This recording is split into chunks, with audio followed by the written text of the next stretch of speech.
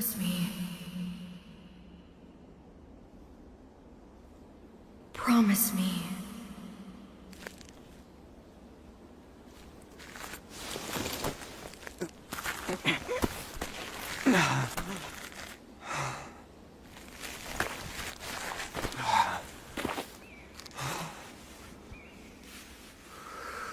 That together, the three of us will bring about a new age of peace.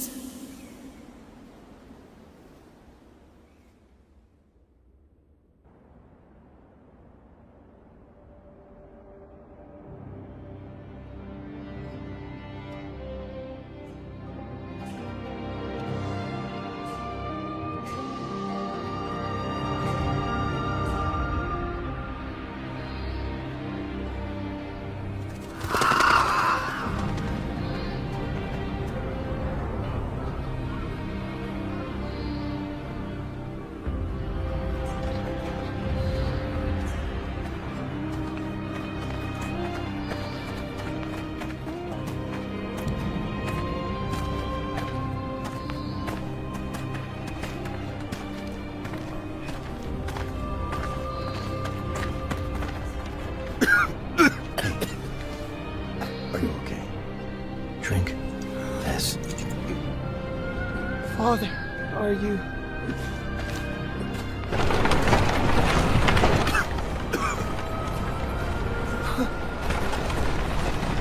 What a miserable place. Please, allow us to have some... Have mercy on us! Think of the children. Move! You're pathetic. Shall I put you out of your misery? Wait! Huh?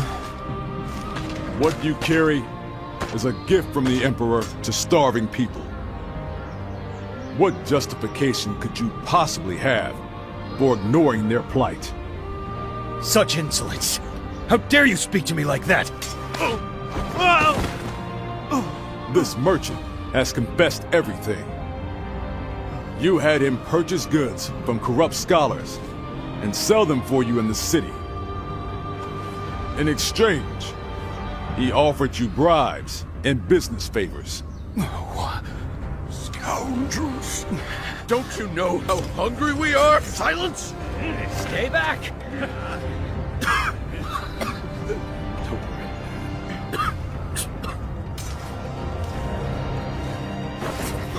Son, wait! No closer!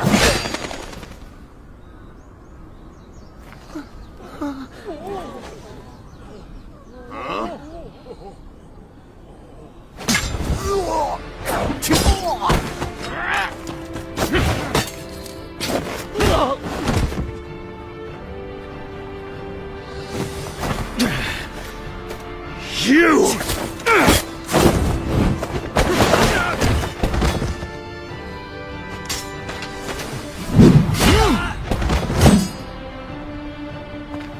I don't know who you are, but you have my thanks.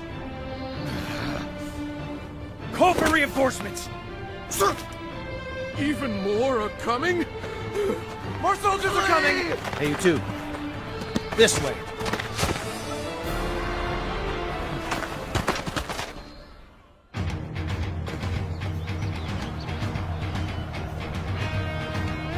We won't be putting the townspeople at risk here. You can fight without restraint. There is still much I must do, but I swear that I will get you out of here. I don't know if he's trustworthy, but either way, we'll have to cut our way through.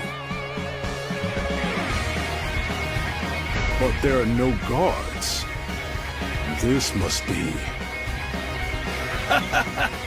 You're out of luck. This is where you scoundrels meet your end.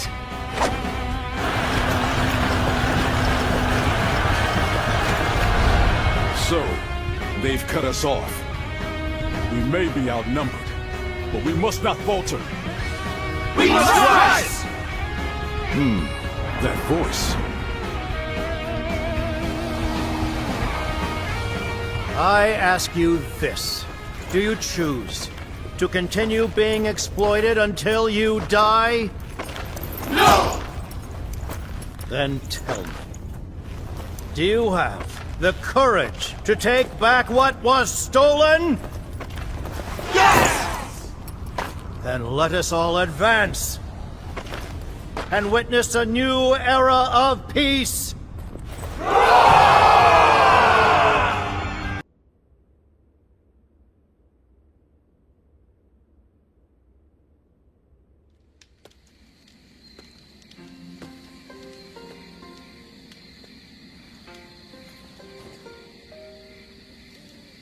You know, I didn't have the chance to thank you.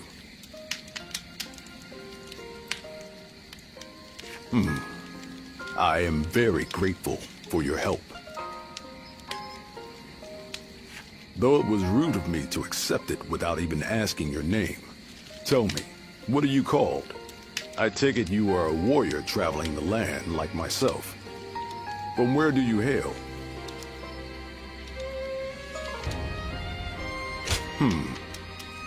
That is quite intriguing.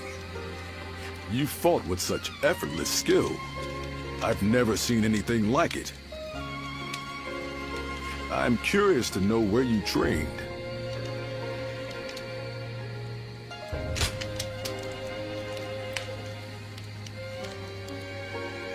So you have no memory of your past? Now I see why you cannot tell me where you are from. In any case, it was fortunate I met you when I did. Most wandering warriors won't lift a finger until they hear talk of compensation. But you are not like the others. I see you walk an honorable path, wielding your blade for the weak.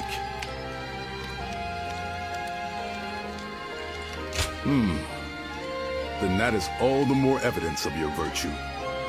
You must have been taught by someone of noble character.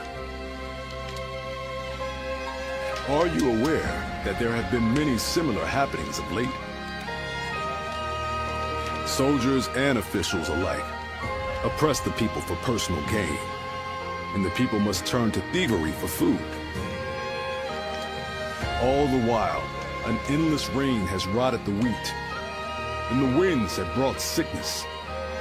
Countless lives have been lost. Perhaps this is heaven's way of lamenting the state of the land.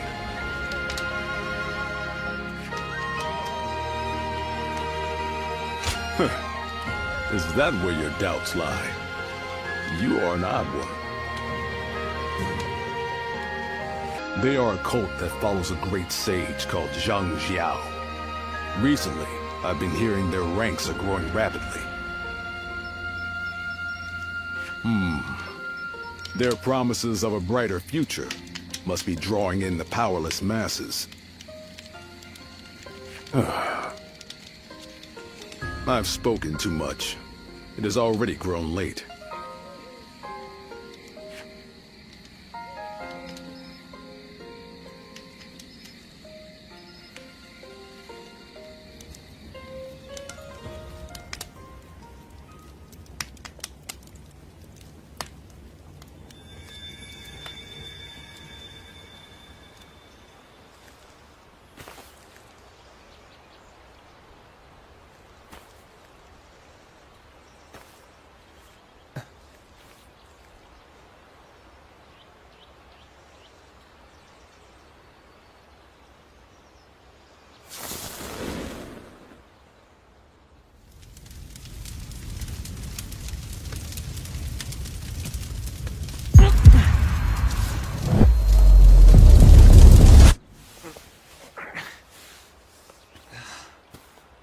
A country that has long been divided will reunite. One that has long been united will become divided. Long ago, the Han Dynasty was founded by Emperor Cao Cao and re-established by Emperor Guangwu. And yet, Heaven's will is now clear.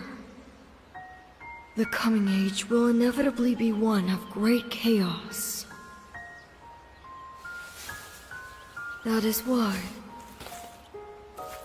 You must bring peace to the world. The guiding light already lies within you. Rise now, guardian of peace, and take flight.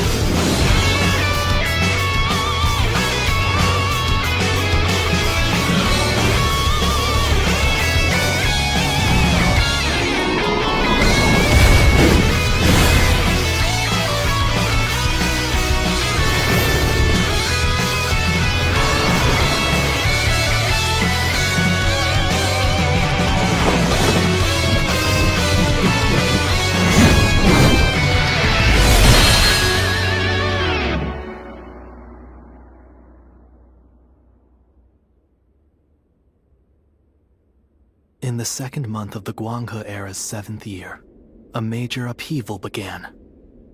By extending a hand to suffering peasants, the way of the Great Peace gained immense support. Zhang Jiao, the movement's founder, declared a rebellion against the Han Dynasty. In aid of the provinces, countless adherents of the way of the Great Peace rose in revolt. To demonstrate their unity, they clad themselves in yellow and referred to themselves as the Yellow Turbans. This would later be called the Yellow Turban Rebellion. And so, the era was set on the path toward great turmoil. Chapter 1. The Yellow Turbans Rebellion turns to a reign of terror. Heroes rise in the midst of turmoil.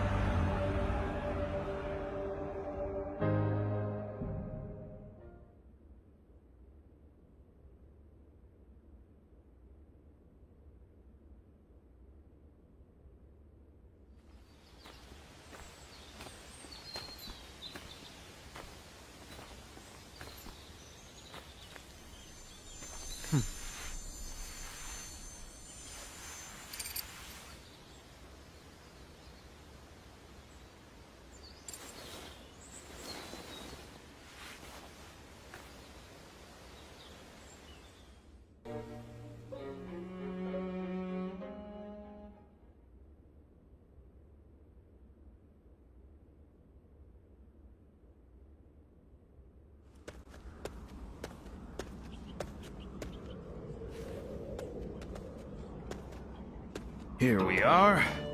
This is your room.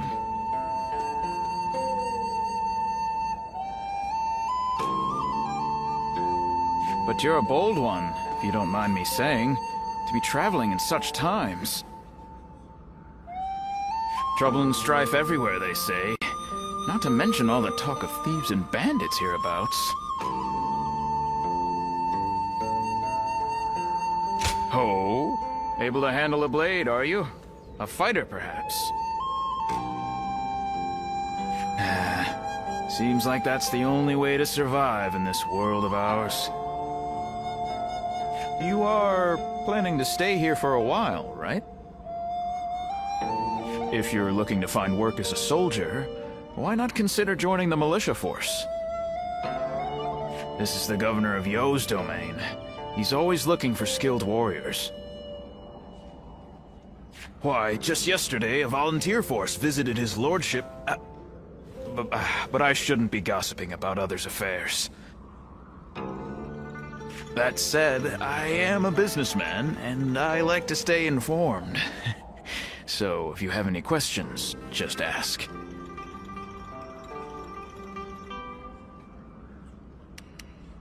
Ah, is that so? Well, the day's still young. Once you've unpacked, I suggest you visit the town. Now, if you will excuse me.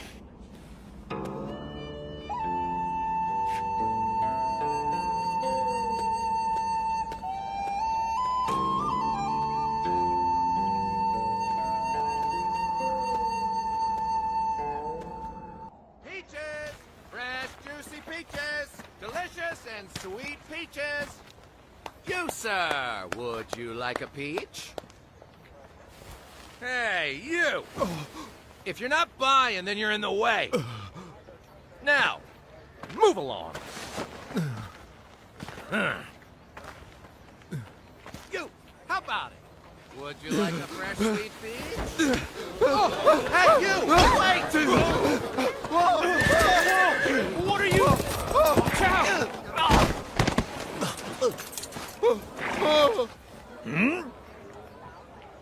What's going on?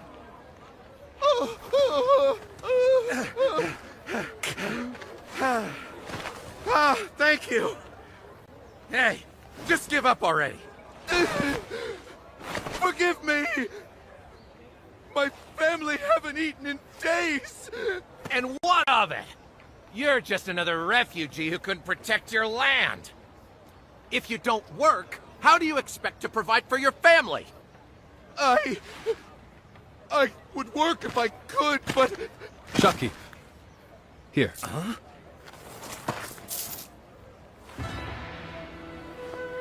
This should cover it, I believe. Enough for his whole family. That's... well... that could buy dozens! I mean, brother, isn't that a bit much? Is it? I suppose you're right. How about this, then? Consider it in advance. You can work for me to pay it off. You mean... Hey, we are part of Liu Bei's army. A force whose sole purpose is to protect the people and bring about peace.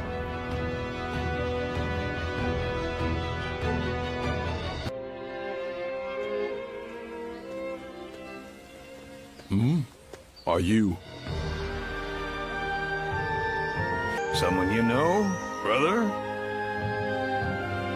Yes. We fought together in Ji province. These are my companions.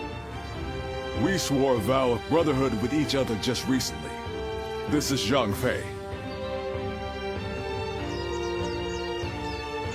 And this is Liu Bei, the eldest of us three. I have heard from Guan Yu that you were a man of great valor. I am surprised you remember, brother. I only spoke of him but for a moment at a feast. That was more than enough. Remembering names and reputations is a skill of mine. As unimpressive as it may be. Oh, well, being told that in person is a little embarrassing. We will be fighting against the vanguard of the Yellow Turbans tomorrow, by order of the governor. Would you be interested in joining us? Hey, what's this about? You don't think we're enough? No, that's not it. Then why? Right from the moment we formed our volunteer army, we have welcomed any tough fighter, no matter who they may be. And from what Guan Yu told us, he made the government forces look like incompetent fools. I want to fight with him and see his skills for myself. Well, if that's your decision, all right. But first, I need to see how strong a warrior he is. So let's put you to the test. If you can beat me, I'll welcome you. Good. At least you're up for a fight. Come on then. Let's go somewhere with enough space.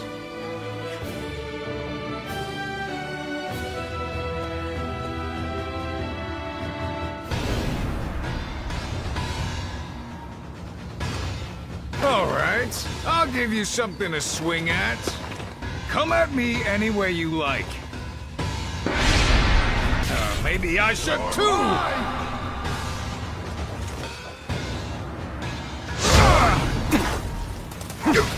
Now.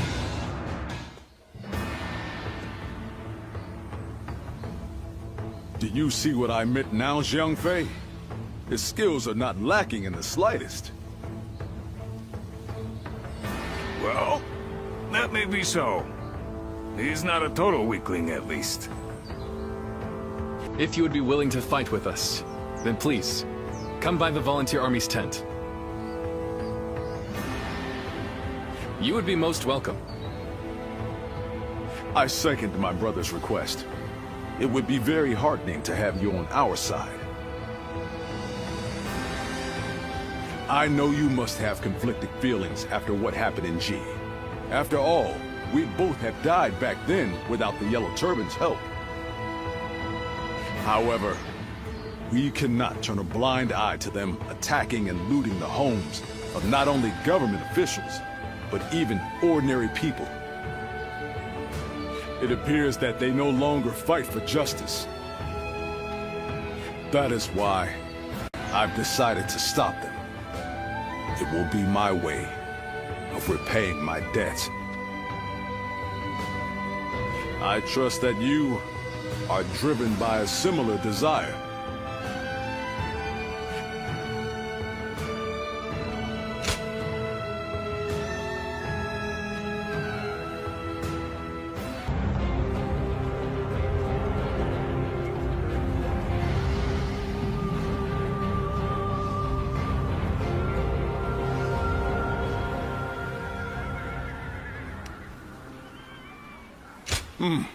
It is good to have you here. So you're not one to ignore people crying out for help. I respect that.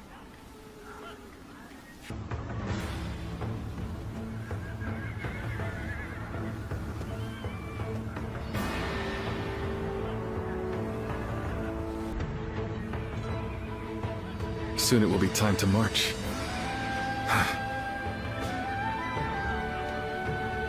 Why, brother? Are you feeling anxious? Scared even? Quite the opposite. I'm thrilled that it is finally beginning. We are about to win our first victory, my brothers. I mean, how can we not, with such formidable allies? Well spoken. This is the Liu Bei we vowed to follow. Now, let the heavens witness our might.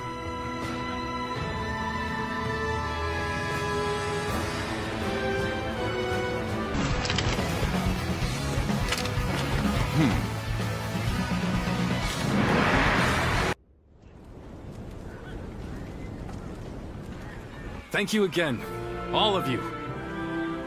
Today we won a great victory, an auspicious beginning for our volunteer army.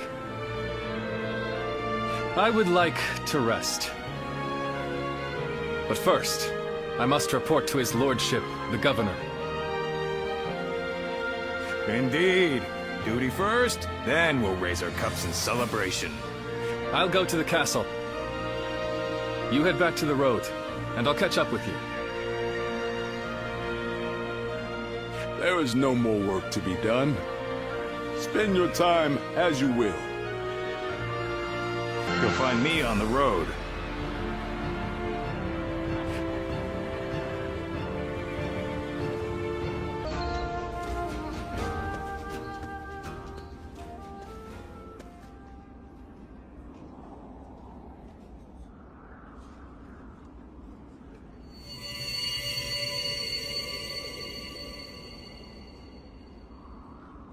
Guardian of Peace. It seems there is still light within your jade.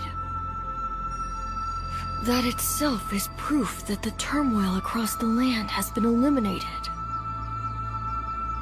Although it is still very faint at the moment, that light represents the hopes of the people. Hope provides people with the will to live, and with that determination, they can change the world. Eventually, this cycle will guide the realm toward peace. I believe this is also connected to your forgotten past.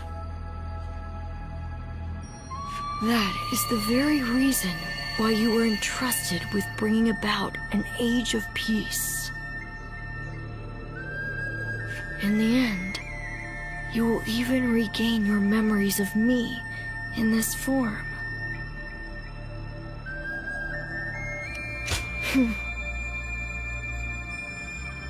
It is time for you to go.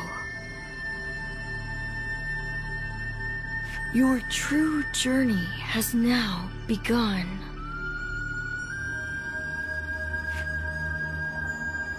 Ah, I didn't know you had returned.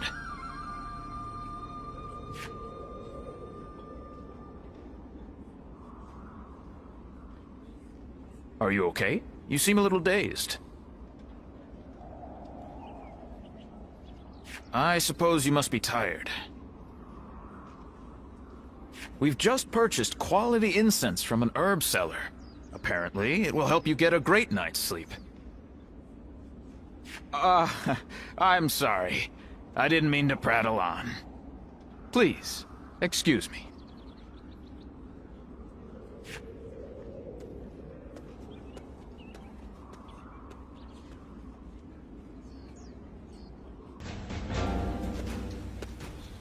To be honest, I wasn't comfortable trusting someone I knew nothing about. But it looks like Guan Yu trusts you, so I guess I ought to give you a shot at least. After all, Guan Yu is something else. What with his aura, which is so different from Liu Bei's, and his knack for noticing things in people.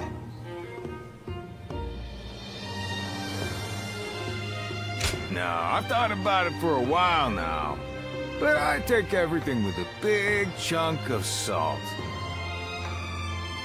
I'm pretty perceptive too, you know. You know, the three of us haven't actually been together that long.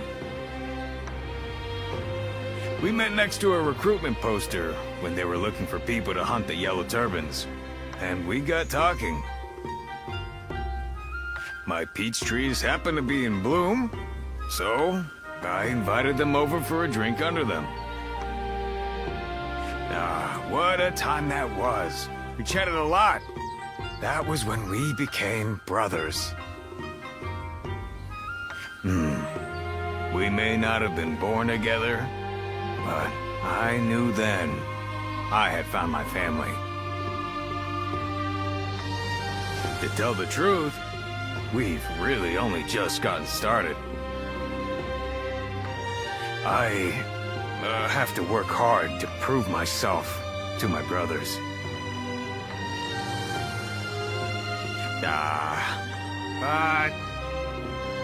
What am I saying? I'm sorry. The truth is, I was always suspicious of you. I was working so hard. And then you came in and won them over. I got caught up in our rivalry. But I think your intentions are good. Maybe we can keep fighting the good fight together?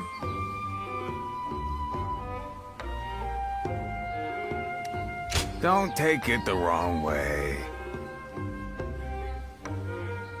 It was just my honest opinion. You've got some nerve talking to me like that. But that's okay. I like that you fight back.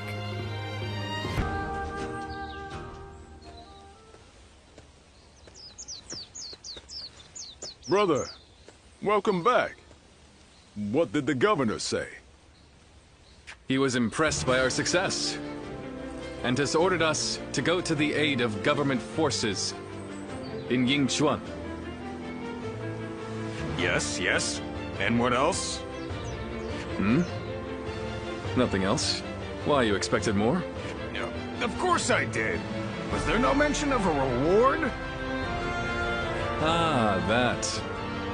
There may have been, but I do not recall exactly. We risk our lives, and you're sent away with nothing but a pat on the back and new orders. We do not fight for gold or rewards. This is good enough for the time being.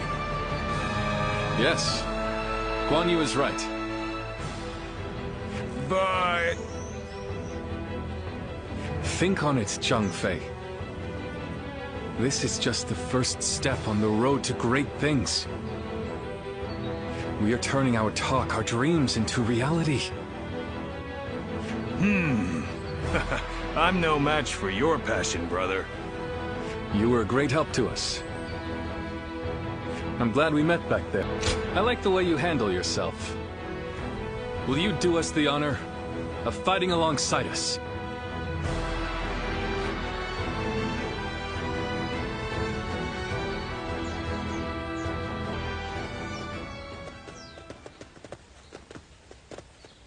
It's been some time. Or perhaps I should say it's nice to meet you.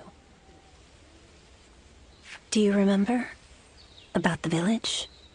About us?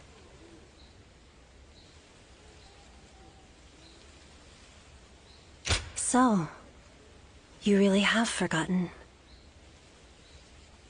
I am Juha, a guardian of peace, an adjudicator of life and death. Our role is to eliminate those who would sow chaos.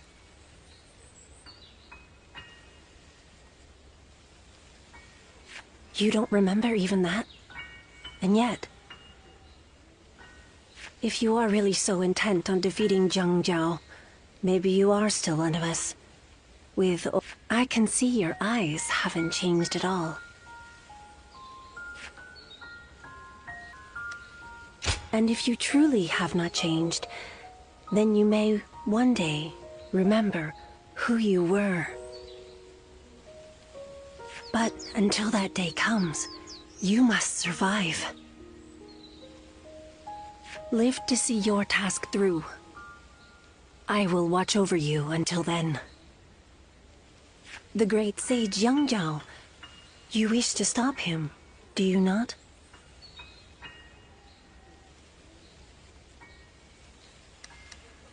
The Yellow Turbans, who rose up for peace, have now become the very calamity that plagues the people. And this calamity will continue to affect them until it is eliminated. So, I have come with advice. They say that the Yellow Turbans use magic from the heavens, but their magic is nothing but an illusion.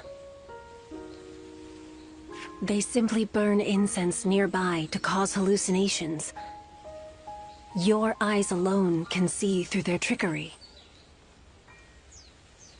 Watch how the wind flows. It is an ability that only you possess. I must go, but we will meet again.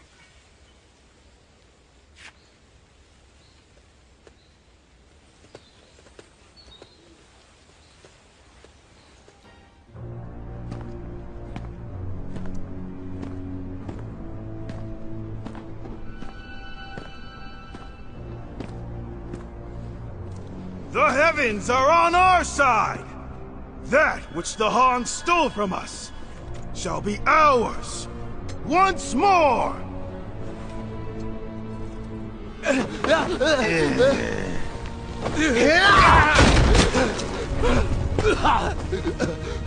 I thought you were on our side! We are, as long as you pay us! Move! Hey, this way! Get off! My child will... Silence!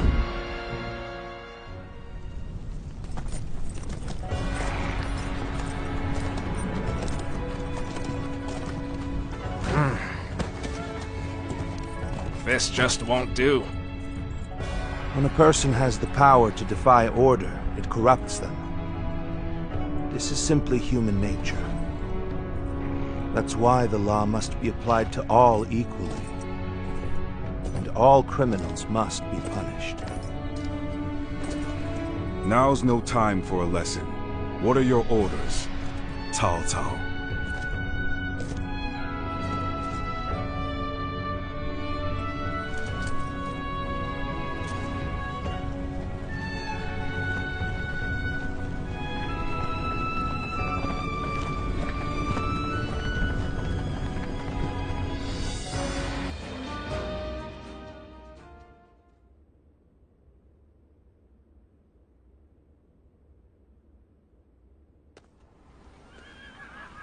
I know you.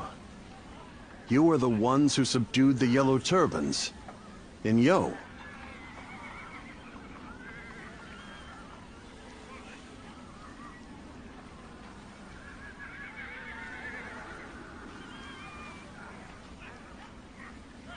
Yes. What is your name? Where are you from? Liu Bei of Zhuo. Vassal to Lord Lu Ji. Liu Bei. I do not know that name. Your position? I have none. I work to provide help to those who need my services. Volunteer swordsman. But still, it's a good thing, I suppose, for like-minded men to gather like this. Thank you for your kind words. However, ours is a ragged crew. Unlike your lordship, we are humble, and our numbers few. It is natural for you to doubt us. However, if you were to give us one chance, here and now, to prove our worth, let this ragged band of volunteers show that we can be of service to the mighty Han. Bold words. Perhaps it is only bluster. But I see no reason not to give them a chance. They could become a valuable asset. You will serve under Cao Cao and fight together in the vanguard. Acceptable? Of course. Then this discussion is concluded. Don't let us down.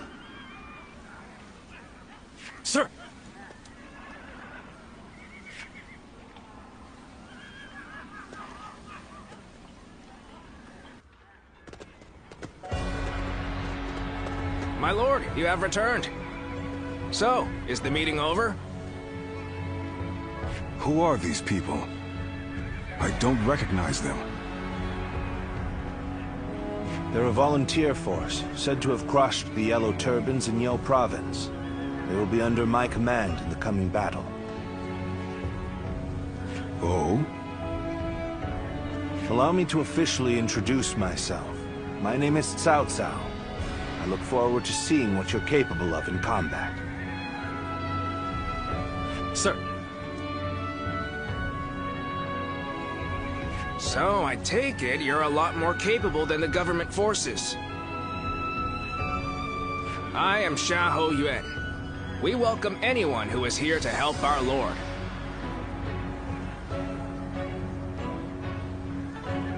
Isn't that right, cousin? Xiahou Dun. You would do well to remember that if we're to fight together. Thank you for your words of welcome. They seem like more reasonable people than the ones earlier. It would be wrong to think that all government forces are the same. Some among them are said to be even more brutal than the Yellow Turbans. Indeed, and those are Cao Cao's true enemies. The battle against the Yellow Turbans will also aid us in removing corruption from the government. Keep that in mind. Cao Cao never acts to gratify his personal desires.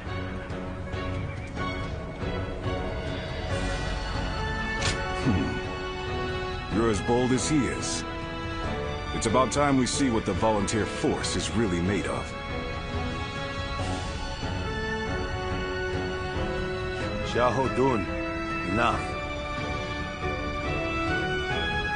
When a man is not guided by the law, he is no different from a beast. Whether he is a Yellow Turban or a government soldier is irrelevant. Men who behave like beasts must be punished. That's all that matters. I've heard enough moralizing. I must go and supervise the battle preparations. Very well. You should ensure the volunteer force is ready for battle. I'll inform you of our plans later. Leave it to me.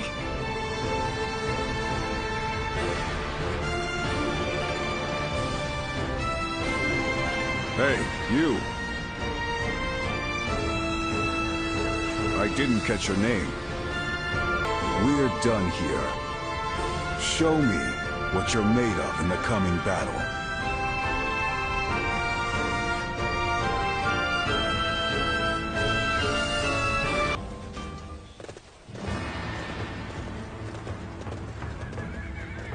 Let's begin. Now go.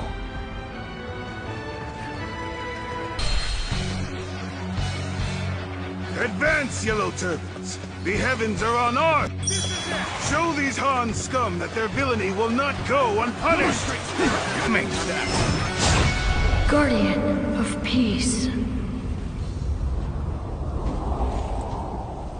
Some things are so deeply ingrained that one can never forget them. You should know that. The all-seeing eyes of the sacred bird. Perhaps they will enable you to...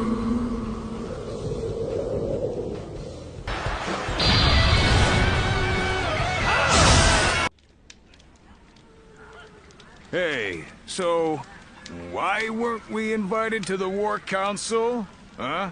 We did more than anyone else in the last fight.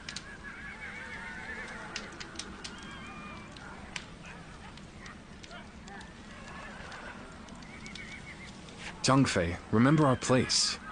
We are a band of volunteers without official positions. If we start demanding to be included in the council, we'll be seen as a burden rather than an ally. Ah, you might be right, brother, but it still aggravates me. Yes. I am of the same opinion. While our men were thrown into confusion by the sorcery, your militia alone kept your heads. None can dispute your contribution to our victory. I will ensure your efforts are recognized. Why, thank you, Lord Cao Cao. We owe our success in battle to this warrior, who saw through the enemy's sorcery. He too deserves your lordship's praise.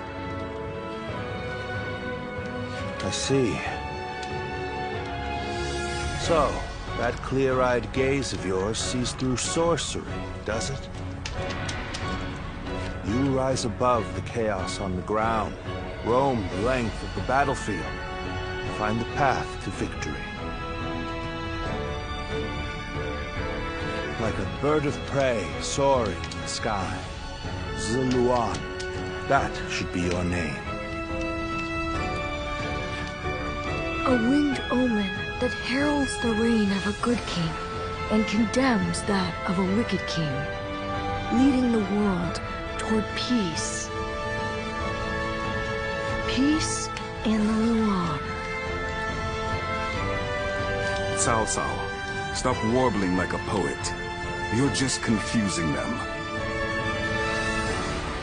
His lordship is a true scholar. Still, Luoyang. It has a nice ring to it, and fits you well. Yes, I like it too. It's not our opinion that counts, though, is it, brother? Lively group you have here. I shall be counting on you in the coming battles.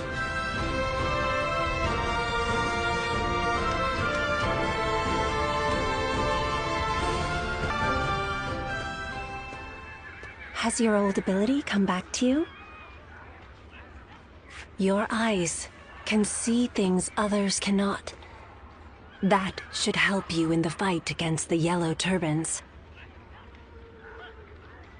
Defeating the enemy is our purpose.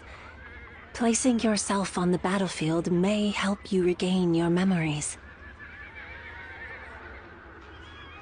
To stop the leader of the Yellow Turbans, Jiao, our goals align. Besides, you must survive for the sake of those who did not.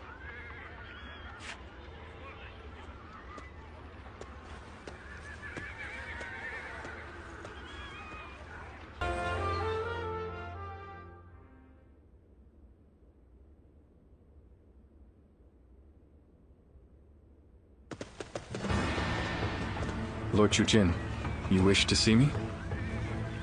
I did. We have a job for you and your men. Here in Jing, our advanced forces have already driven the Yellow Turbans back into Wan Castle.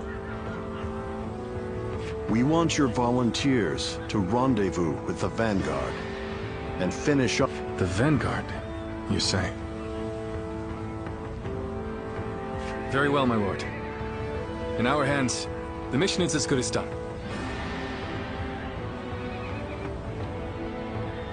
Excellent. Good luck, Liu Bei.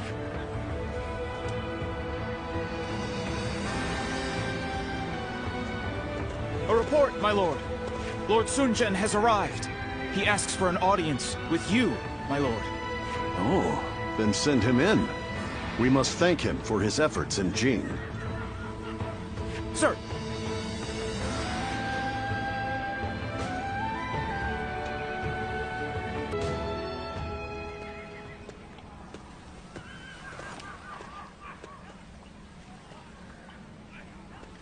I, Sun Jian, come humbly before you.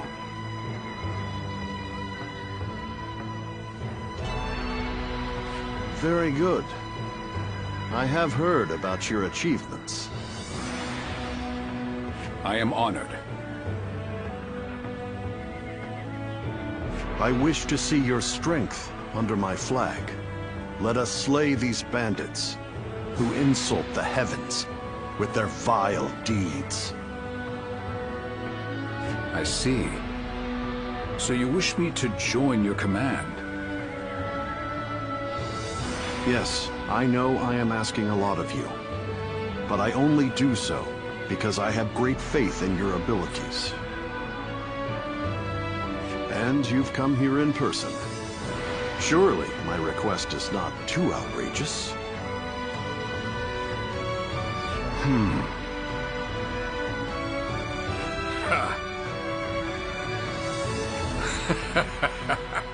I did not expect such humility.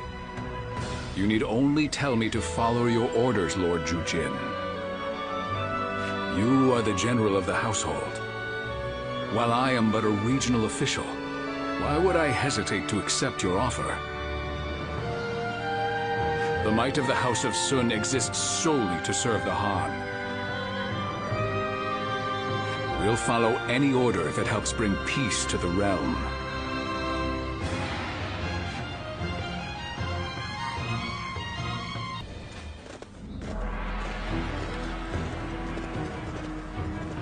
All here? Good luck to you.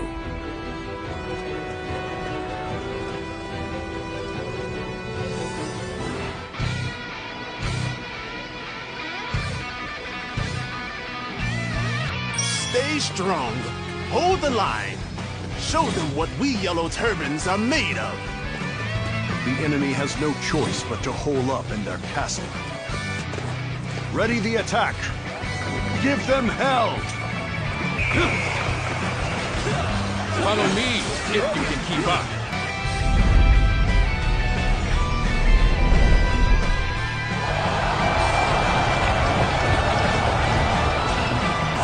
It is thorny, but walk it we shall.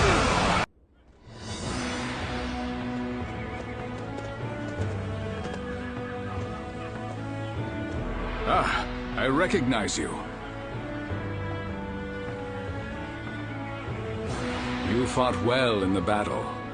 A most impressive performance.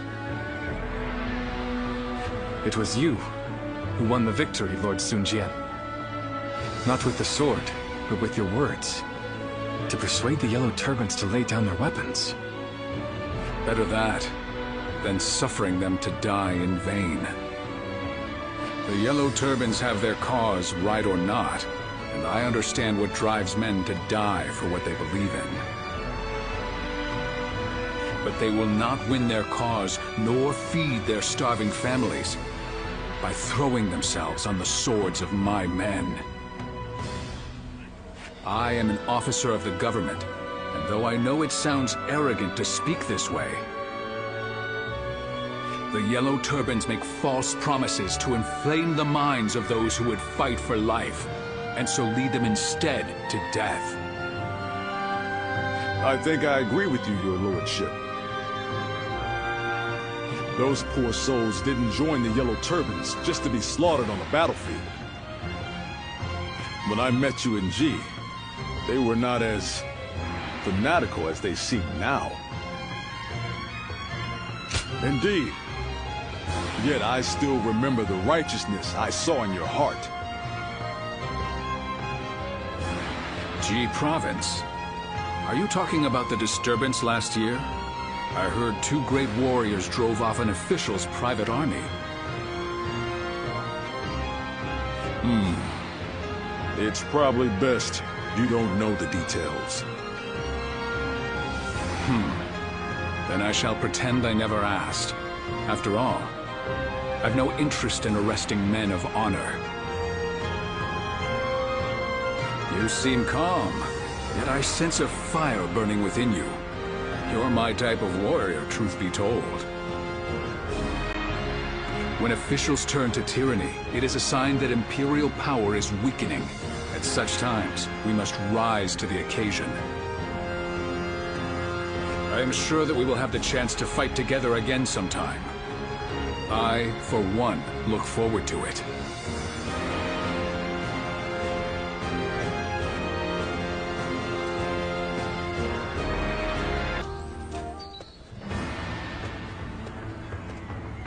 Ah, it's you. You were with the volunteer force. What was it? Perhaps we didn't state our names. I am Huang Gai, and you are. That's right. That does sound familiar.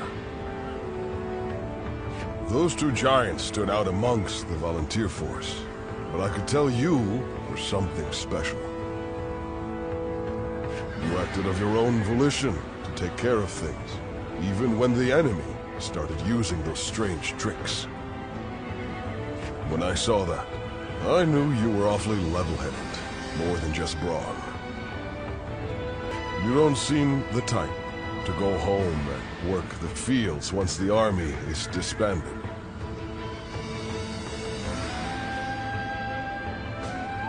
So, you are familiar with fighting to make a living. No matter how brilliant someone is, and how detailed their plan, no one knows what will happen on the battlefield.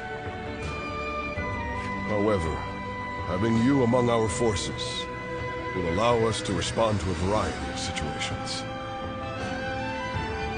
You have the valuable knack of realizing what must be done, and what must be sacrificed to achieve a goal. From now on, I will know who to turn to in the most crucial battles.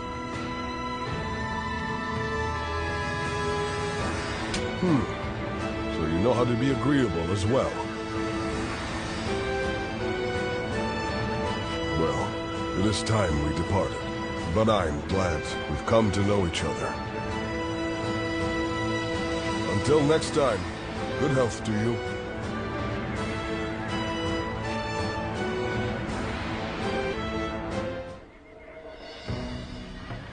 Ji province, you say? Yes. Huang Fu Song went with Cao Cao in pursuit of Zhang Bao. We will lead Sun Jian and go after Zhang Liang. Soon, they will both be at our mercy.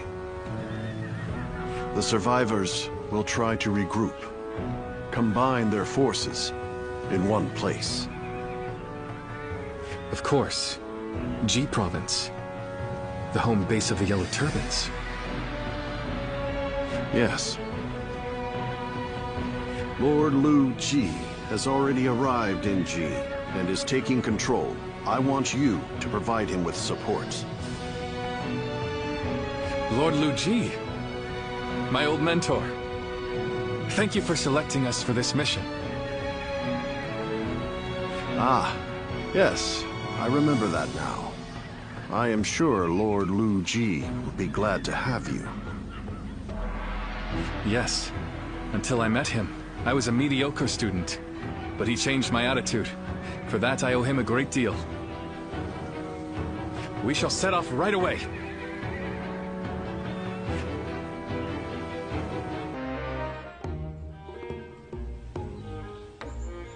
Excuse me, sir. Given that it's so crowded, would you mind sharing a table? I'm sorry for interrupting your time here like this. As an apology, we'd like to offer you one free item. This way, sir. Sorry. I won't bother you, so don't mind me. Well then, I'll have what he's having.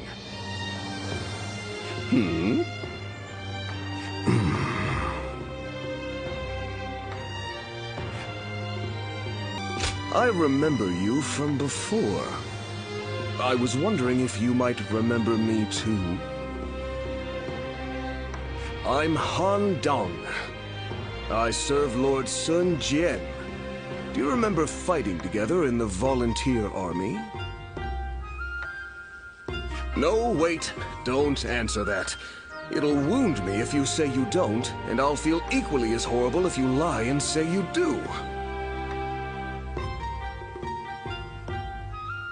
You know, I said not to mind me, but I'd actually like to chat with you for a bit. Of course you would remember Lord Chengpu and Huang Gai over me. Everyone does. I'm always surrounded by comrades with such incredible presence. How am I supposed to stand out compared to them? I rarely get a chance to draw attention to myself one-on-one like this. All the more reason to leave a real impression while I can. Can you believe my order still hasn't come?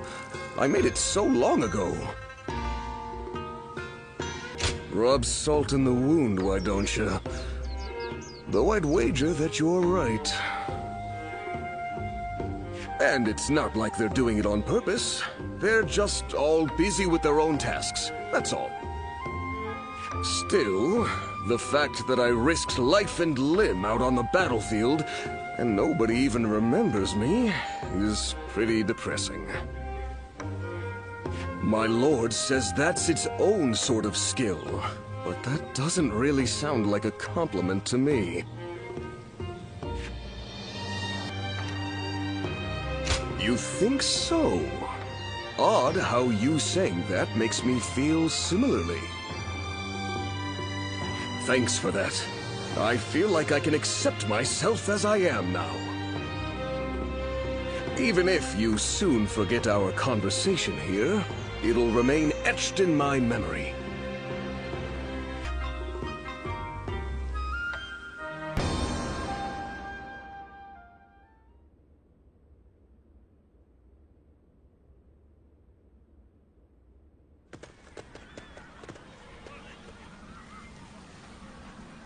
Lu Ji is not here. Why not? He has been imprisoned for refusing to give the attendants the bribes they expected. No. He stuck to his principles and allowed himself to be condemned for a crime he did not commit. He is a fool.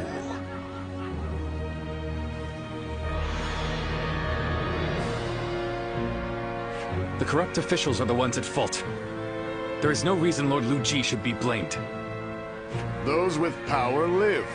Those without die. Anyone who fails to understand this truth is nothing more than a fool.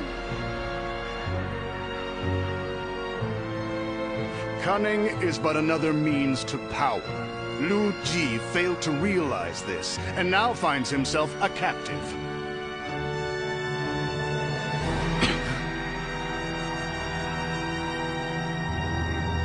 So, are you one of the powerful, or not?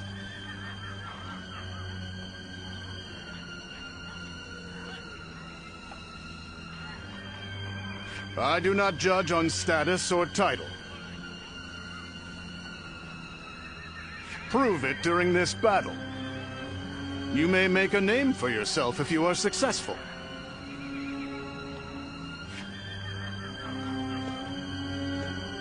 And if I fail to do so? Then the battlefield will claim your life. That goes for both of us.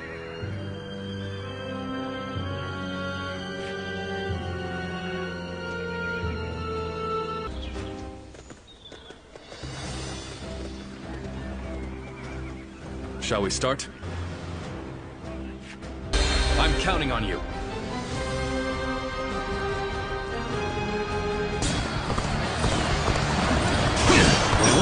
You a volunteer? I welcome the help, but I'll leave behind anyone who can't keep up.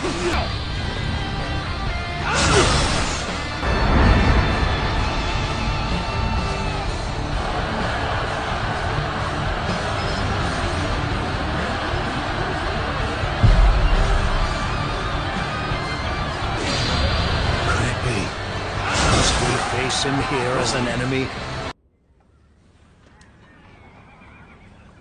We have defeated Cao Cao's main force in battle. And it seems you've proven that you can at least survive. Aye. I hear both Zhang Bao and Zhang Liang are facing defeat after defeat. The end is near for the Yellow Turbans. Now, let me ask you, out of curiosity, what do you think Cao Cao lacked? Why has he been forsaken by the heavens, fallen from grace? Indeed. His actions did move the realm. But he did not have the strength to move the heavens. It matters not what one's ideals are. Without strength or victory, nothing is accomplished. In both politics and war, the weak are the first to flounder. And as soon as one has shown their weakness, their fate is sealed. Ridiculous. So... That is the nature of this realm. It's nature.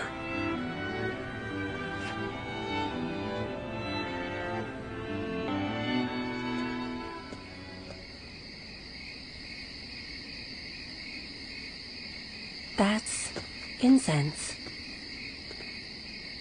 The same type the Yellow Turbans use to create their illusions. But right now, it's being used for communication. Follow the scent. There. You'll find someone waiting for you. Very few people know how to use this incense. You would do well to remember that.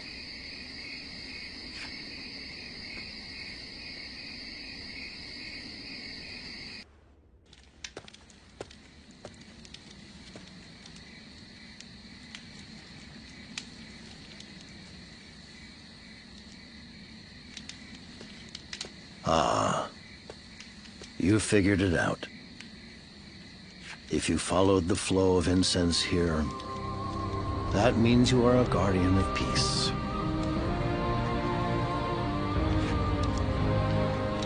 That look, it doesn't seem like you're joking. Or perhaps you do not remember?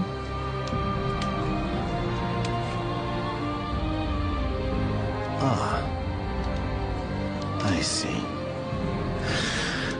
I understand now. You seek to defeat me, not because you were ordered to, but of your own volition. A guardian of peace, one who knows not their duty, judges me. If that is not the will of the heavens, then I am at a loss. Even if both heaven and earth try to judge me, I will not stop believing in my righteousness as long as others ask it of me. I know that this path, this ideal, is not a mistake. I am right, and therefore I will not lose. I cannot.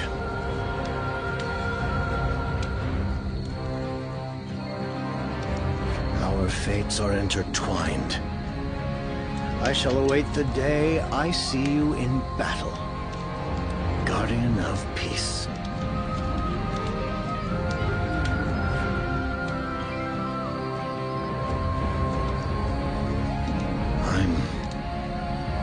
I am Zhang Jiao, General of Heaven. These two hands will upend the heavens if need be.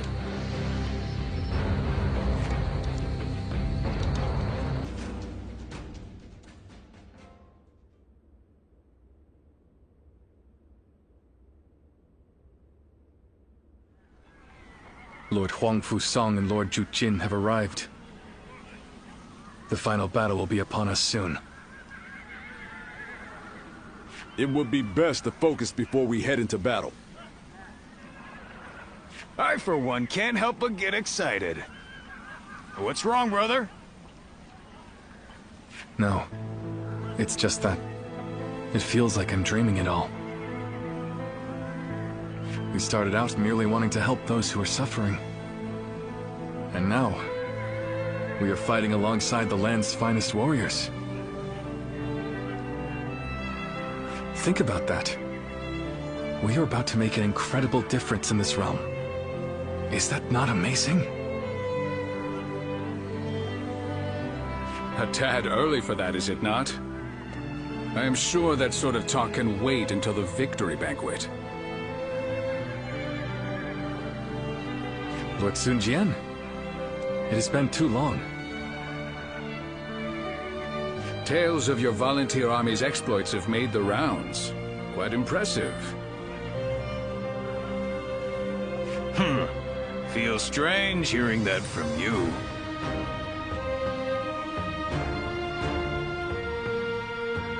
Friends with the Tiger of Jiangdong as well, I see. Truly an army to be reckoned with.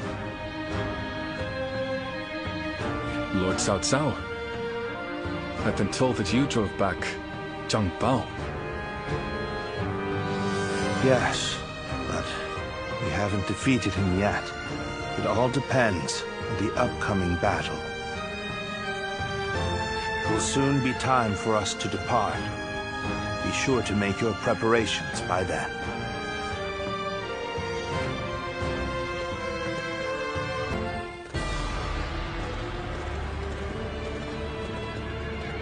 Let's begin.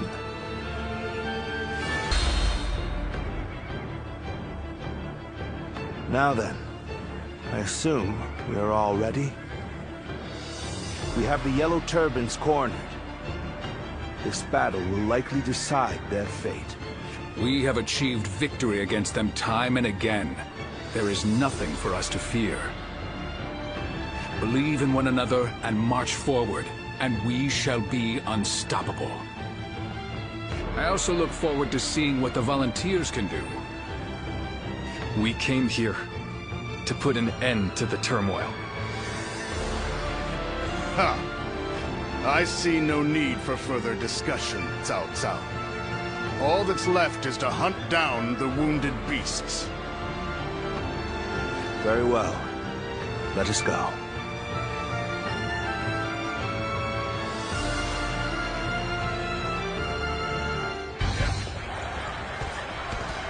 We fight to end the chaos. To do so, we must first take down the Yellow Turban's leader. We will lead the attack alongside Dong Zhuo's forces. We will forge a path through the enemy ranks. We shall meet them head on. Siluan.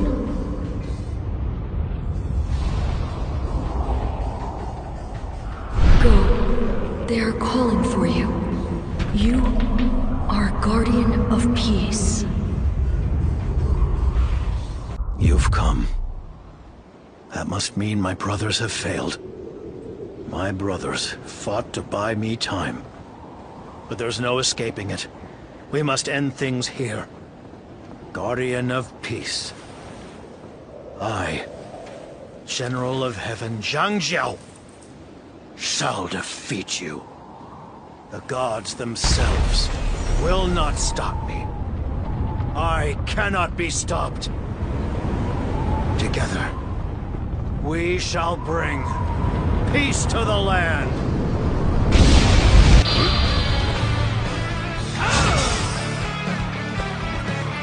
Siluan. You did not train all those years only to fall here. Remember, with the skills you possess, you are equal to 1,000 fighters. The spirit of a god of war lies within you. Awaken it. Gotcha!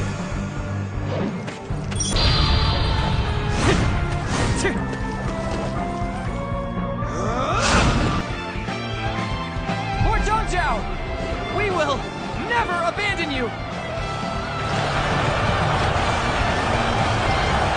You saved us! It was you, not the gods, who came to our aid. Yes, that's right. I cannot lose. Not while my men believe in me. have to believe that they are right. That I, too, am right. To the Han! The yellow heaven rises! It seems we've arrived a little late. The stage for the final battle has been set. Today, you'll have a reprieve from my criticism. Zhang Jiao has evaded us. We are still making every effort to find him, but... I see. Very well. Dismissed. He was wounded badly. I doubt he'd make it. No! We must find him! Search every corner! We've searched everywhere. Spending more time on this will only exhaust our troops. Oh. He will die soon, even if we leave him be. Not even a doctor of surpassing skill would be able to save him. But his death must be one of humiliation. You want to? A hero who died bravely, fighting to the bitter end. Such a death could very well become the symbol for another uprising. Unless we cut off his head and display it, the Yellow Turbans will rise again. That we cannot allow. On this one, Dong Zhuo is right. Split up and search for Zhang Jiao. Understood?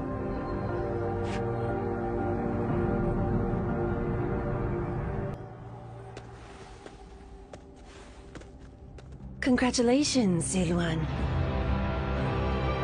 You've regained another ability. The Yellow Turban Rebellion shall soon be quelled. Following the death of their great sage, Zhang Jiao. Listen. This is what you must do. Head west of here. Beyond the plains, hidden within a valley, there lies a small village. He is there, in the place we used to call home. See to the end of the man who sought peace and shook the realm instead.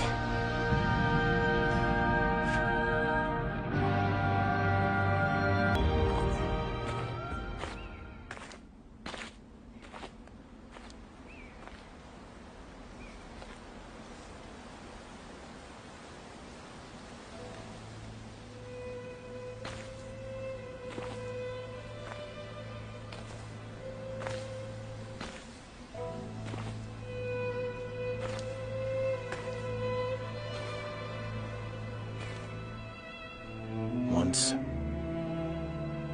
I came upon a sage in this land who taught me a particular skill. And he told me something. Use this power to help those in need. But lose your way, and you shall be punished by a guardian of peace. And now, here you are.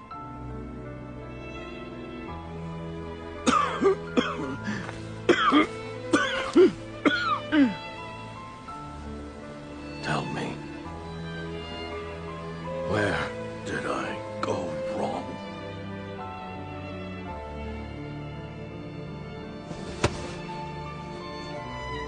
Our greed grew stronger with each success. Why wasn't I able to prevent that? If this is just human nature, then there is no way to save this world.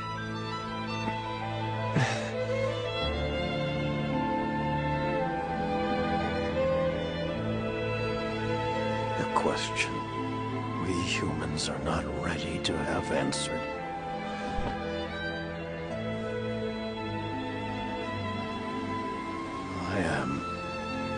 great sage Zhang Jiao. I allowed the people to dream of peace. Dreams can move people. People can change the world.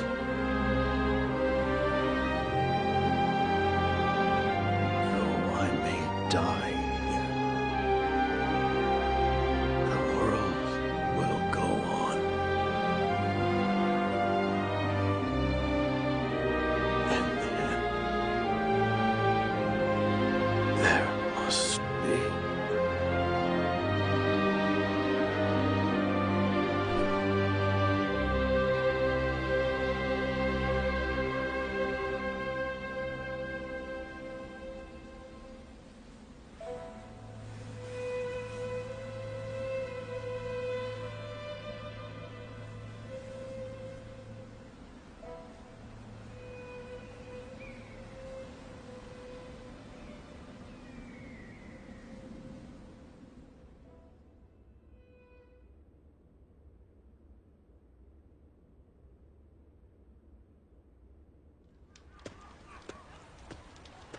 He's saying they dug up Zhang Jiao's grave to cut off his head?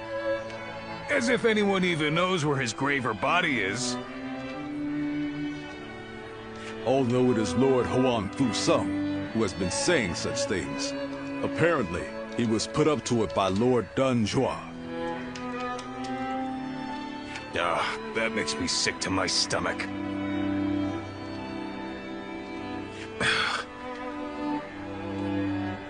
We must learn from Zhang Jiao.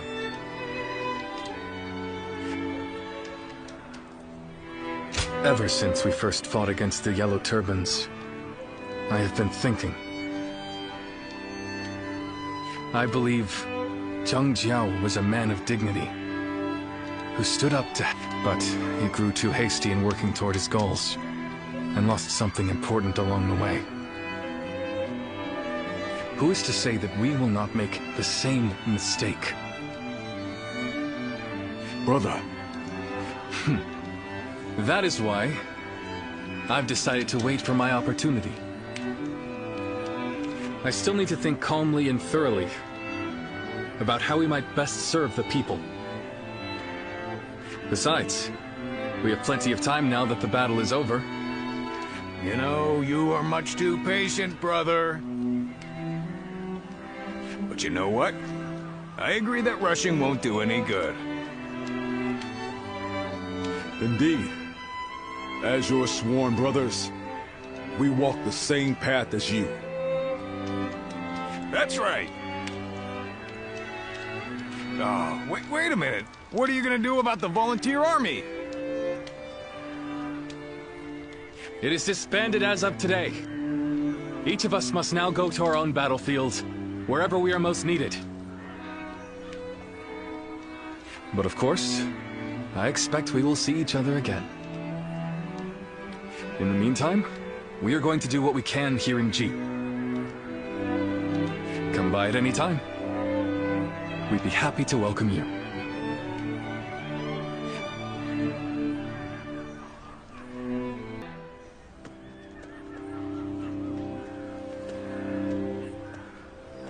Mightn't it be too hasty to move on already? Can we not afford to have our soldiers rest for a while longer? What needed to be done here has been done. I will be unable to find rest while we linger here.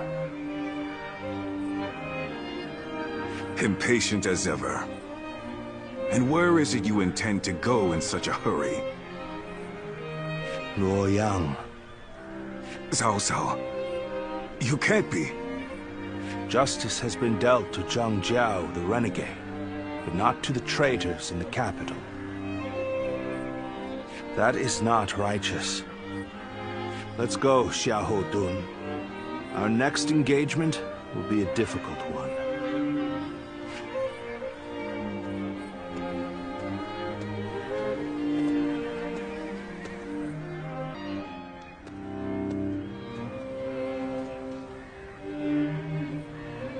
Well, I suppose we've stayed here long enough. We shall withdraw as well. Yes. What's wrong, my lord? You look rather glum. Zhang Jiao has been defeated, and the Yellow Turbans are no more. That is worth celebrating. But, with them gone, where will people's rage and discontent be aimed at now? We should be prepared, for another storm will be brewing soon. We are the Sun, the proud blades of the Han. Whatever the circumstances, we must fulfill our duty as warriors.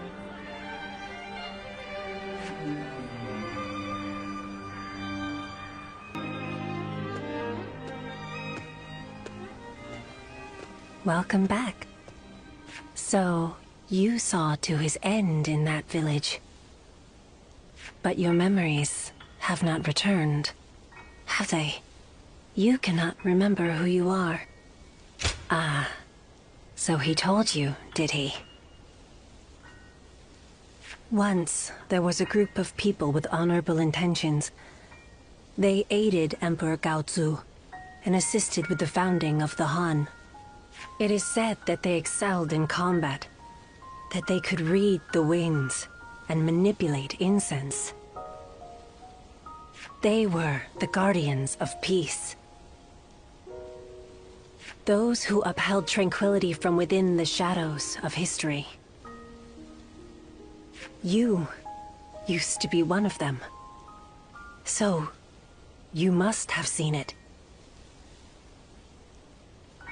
As the long-reigning kingdom weakened, and the land descended into a state of tumult, our village also changed. Should we continue to support the Han, or should we help bring about a new age? Clashes over decisions, with no correct answers. And in the end, many lives were lost, in battles that were never recorded. But you survived. You are the last of our wings, carrying the weight of those we lost. The great sage Zhang Jiao knew who you were, and entrusted you with his dreams. You must continue to soar, and find the hero who will save the realm. Even if your wings grow heavy as they become coated in blood, you must not fall. For you cannot find a true hero from the ground. Ziluan, a sacred bird who soars through azure skies. We will meet again, when you need me once more.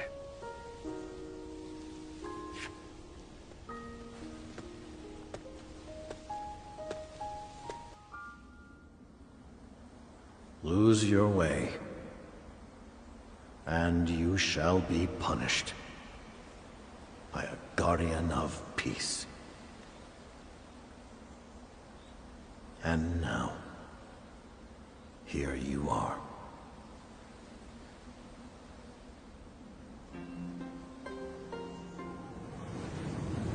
Guardian of Peace. I am glad.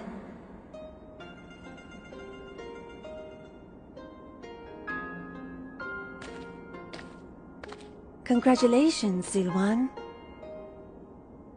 Now you too have become a Guardian of Peace.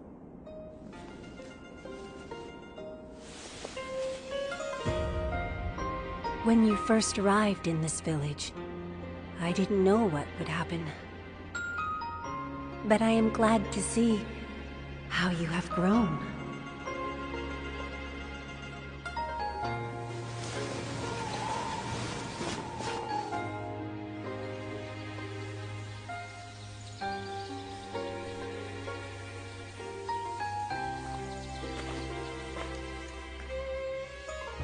A number of years after the rise of the Yellow Turbans, the authority of the Han Dynasty waned, and its ability to effectively rule was lost.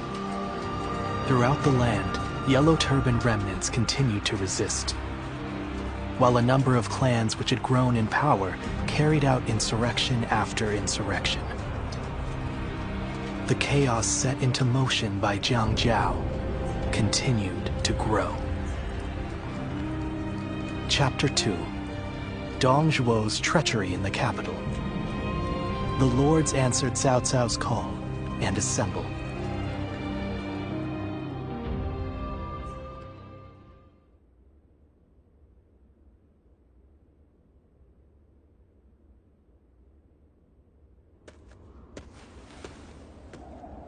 Oh, hello.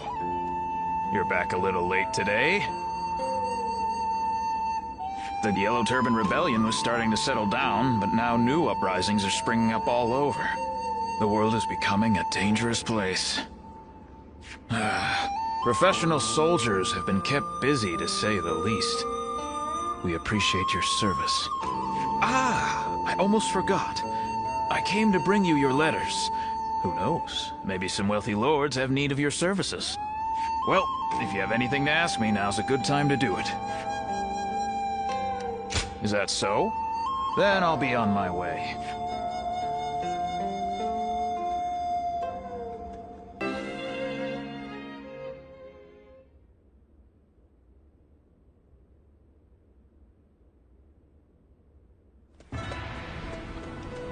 We've had our share of trouble of late. But meeting you again like this really feels like it was meant to be.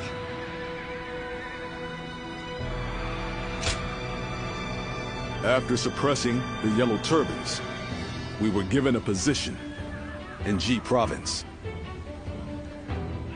However, the local officials didn't seem very pleased with our lack of pedigree. And they treated us all like idiots. So I had to teach them a little lesson. But that led to us being forced to leave the province. Don't feel bad, Zhang Fei. That is what brought us here to Yao province. To ask my old friend Lord Gongsun Zan for help. To thank him for his warm welcome. We are going to have... It is almost time to head for the front. Let us fill you in on the plan.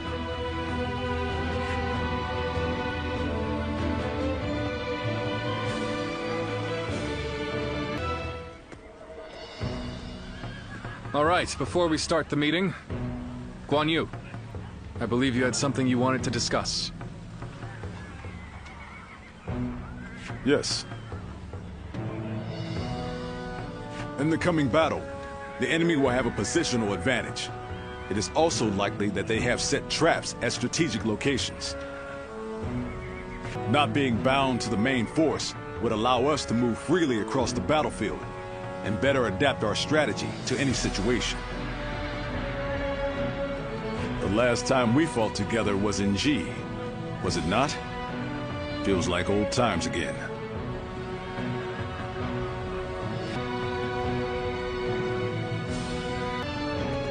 I'm counting on you.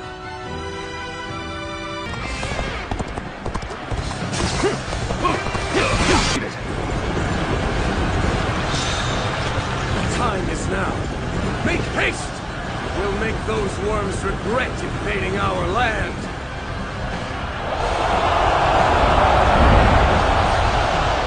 Begin advancing!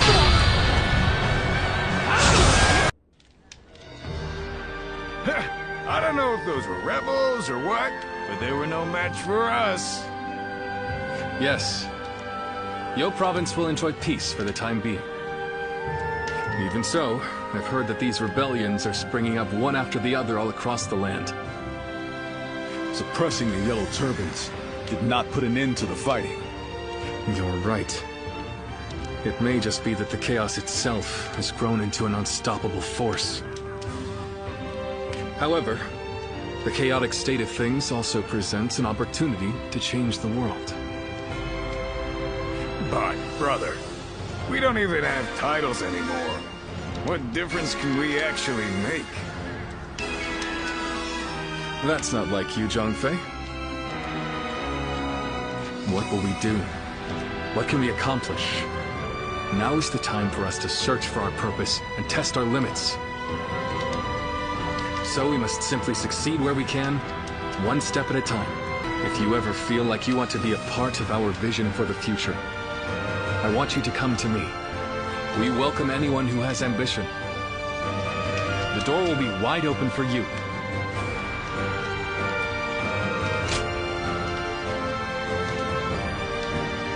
Please don't forget this.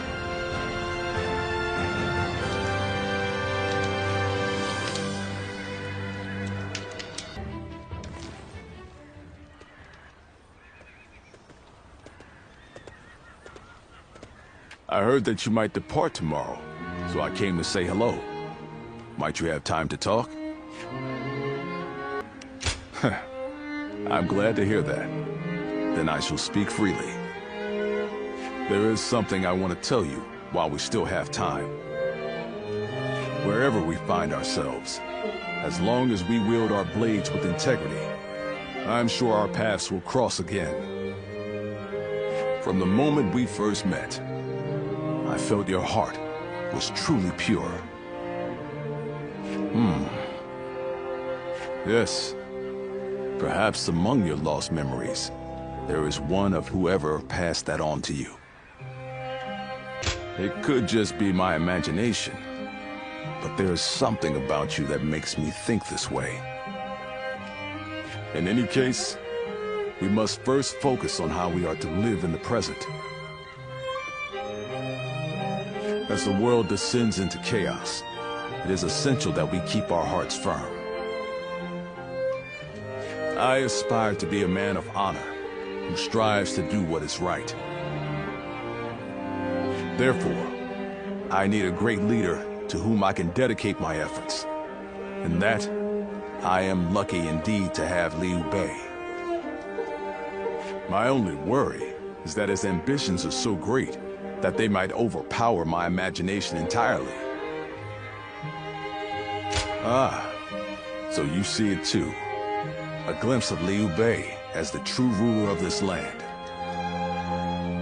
Now, I've said my piece, yet I find myself wanting to talk more.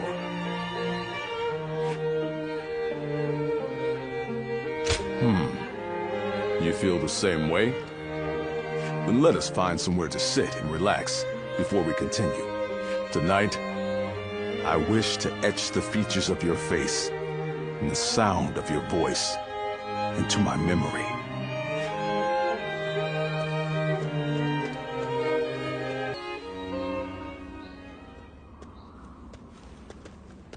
Oh, you're just the one I wanted to see. I have a favor to ask of you. I'm running out of incense for the runes. I'd like to replenish my stock with the same stuff I've been using, but there is one problem. I haven't seen the man who sells it to me around recently. I hate to burden you with such a trivial task, but would you mind finding him for me? Now that you mention it, he did say he was looking for some rare medicinal herbs. You could try searching in a place where good quality herbs grow. You are deeply versed in our aromatic arts. Find the one you seek by searching your past. Well, how about it? Do you have any idea where he might be? That's what I like to see. I know you're busy, but I'm counting on you.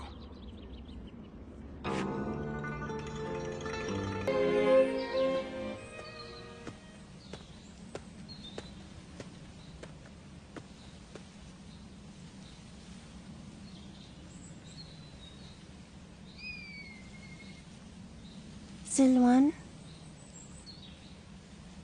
Siluan, what are you doing? This is no time for idle wandering. He's right. We should hurry.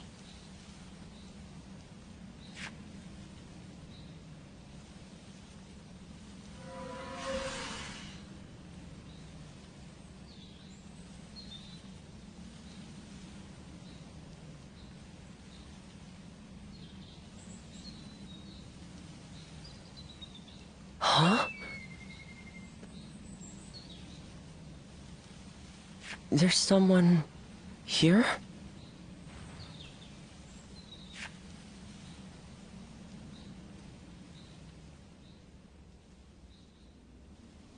I see. The innkeeper sent you. Sorry to be such a bother.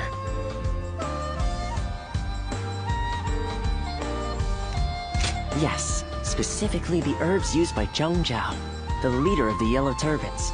I came here looking for them. As incense, they induce visions in those who smell them. And as medicine, they cure fatigue and heal wounds.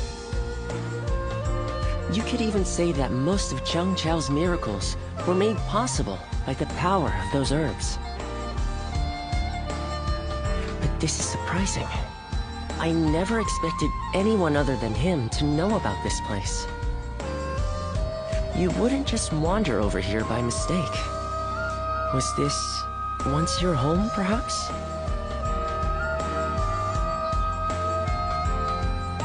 A vague response.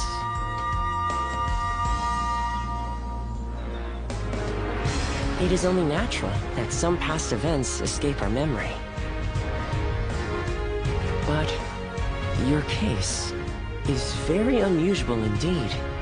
It seems that your past has been completely erased from your mind. I can conclusively say that I have no idea. I've never encountered anyone like you before. If I had to hazard a guess, I'd say that you are suffering from some kind of formless malady. And finding a cure for such a thing is beyond my current abilities.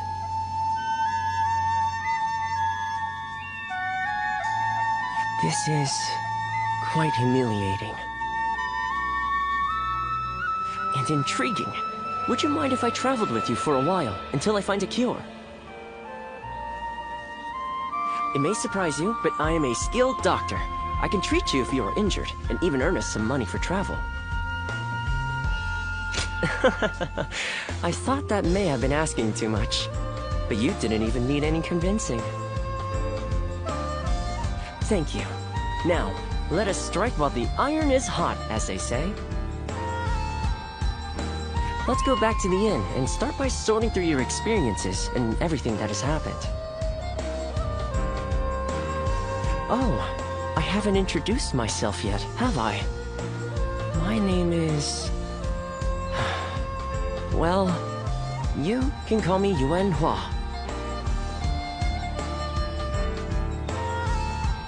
Now, can you tell me some more about yourself, my traveling warrior friend?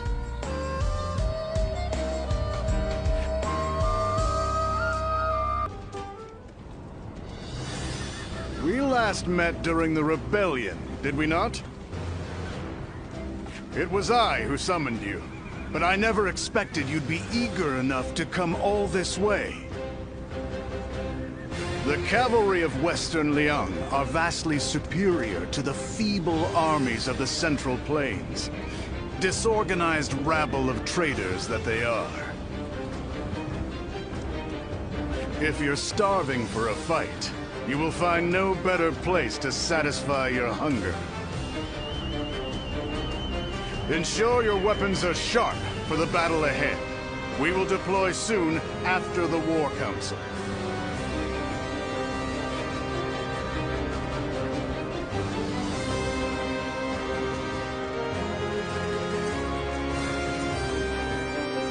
Listen. Move out! We will turn back and attack them from behind. On the advance. Without compunction, he truly is a beast. So, it was you that caught my eye out on the battlefield. No surprise there. You fought well. Enjoy your praise from the great Dong Zhuo. How do you find the winds in Liang province? There's a greater chill to them than in the Central Plains. A frontier region, far removed from the cities. Even the Imperial Court's authority doesn't reach here.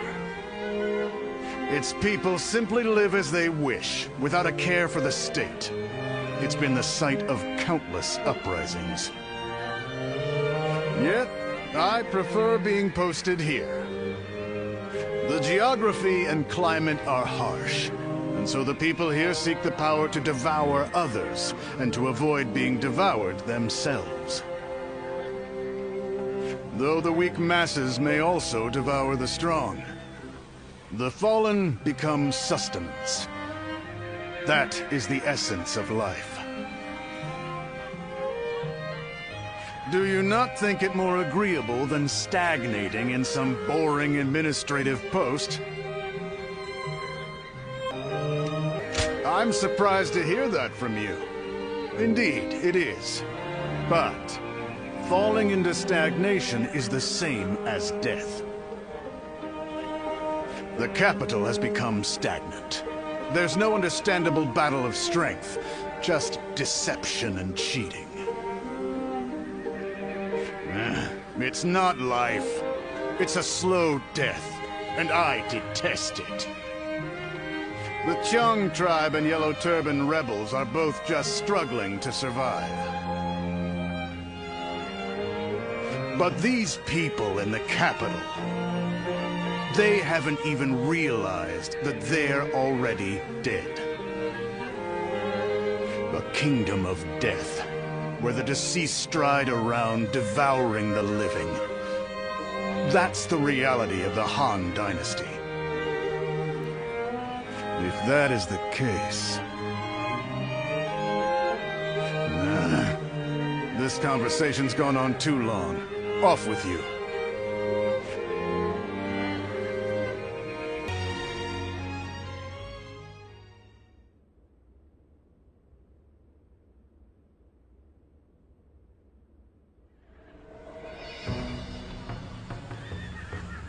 Just as I wrote in my letter, I want you to help us take care of some bandits.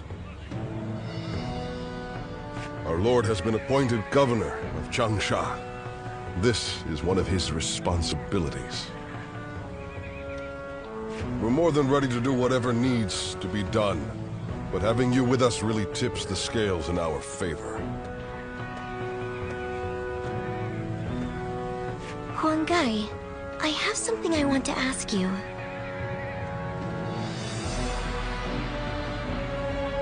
Oh, and you are? Do you two know each other? This is the warrior who had all of our backs during the battle with the Yellow Turbans. He's here now to lend us a hand in his campaign. Is that so? Just don't take it too far out there. If things get out of hand, come straight to us for help. By the way, Princess, where is Lord Changpu? He was with you, if I'm not mistaken. Oh no, I left him alone back there. He might be scouring the camp for me now. I should get going. I'll see you at the next War Council.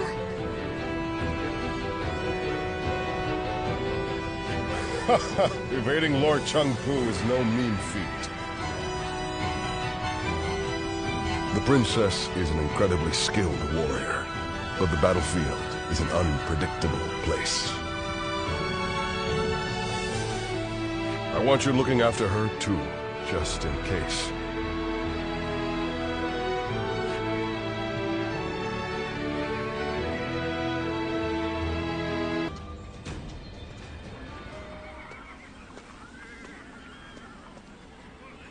Now, regarding your position among our ranks,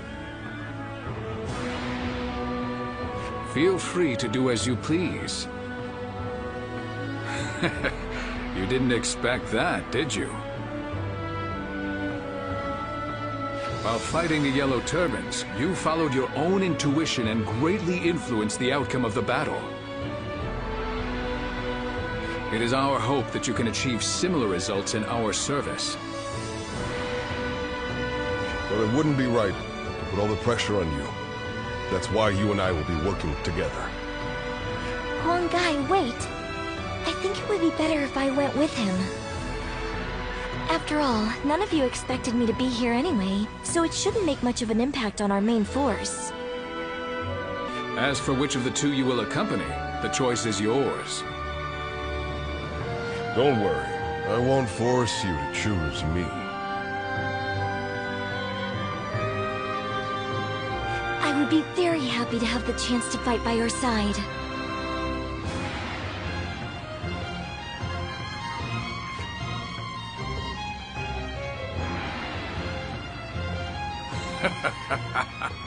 Well, let's move on to the meeting, shall we?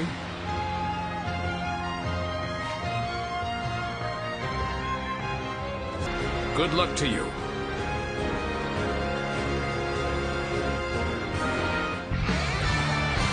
The rebel army is prepared to engage us. All units, be on your guard. They have the high ground. Enemy troops are likely hiding ahead.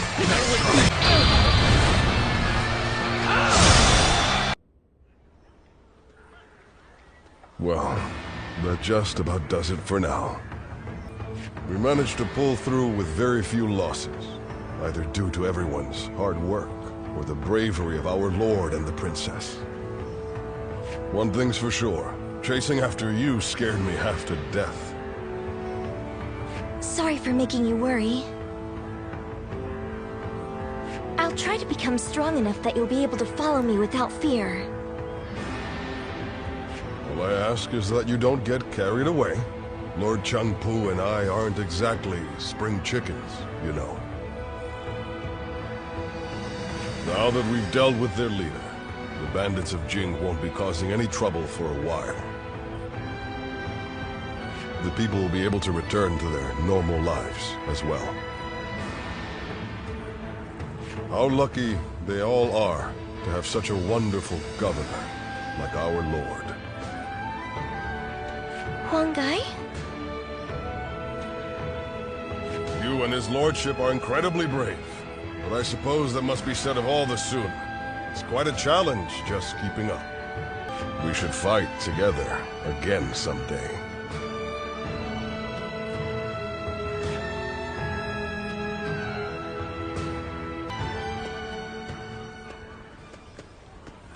Aren't you ever afraid out there? And yet you stand and fight, instead of giving in to fear. It's truly impressive. I've always approached battles seriously. And yet, I'm still finding it difficult to keep my composure. Because every weapon brandished by the enemy, sometimes that awareness causes my body to just seize up. One time when that happened, I saw you fighting. You were so calm, and that resolve made its way to me. So I made every effort to do just as you did.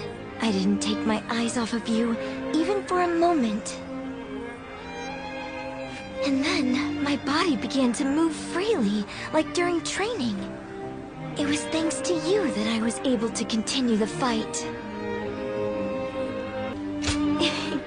Glad you think so, but I can't fall victim to self-satisfaction, can I? I felt the desire to be like my father. To be the pride of my family. To inspire everyone. But I lost sight of what I needed to do. I'm embarrassed now that I see what a burden I've been for everyone. In that battle, I realized just how much work I have yet to do. I must strengthen myself and overcome my fears, so that I may charge into the next battle with dignity. Please do.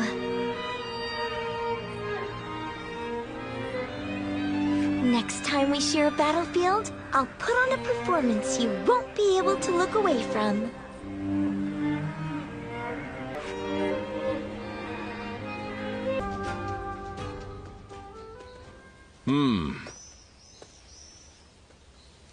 Excuse me.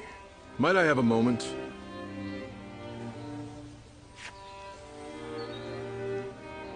Right. I am Sima Hui.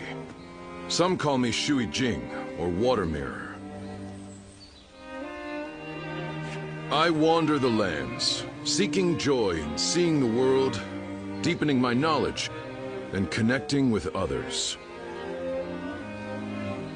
I knew I had to speak with you, as you have a truly distinct air about you. Something about you reminds me of a newborn child. Yet at the same time, you seem like someone who has fought through much hardship. I'd very much like to find out what kind of person you are. Ah, so you do not remember your past. Right. Now I understand. But clearly, there is more to you than meets the eye. Fascinating. Well, I would happily welcome you at my retreat, if you can spare the time to visit. I'll be able to inform you of what's going on in the realm, share local rumors, and possibly even introduce you to other visitors. I am sure the journey that lies ahead of you will be eventful. Please, let me offer you some help along the way.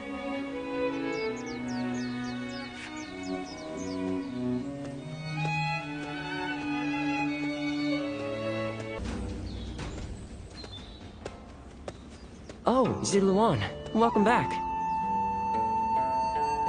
You've been rushing about from place to place by the looks of it. Rebellions here, battles there. The world's worse off for it, I'm sure. It's times like these that we need the Emperor to put on a show of force to restore order. Well, if you need anything, I'm here. As usual, things are not as they should be. Capital affairs being what they are, the attendants and the consort clan alike are throwing their weight around to stir up trouble. Oh, is that right? Then don't let me keep you. Rest for as long as you like.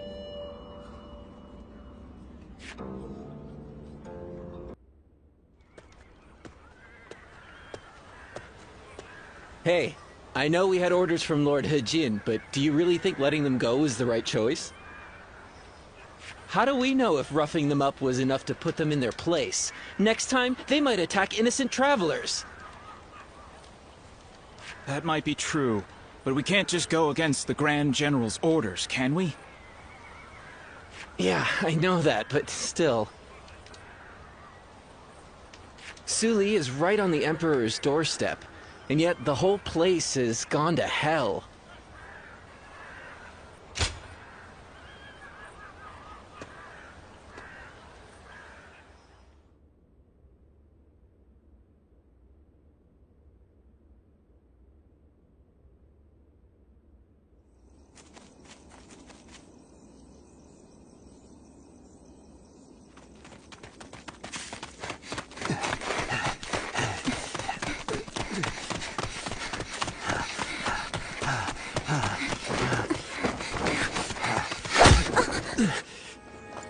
Father. You gave it your all, but you couldn't run forever. Anything valuable you have, we'll be taking.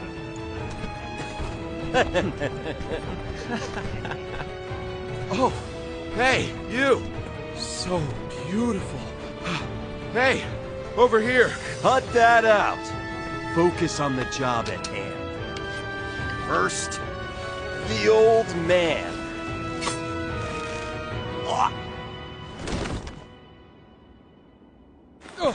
Take this! Wait!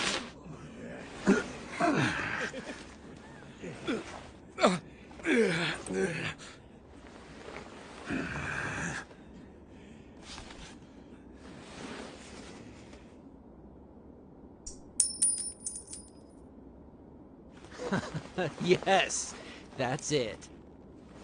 Damn it. Don't make this any harder.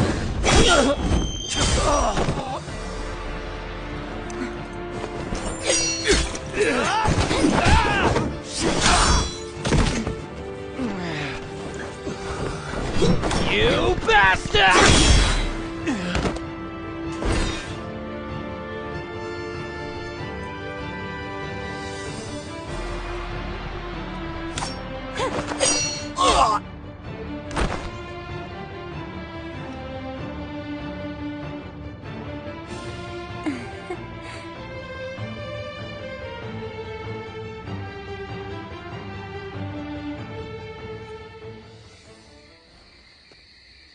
We haven't introduced ourselves, have we? I am Wang Yun. This is my daughter, Jiao-chan.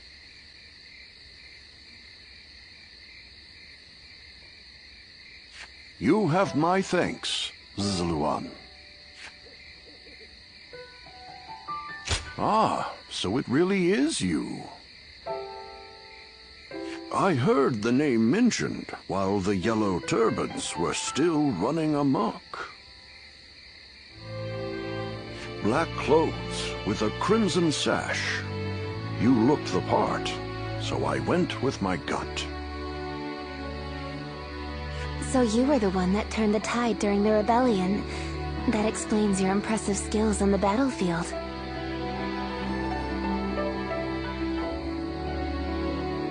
I still have much to learn, I assure you. I may not look it, but I served as the governor of Yi Province during the Yellow Turban Rebellion. But amidst the chaos, the attendants with connections to the Yellow Turbans managed to soil my name enough for me to be deposed. The attendants are mere servants, yet their influence was enough to rob me of my position in such a humiliating way. The shame is unbearable. I've been traveling the land ever since, searching for a way to put a stop to the attendants' corruption, and for men of character to help me do so. My father has lost his position as governor. Together, we are but a man and his daughter with little power between us. That's why we need someone we can rely on. At this very moment, the attendants are scheming to bring even the Imperial Seal into their despotic grasp. If nothing is done to stop them, the world will once again fall into chaos. Zluan, I must ask you for one thing. If you have not yet chosen a lord to serve, could you travel with me as my guest for a time? The attackers from before aren't the only ones after our heads. The attendants have sent assassins as well. I don't believe that they can defeat Jiao-chan, but the burden is too much for her to bear alone.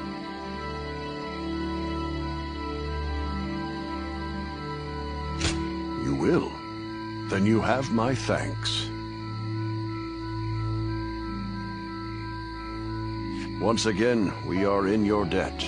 We will reward you accordingly in due time.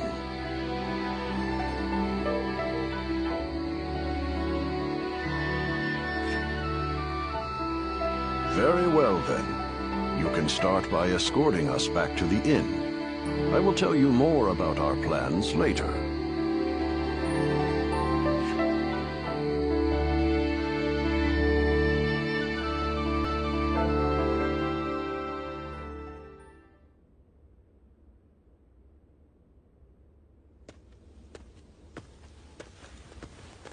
Oh, good. You're here.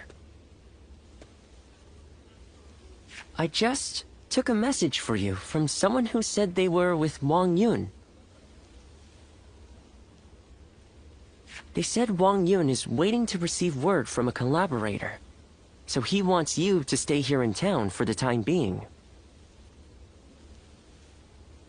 Also, he has some business to attend to in town, so you should feel free to go and ask him if anything is unclear. I'm not sure what this is all about, but please try not to put yourself in too much danger.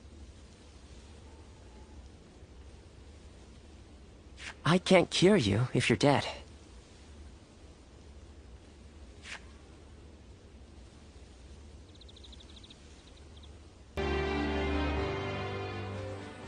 I am so grateful that you have agreed to help my father. Our fates are now bound together.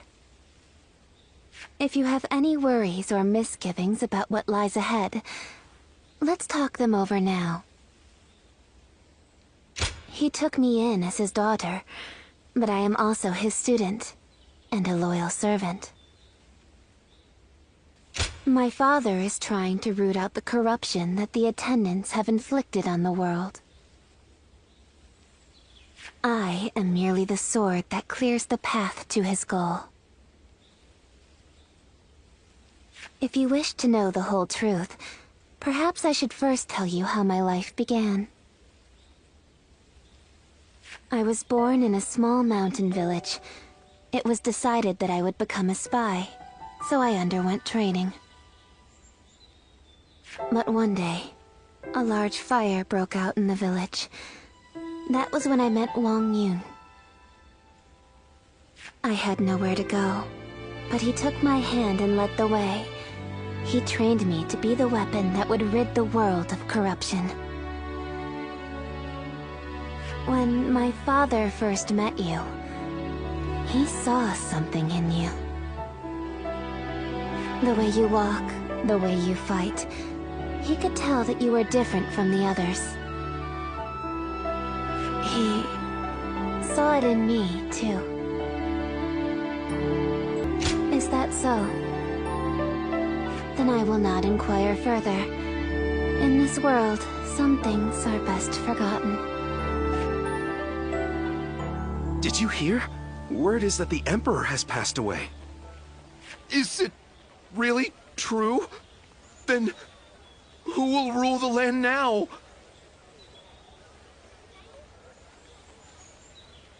His Majesty is... We should go to my father. He might be able to tell us what's going on.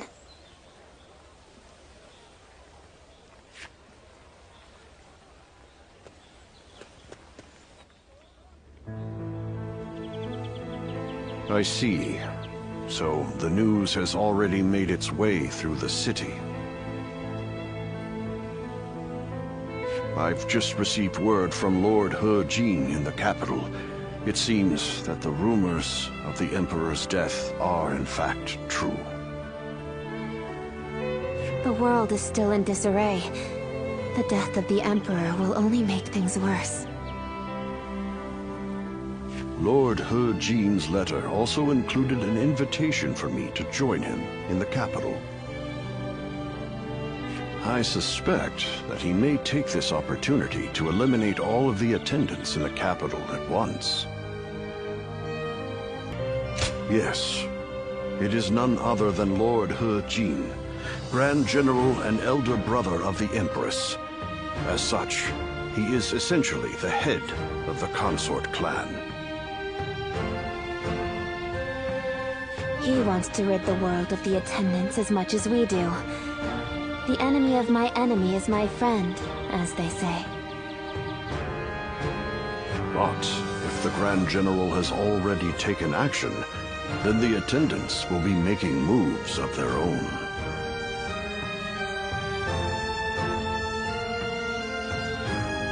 In any case, I must hurry to Luoyang at once.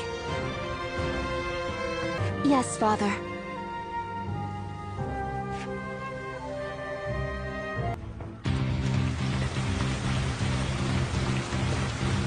Hold it right there! Hand over your valuables if you want us to spare your lives! Gotcha! Permitted in the region of Suli. Make your peace, bandits! Lord Wang Yun, I am glad to see you in good health. I am here to welcome you on orders from the Grand General. I am very grateful. We expected assassins, but the bandits were a surprise. I must also give my thanks to Lord Dong Zhuo. I've also been ordered by Lord He Jin to welcome you to the capital. A banquet has been prepared to thank you for coming all this way. We insist that you rest in the city tonight. A dinner invitation from Grand General He Jin himself. I am sure it will be a grand feast. However, I think I'll pass on this occasion. Why is that? We came in such a hurry, all the way from Western Luoyang. I would not disgrace such a fine gathering by showing up as filthy as we are. Is that so? We've set up camp outside the capital. We'll rest our feet there.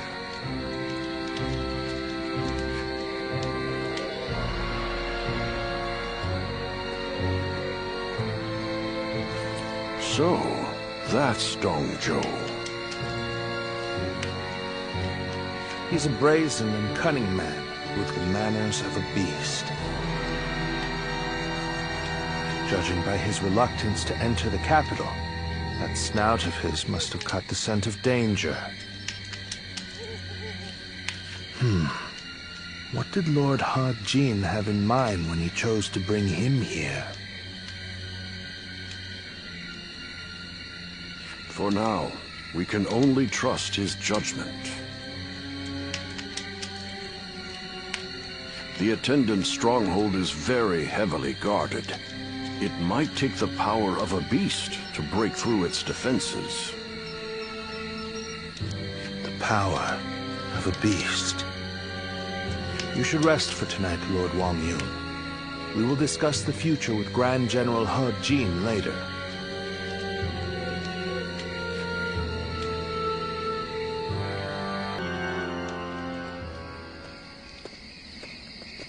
It's been too long, Luoyang. I knew we would meet again one day, but I never expected to see you as a retainer of Lord Wang Yun. I am happy that a man of such rank has taken an interest in you, but I find it slightly unfortunate as well. Indeed. We all feel the same way. Lord Wang Yun beat us to the punch. If we had had you with us, things would have been a lot easier. That's for sure. We are now contending against a group of treasonous retainers in the capital. Our allies in this fight are most notably Lord He Jin and Lord Wang Yun. The Yellow Turbans are not long gone, and now corruption has taken root at the seat of power. We must sever those roots or prepare to face the next Zhang Jiao. I don't know how much you already know, but the situation in Luoyang is going to get rough. You're going into the capital too, right? If we both make it out alive, I hope we meet again.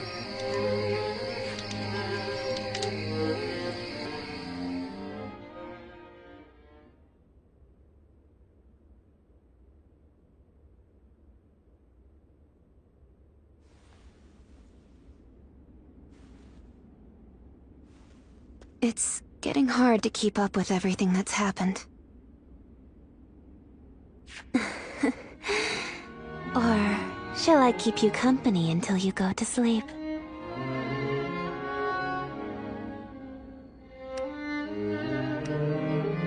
There isn't much about me that you don't already know. What I can say is that I am more than capable of defending myself. Please, don't trouble yourself worrying about me. Rest well. Tomorrow, I will accompany my father to meet with Lord He Jin. The capital has descended into a dangerous den of vice. Keep your guard up, and be prepared for the worst. Thank you. It's good to know that you care. Good night and sweet dreams.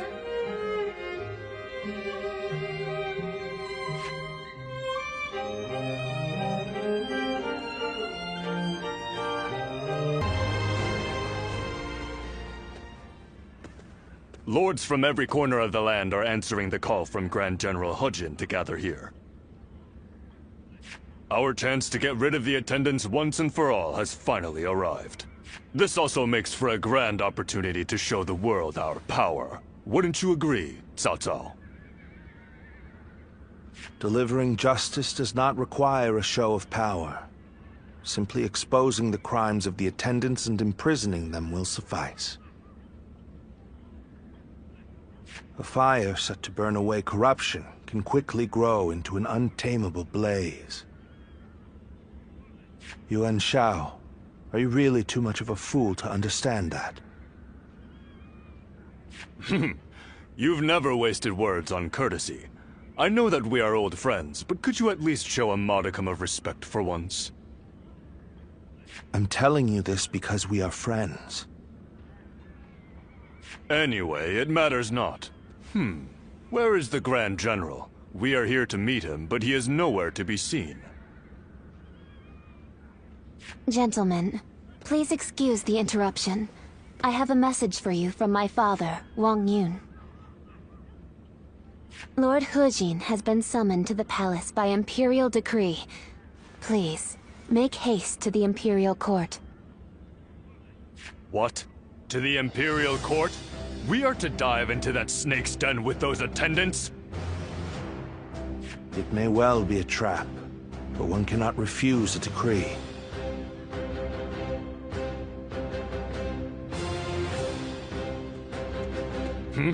What's happening?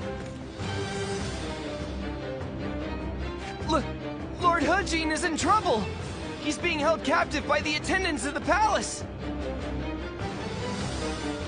No.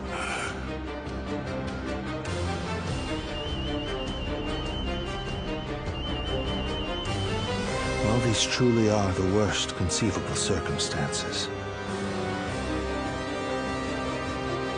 But the die has already been cast. There is no turning back now. Right. Come, Cao Cao. We will bring the attendants to justice in Lord He Jin's name.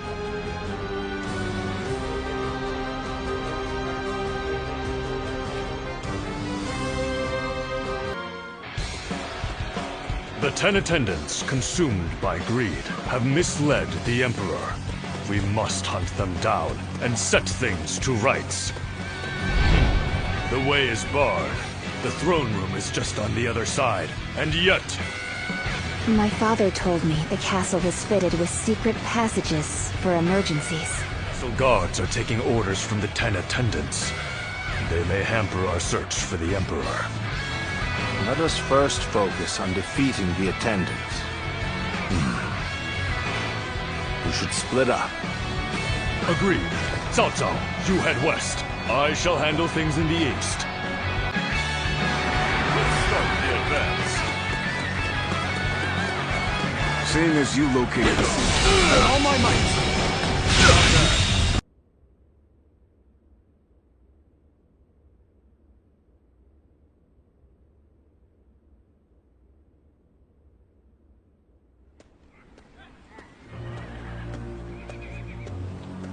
Lord Dong Zhuo, the carriage has been spotted on the main road.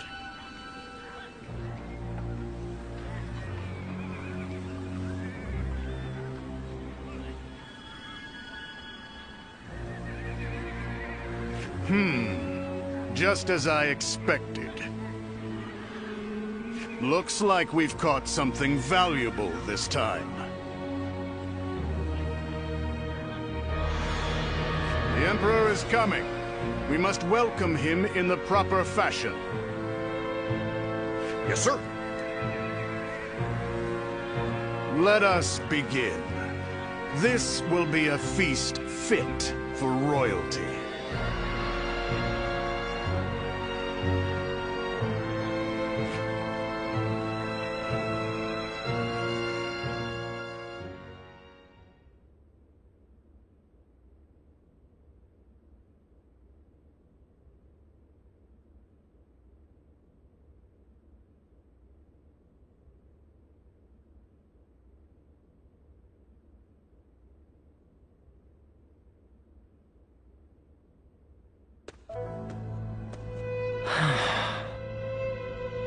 Ziluan, I've returned.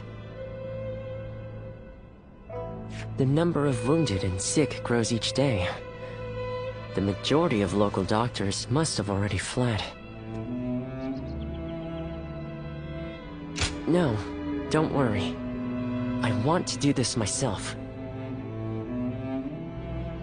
But, Ziluan, this is my advice as a man of medicine.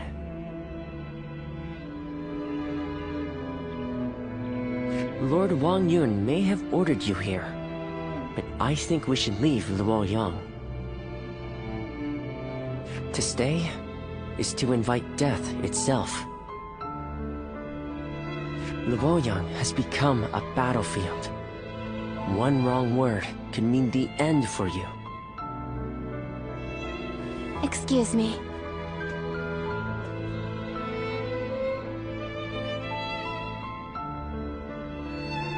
I wish to speak with you about my father, but I see that I am interrupting. Ah, I see. I have some other matters to attend to anyway. Please, take your time. Thank you. As I said, I would like to talk to you about my father. He seems to be very troubled about the recent events in Luoyang. Lord Dong Zhuo's men have rampaged through the city, and I hear he has been equally disruptive in the Imperial Court. I am certain my father feels responsible for this. In order to deal with the 10 attendants, he unleashed an even greater threat. He blames himself for that. What can I do? How do I convince him that it is not his fault? You really are as kind as you are strong. Even as the city descends into chaos, I see in your eyes the glimmer of hope. I didn't know it at the time, but I think I came here hoping to hear those exact words. I shall leave you be now.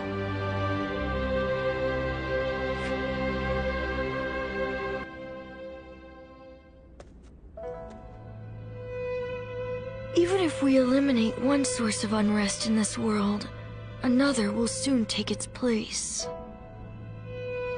I suppose some people may be saved by your actions.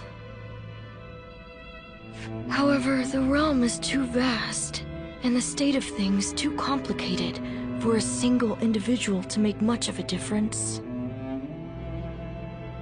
If you simply end the suffering of those nearby, it will take a long time to achieve the goal of a peaceful world. That is why you must choose a hero.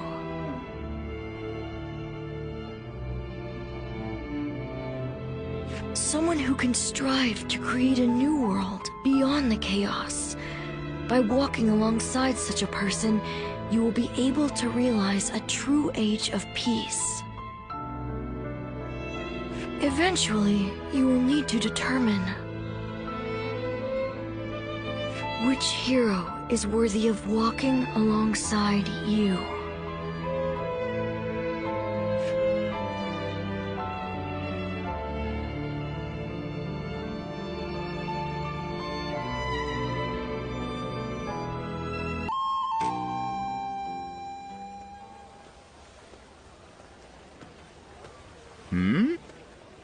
It's you. You were with the volunteers who took down Zhang Cao. That was quite the battle. I never would have expected to see you here. My name is Jiao. We haven't actually spoken before, though I've wanted to make your acquaintance for quite some time now. Not at all. That's the problem with being the lookout. All you have to do is keep an eye out for any suspicious behavior or disturbances. Actually, I'm a vessel of Lord Dong Zhuo. There's no need to be on guard. I don't bite, unlike Lord Dong Zhuo. Still, if you want to leave Luoyang with all your limbs attached, I'd keep my head down if I were you. Take it from a friend.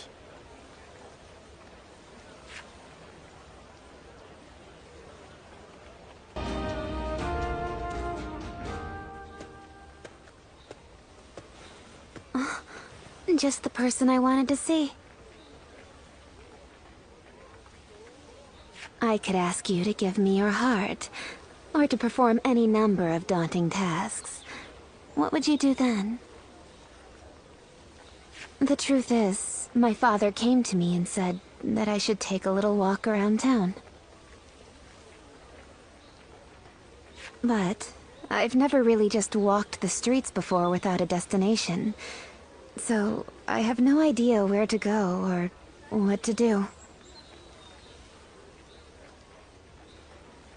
It would mean so much to me if you could walk with me here in town. Just for today. I can't thank you enough. Alright, let's get going, shall we?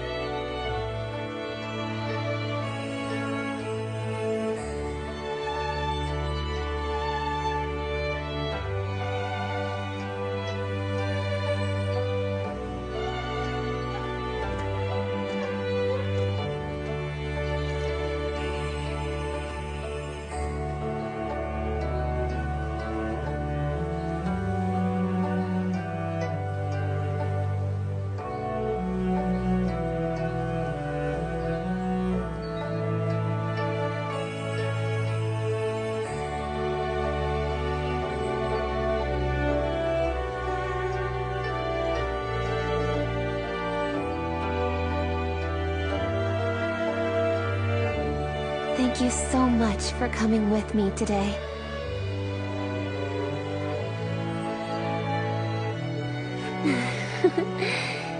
Is it just my imagination, or are you new to this kind of thing as well?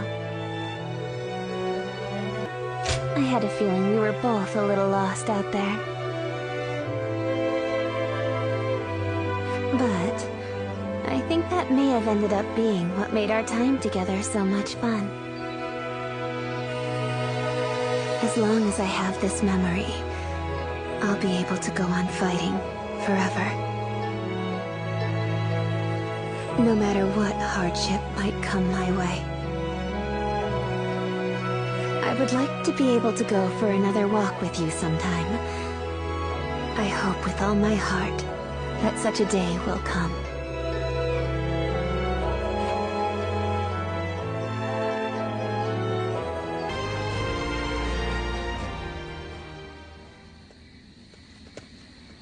Excuse me.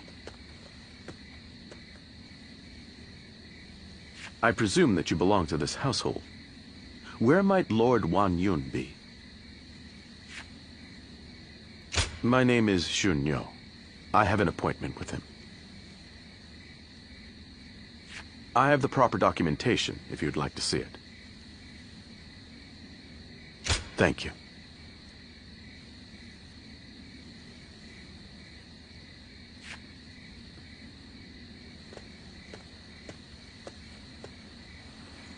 That sash.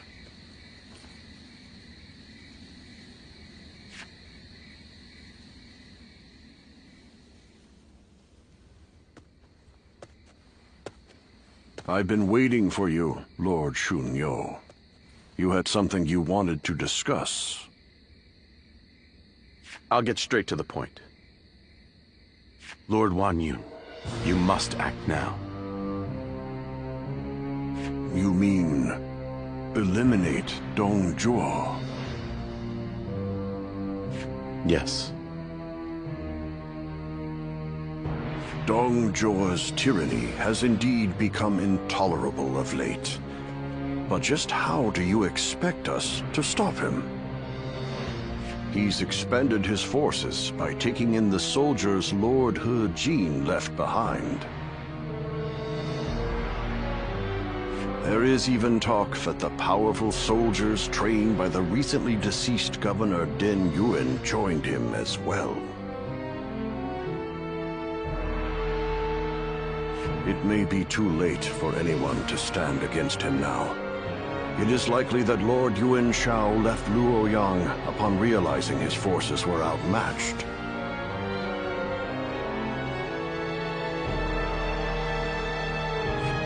I am well aware. Then why are you asking me to do this? I'm an old man. I brought the capital to the brink of ruin. Because I believe that you have the means to put an end to Dong Zhuo. And that guest of yours, the so-called Guardian of Peace. I think we could use him as well. I am sorry to disappoint you, but things are not so simple. There will be no more talk of this today. Please leave. Lord Wan Yun.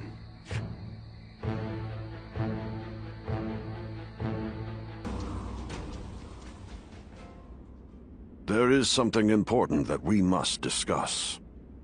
As I have told you, before all of this, I originally served as a civil servant. As a governor, I worked tirelessly to fulfill my duties. For many years, I devoted myself to the Han. But that was only what was seen by the public. I was given another role to play. From the shadows. It was my duty to make use of spies, assassins, and the like, to root out rebel forces and political rivals. I am nothing more than an old man without the strength for battle. I just happen to know a few things that I probably shouldn't. I have also heard that there exists a secret order, revered among those who make their living under the cover of shadow. They are called the Guardians of Peace. It is said that each member wears a red sash fastened with the symbol of the sacred bird, the Luoyang. Just as you do now. Jiao Chen has told me as much. That is why I cannot be sure if there is a connection. The Guardians of Peace are a group of assassins descended from a hero who is said to have fought alongside the founder of the Han, Emperor Cao Cao. They are said to be divine warriors who are even capable of sorcery, sworn to work in the shadows to bring about peace. They take great pride in going unrecognized for their deeds, so they rarely appear in records, a fact that makes it hard to study their history. I've heard rumors that their village was destroyed during the uprisings that took place before the Yellow Turban Rebellion, but it is not certain. Ever since you helped us in Sili province, I have suspected that you may be one of them. Jiao Cheng begged me not to tell you, but keeping it from you any longer would be a betrayal of your trust. You have heard Jiao Chen's story, yes? It was no accident that the village where she was raised caught fire. I burned it down myself, because they revolted against the Emperor. And it was I who took in that little girl without a home and taught her the skills she would need to become a weapon. I will never be able to turn Dio-chan back into the girl she once was. But perhaps you could... No. Please...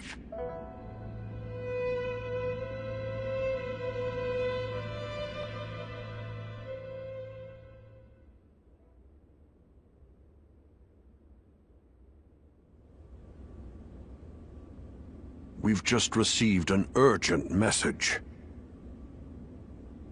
It seems Dong Zhuo has deposed His Majesty the Emperor and forced Prince Liu Xie of Chunliu to ascend the throne. They say that all those who stood against him have either been banished from the capital or killed outright. No. Dong Zhuo's arrogance has grown so strong that he has taken the Emperor's chambers as his own. The brutality of his soldiers knows no bounds. The people of Luoyang now live in constant fear. Even His Majesty himself can find no solace.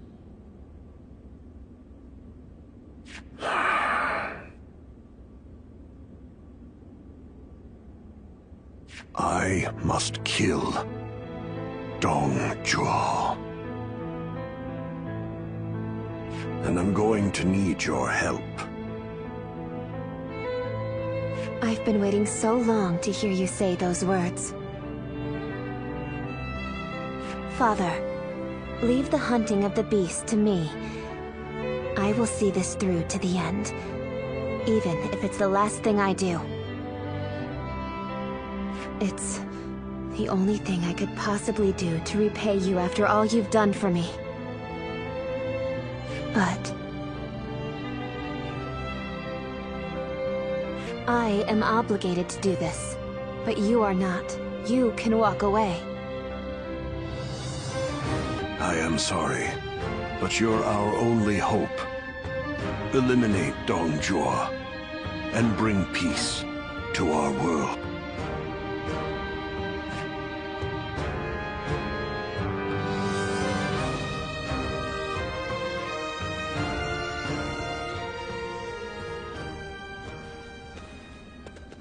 Lord Cao Cao, thank you for waiting.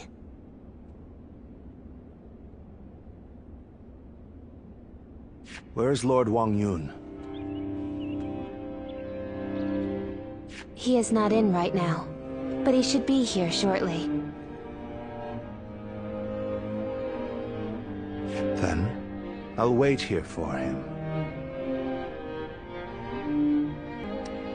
Since we fought the 10 attendants, if I remember correctly.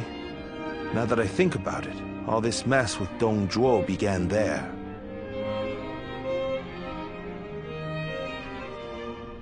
I intend to finish what I have started.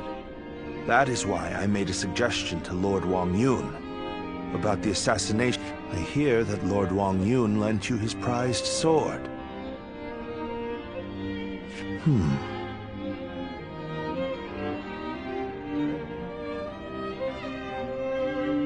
Yes, a very beautiful sword indeed. And you may use it as you wish, Lord Cao Cao. Dong Zhuo must be killed. When Lord He Jin called for the lords to gather in Luoyang, it was I who failed to advise him against such actions. That is why I will risk everything for this task. Should the worst happen, you are to think of your own lives, not mine. Lord Cao Cao, there is no need to worry about me. For this plan to succeed, we shall have to risk everything.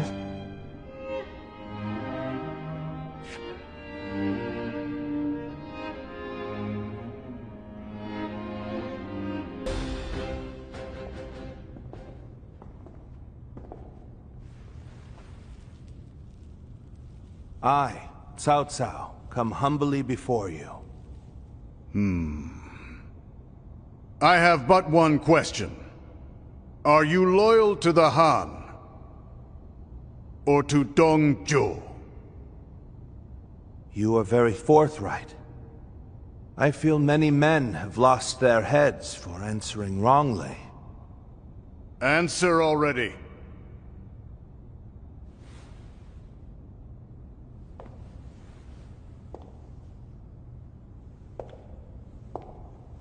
I shall make you an offer instead. Oh. And this is? Jiao is my name. You understand me well, Cao Cao. I'm inclined to accept. Such devastating beauty. And it seems that's not your only weapon.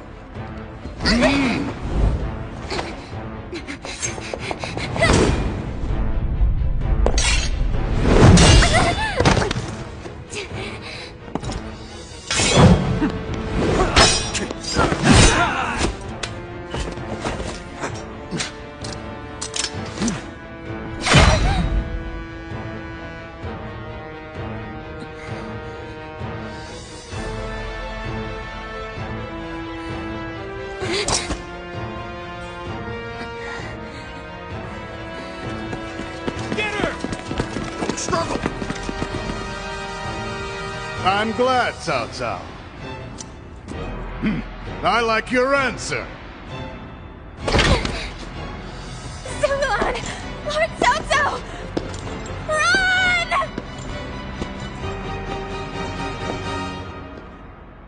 I'm falling back. Louis Bu, take care of this. Got you!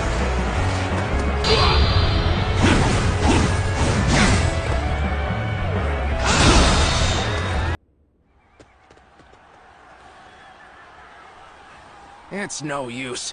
The town's full of soldiers. What should we do, my lord?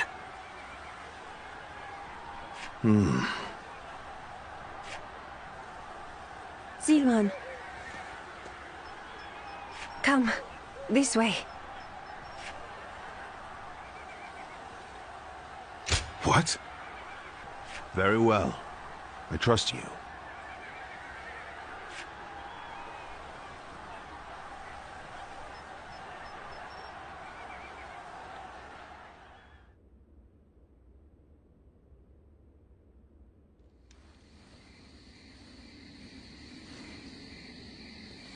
That should be the last of them. I'm glad I made it in time.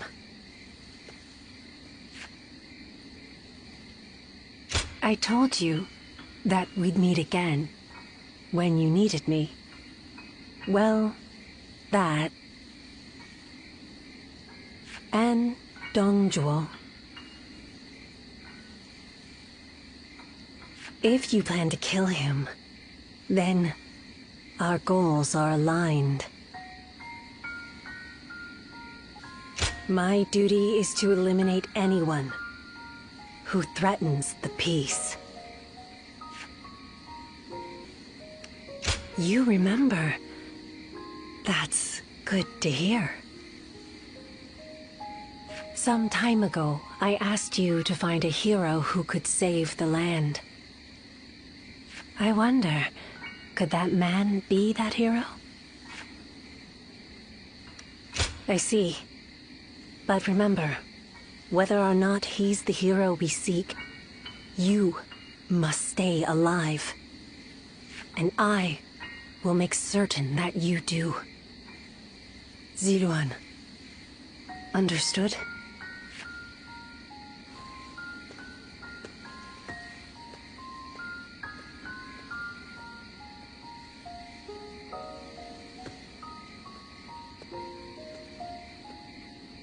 Things have finally settled down a bit. What a relief. Was someone giving you advice? I suppose I'll have to thank them too. So then, what shall we do next, my lord? The same strategy will not work twice. We must attack with an army massive enough to crush Dong Zhuo, even if it throws the land into chaos once more. And how are we to gather such an army? Our forces alone aren't up for the task. We must garner the support of the nobility. I will take care of that. We can't betray that girl's wishes, now can we? That's what I like to hear. I have to say, though, this was one tough day. Agreed. You should all try to get some rest. I'll take first watch.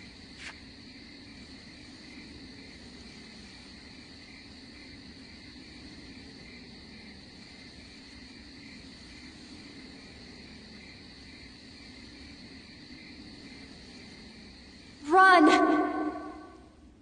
Go, Ziluan.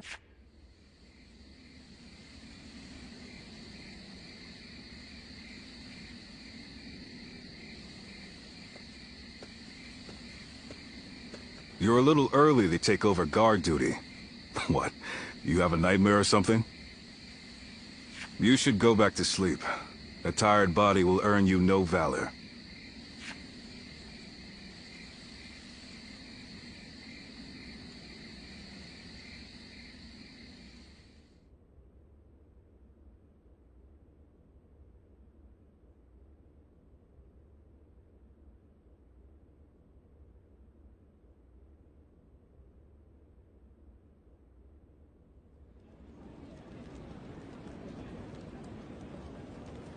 I, Wang Kuang, governor of Henei, cede power to Lord Yuan Shao in order to defeat Dong Zhuo. Lord Wang Kuang, welcome. No sight could have lifted my heart more. Your words honor me. Zhang Yang, governor of Shandong.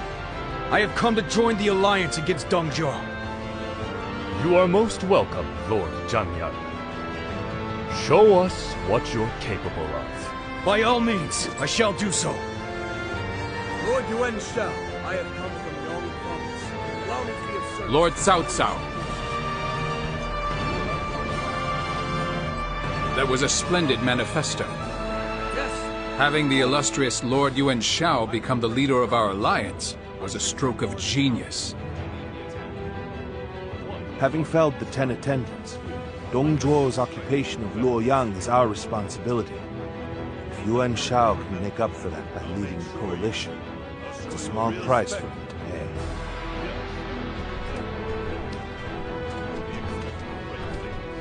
You can count on it. Lord Yuan Shao, I have no doubt I'll be a great asset to the coalition forces.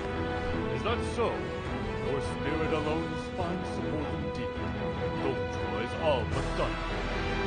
Right. We'll strike them down together.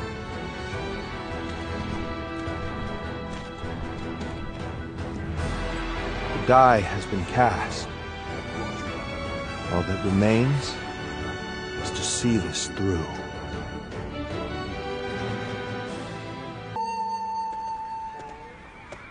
There's something I've been meaning to ask. That young lad carrying herbs around the camp, is he with you?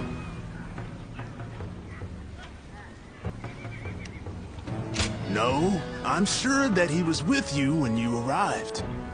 It's nothing really, just he provided treatment to one of my men earlier. I want to make sure he knows he's appreciated. Tell that young healer that Dian Wei, vassal of Qiang Miao, sends his thanks. Make sure he gets the message.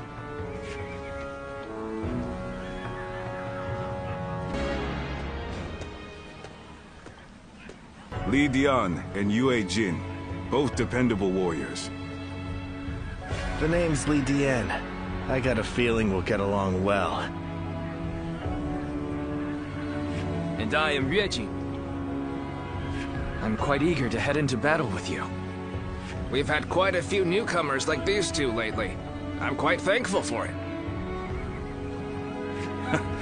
I admit, I had my doubts at first.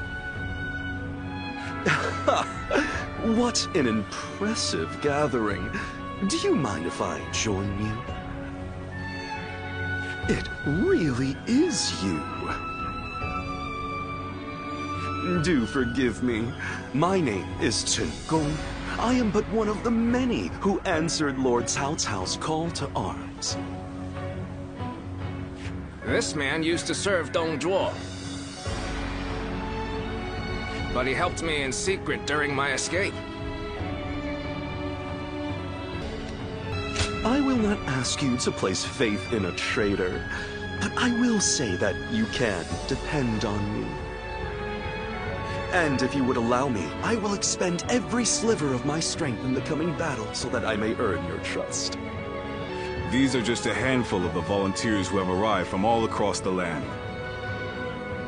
Speaking of which, I saw a few warriors I recognize from our time fighting the Yellow Turbans. You might even know a couple of them. There's still time before we must depart. Why not go and say hello?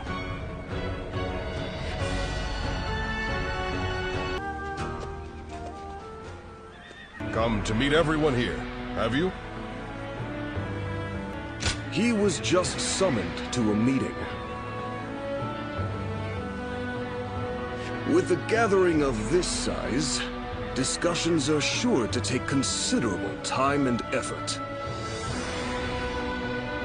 Though I hear you and Lord Cao Cao have also been through your share of hardships.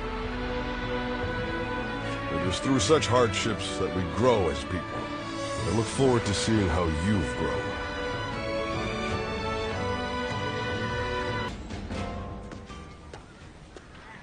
None of us foresaw Dong Zhuo causing this much trouble. He was far more dangerous than we thought. Well, it's still better than the Yellow Turban Rebellion. The situation's straightforward, at least. Taking down a scoundrel like him will be no different than fighting bandits. And that I can do no problem. You bet! Of course, nothing is certain, but with so many lords gathered here, if we work together, we will succeed. After all the battles you've been in, you must be pretty strong now, huh? I'm looking forward to seeing you in action.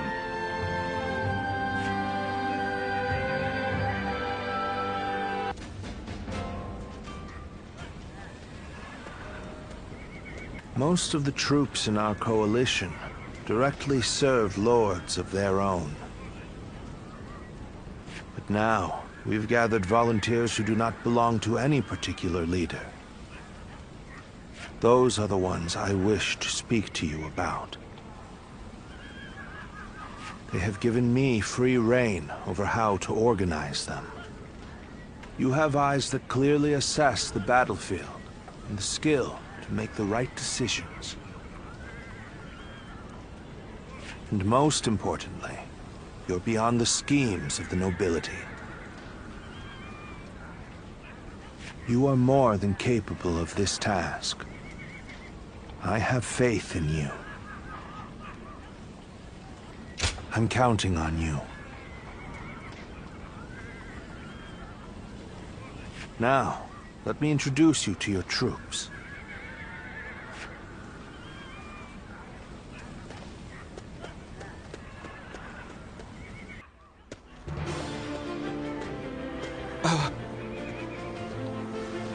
We're a varied bunch. Some of us are well-versed in the martial arts, while others just came from sowing the fields. But we're all the same in wanting to make the world a better place. We look forward to your command, sir.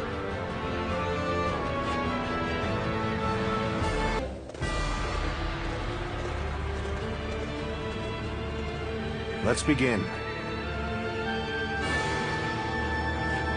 Now go. Very well. And now's the time for our attack. Leave them to our allies and push on! Start the advance! Much longer.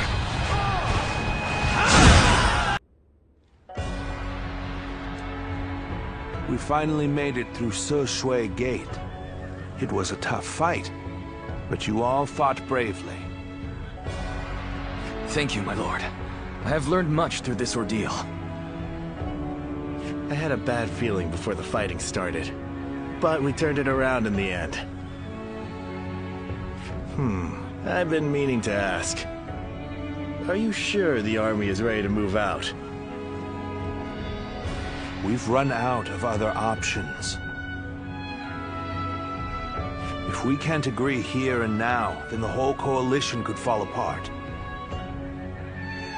Yuan Shu, Yuan Shao, Sun Jian. There are embers smoldering in many camps tonight. They're all so wary of one another, they can't help but get in each other's way.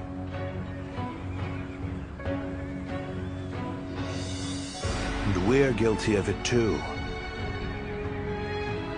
But the way we've dithered the whole time, it may no longer be possible to defeat Dong Zhuo.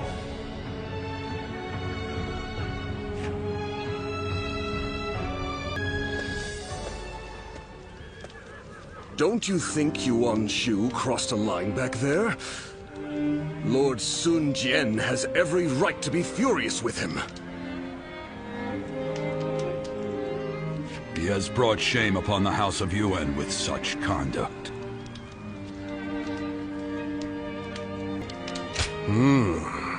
There's nothing in particular that I'm aware of.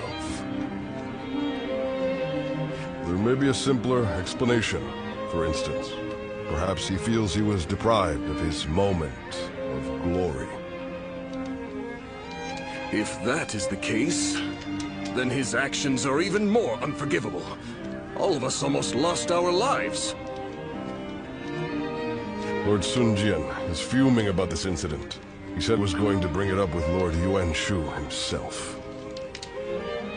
It seems yet another obstacle stands in our way before we can defeat Dong Zhuo.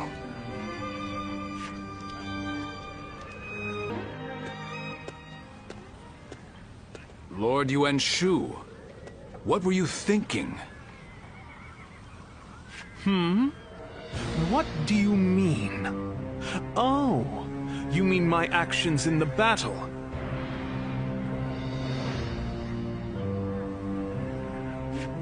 We had the important task of defending the stronghold. There wasn't time to think about those who rushed brashly out to the front line. Rushed out?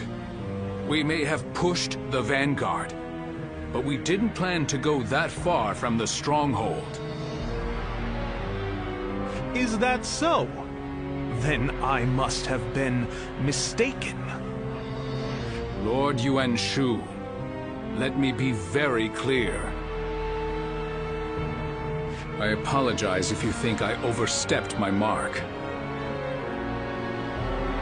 However, I will not forgive you for putting my men in danger for the sake of your pride.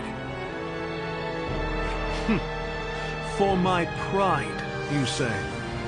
You think I would be jealous of a petty magistrate like yourself? Well, here is some advice for you, Sun Jian. It is better to back down gracefully than bark incessantly. If you want to live, that is.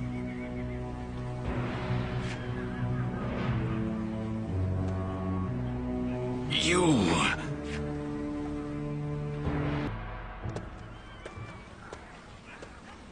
Yes, that was quite the mark you made. Guan Yu and Zhang Fei, you two as well.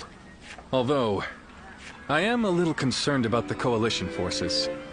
They seem to have trouble with cohesion. Well, you may remember Lord Sun Jian and Yuan Shu arguing during the battle. And while you'll see some troops praising each other's valor, others are berating their ostensible allies over their ancestry. With relationships so fraught, it's hard to imagine things working out.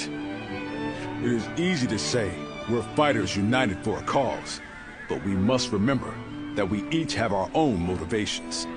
There are those concerned about the way of the world, those moved by a call to act, and those who want to take Dong Zhuo's place. They squabble simply because they each have a different end goal in mind. Hey, come on! What's with all this depressing talk, huh? We won, didn't we? It doesn't matter what anyone else does. What matters is that we do what we can, right? You're right, Zhang Fei. And I really should learn from your outlook on things. Very well then. Let us rest and prepare for the next battle.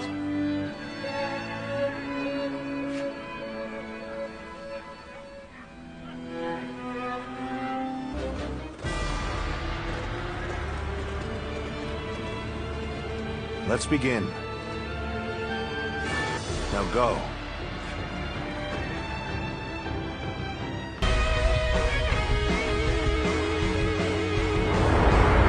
The enemy acts in haste, and their rear guard is short-handed. Now is the perfect time. Let us hone ourselves to a sharp point and cut through the enemy ranks!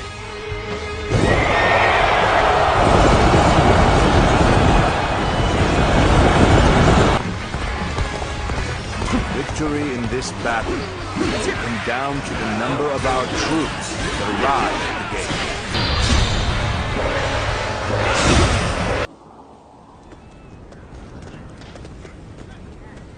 Cao Cao, you're here. The Emperor has already been moved to Chang'an. It seems that dog Dong Zhuo always intended to abandon Luoyang. Then we must pursue them at once. We may never get a chance like this again. No, we will stay in Luoyang. The lords need calming, and the city must be rebuilt.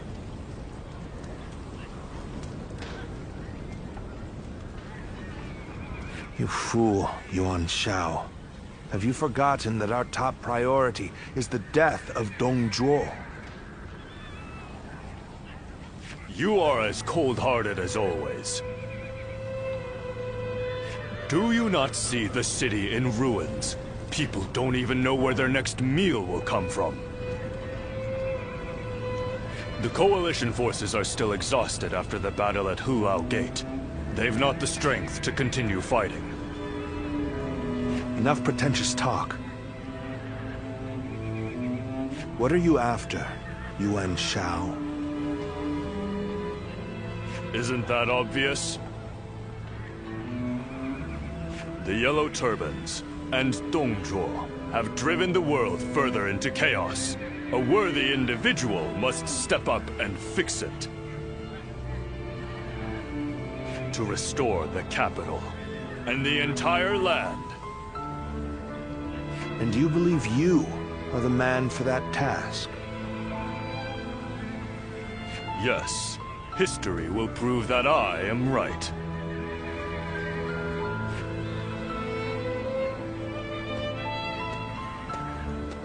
To restore the land. So you aim for glory well above your station.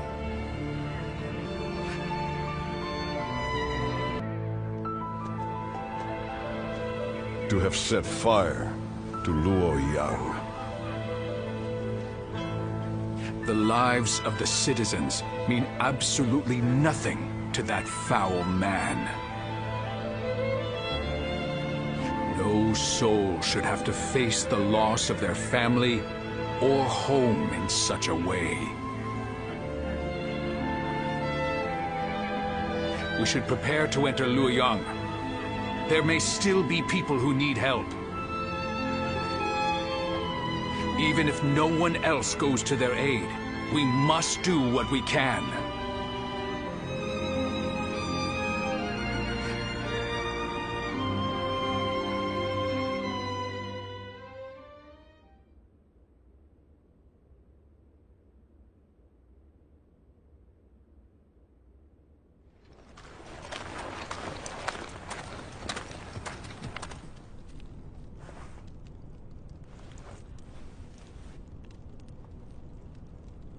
I do believe you have something to report to me. Sun Jian.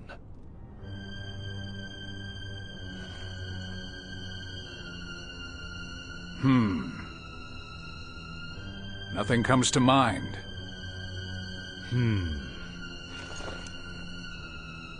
I heard that the fabled Imperial Seal was discovered in the ruins of Luoyang.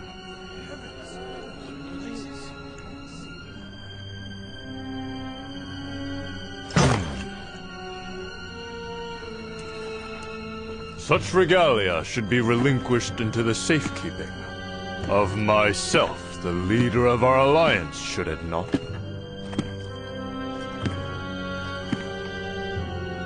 To hide it away would be tantamount to insurrection. Were I to hide away the Imperial Seal for my own ends, the heavens would surely punish me.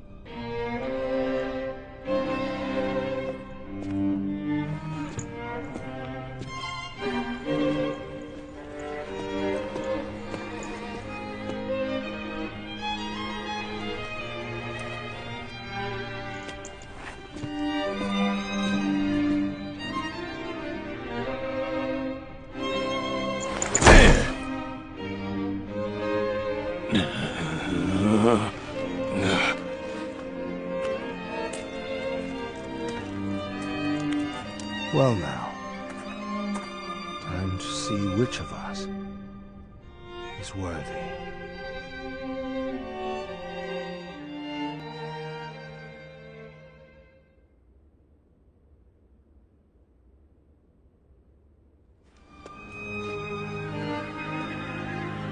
Though I have my regrets about not defeating Dong Zhuo, we leave for Changsha as of today.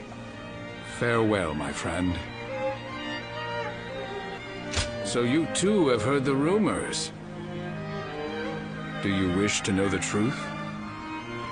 You might find out if you come with us to Changsha.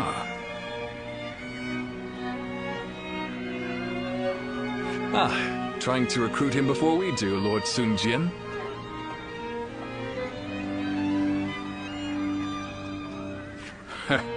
We've been found out.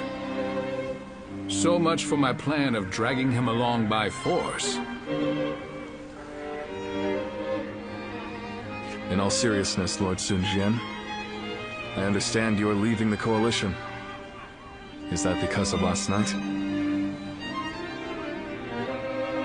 It is not my place to say, but if I were to remain here, that would only cause unnecessary strife. If the Imperial Seal truly exists, then I believe it should be back in His Majesty's hands. But His Majesty is under the control of Dong Zhuo. How could anyone return the seal to His Majesty in his current state? Lord Cao Cao. I support Lord Sun Jian's actions, regardless of what Yuan Shao may say. If we have indeed found the seal, then the best course of action is to keep it secret and hidden. But hiding it would make it a source of suspicion and conflict. And since the argument yesterday, it seems like there are already lords considering pulling out of the Coalition.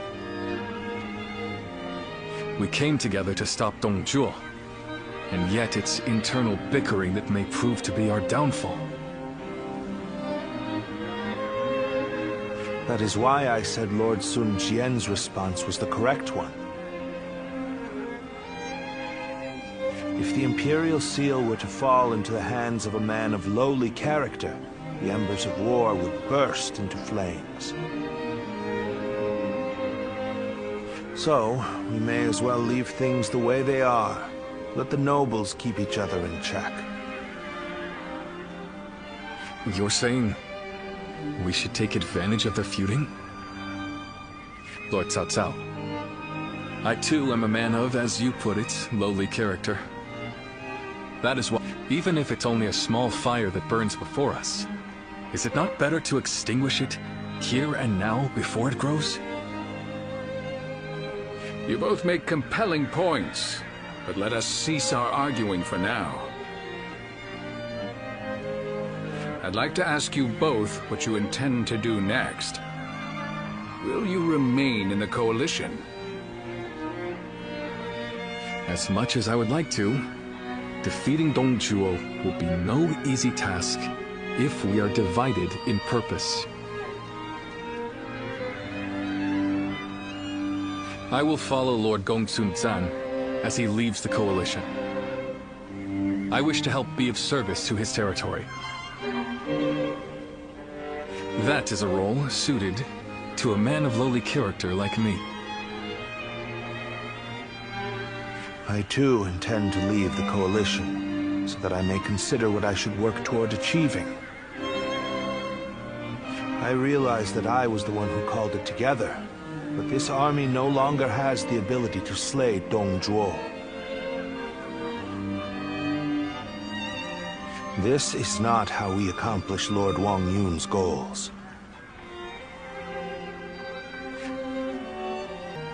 This arrangement was intended to bring forth a hero who could rule the realm, but it seems to have failed.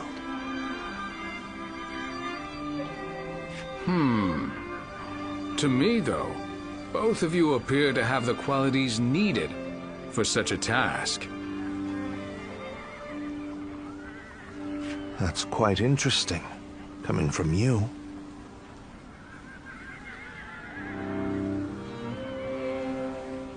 I do not wish to be a hero. I am but a loyal servant to the Han. Anyway, I should depart. I am sure my camp is tired of waiting for me. Then allow me to see you off, Lord Sun Jian.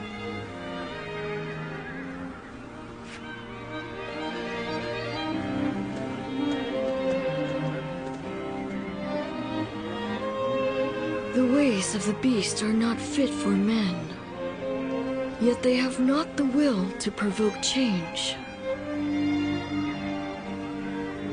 3 sprouts have budded. Guardian of peace, now you shall see how they grow.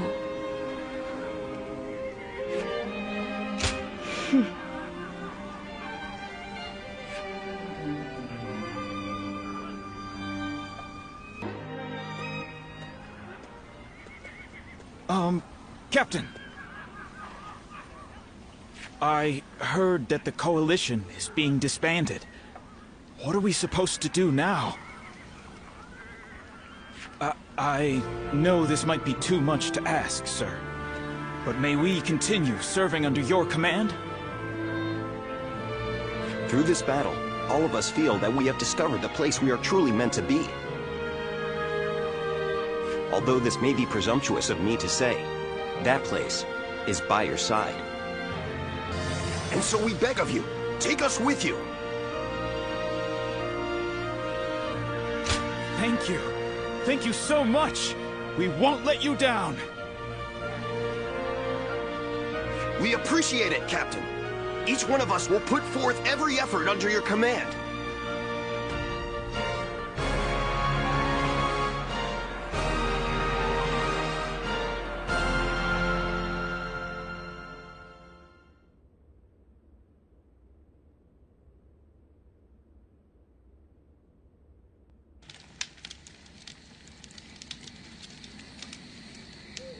I have been looking for you.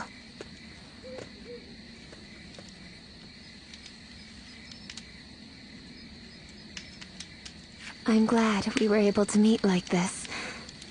I would be sad if I couldn't say goodbye. Yes. I don't think we shall meet again. Dong Zhuo will fall before the coalition forces have regrouped. I have made sure of that. I went to Chang'an with Dong Zhuo, and I saw the destruction. That is when I knew. To kill a beast that has bested all men, I need to unleash an even bigger beast. I will use myself as bait to pit Luoyang against Dong Zhuo. No matter what happens, I cannot allow this strategy to fail. But still, I am not afraid. Do you remember what I said? I am strong, as long as I remember our time together. Continue on your own path. Or me.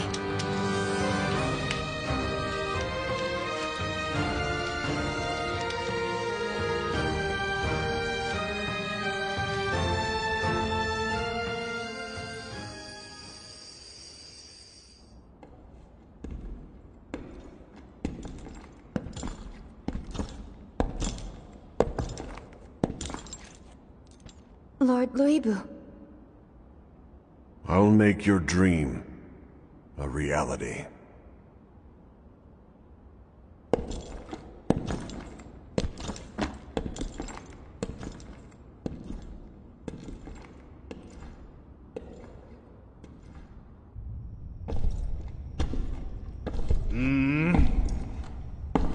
What? It's you, Wang Yun.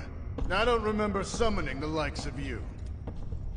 If you want to get on my good side, tame that shrew of a girl and send her my way.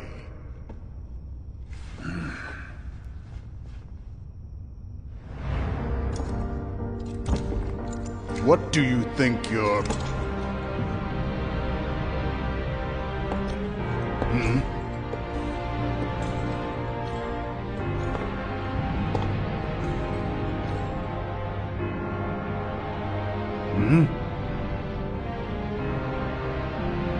I see.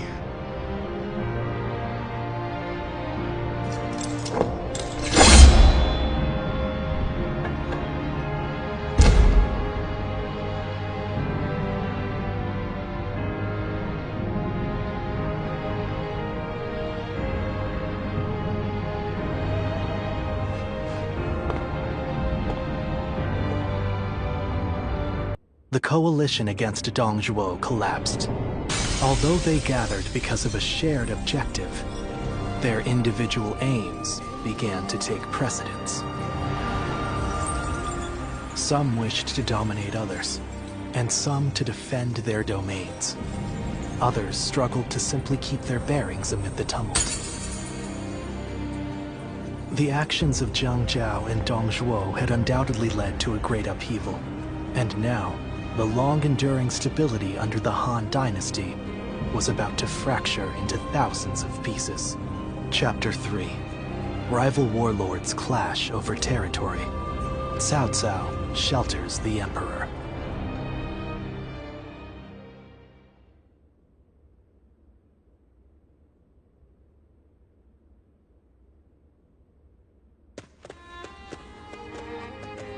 Oh, my esteemed guests!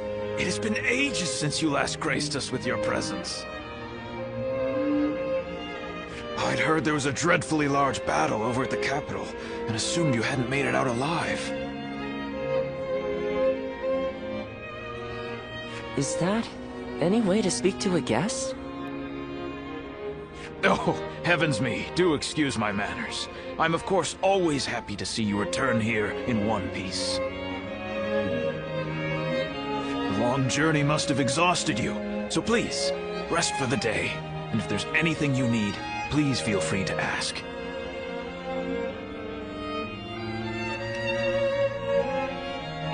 Ah, is that so? Then I'll be on my way.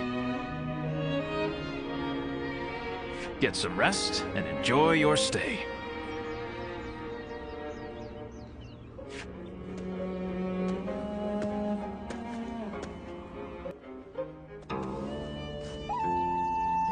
This is a world of greatness and strife.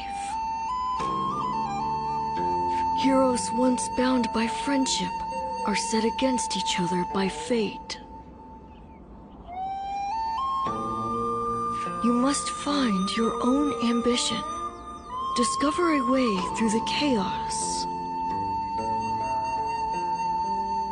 The choice is yours and yours alone.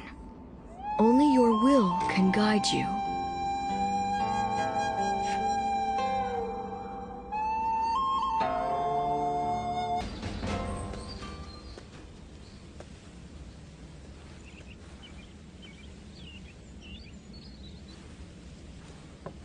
Wait.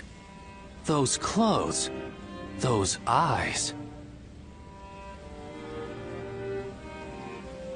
Ah, good. Then what Master Shui Jing has told me is true.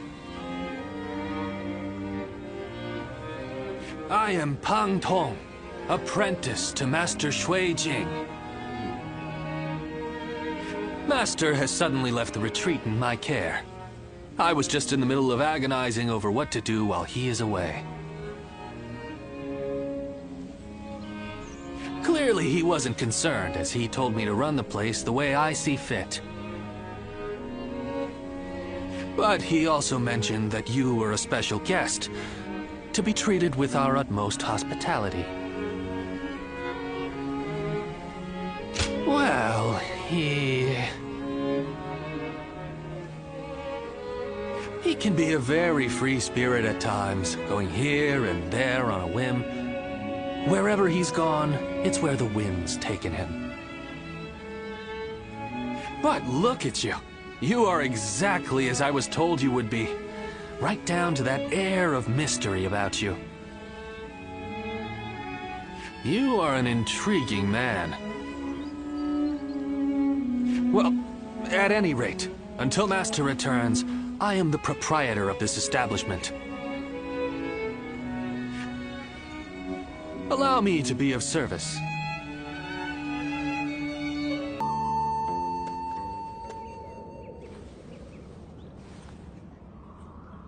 Is there something on your mind, Ziluan?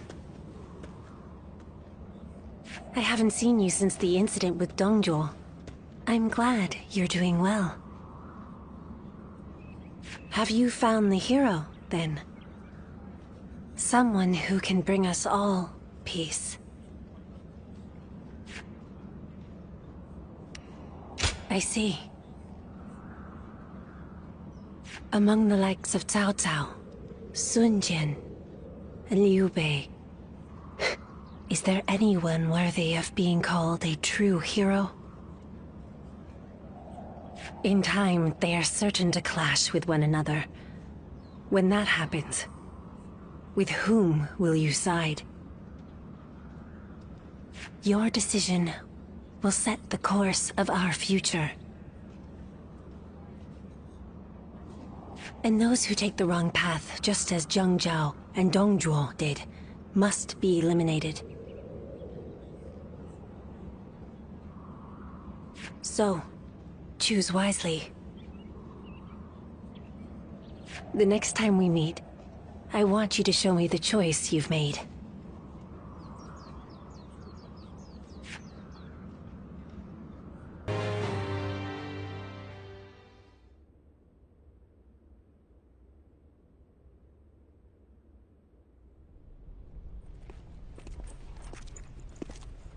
The governor is on his way. Please wait here a moment. How vexing.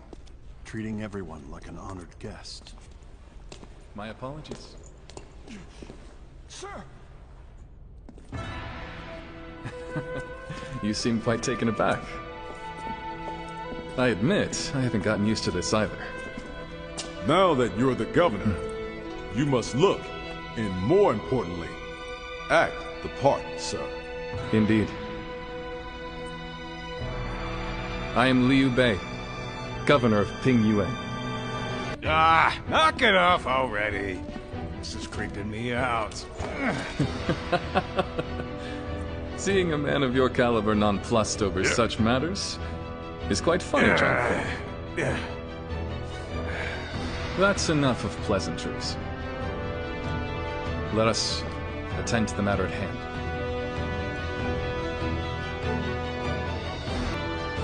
You have been summoned here because we once again need your help. But I should explain the situation. First, what happened after we parted ways in Luoyang. We returned to Yao province with Lord Gongsun Zan. I think I'm doing a good job, if I do say so myself. My work has been praised by others. We have my brother to thank for all we've achieved. Words of his deeds is beginning to spread across the land. You shouldn't put me on such a pedestal, Guan Yu. We have only done as well as we have because of Lord Gongsun Zan's support. As we speak, our benefactor is under attack from Yuan Shao in Ji province. I hear they're struggling. I'm sure they would appreciate our help. We owe a lot to Gongsun-san. What worth is there in life if you forget the kindness shown to you? However, now that Yuan Shao has gained a foothold in Ji, he may be stronger than when he led the coalition forces. Meanwhile, our army is still finding its feet, and they far outnumber us. I'm not sure that we can win, but there come times in life when one must fight all the same. For us, that time is now. I want to do all that I can. That is why I summoned you. Please, we need your help.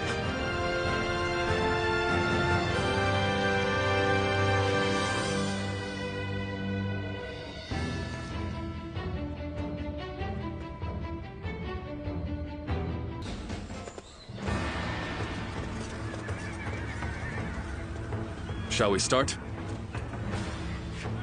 I'm counting on you. Look, brothers. From here, we can see the entire battle. Terrain, the enemy's formation. Could it be? Yes. The lee of the hill is hidden from Gongsun Zan's position. They'll be ambushed if they attack head-on. It would be a bloodbath. Quickly, warn Lord Gongsun Zan.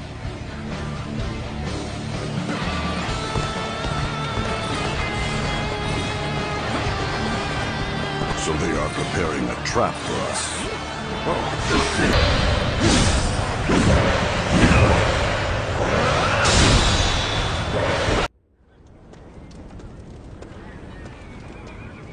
Lord Liu Bei.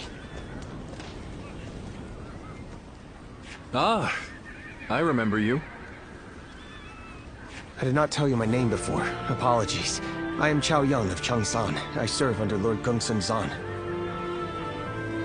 It is thanks to you that I managed to survive, Lord Liu Bei. I wanted to thank you before you left for Pingyuan.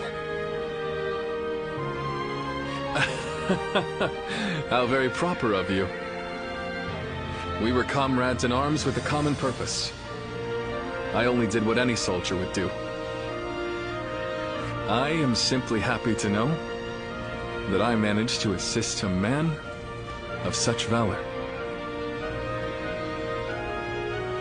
That is an honor, my lord.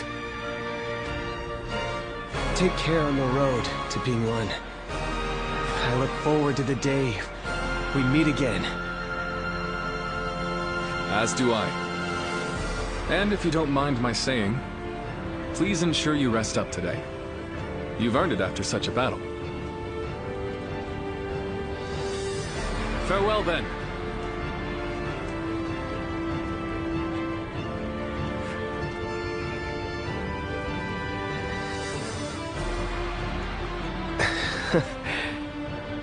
What a wonderful person he is. fighting for other people's causes, and leaving without expecting gratitude. Is this the true meaning of justice?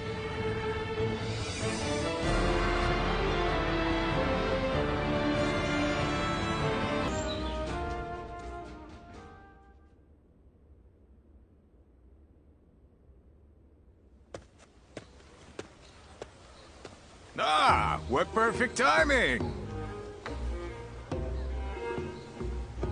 Hey, would you like to join me for a meal? A nearby village gave me some quality meat. I've been on patrol around here, taking care of troublemakers. It's just a reward, no?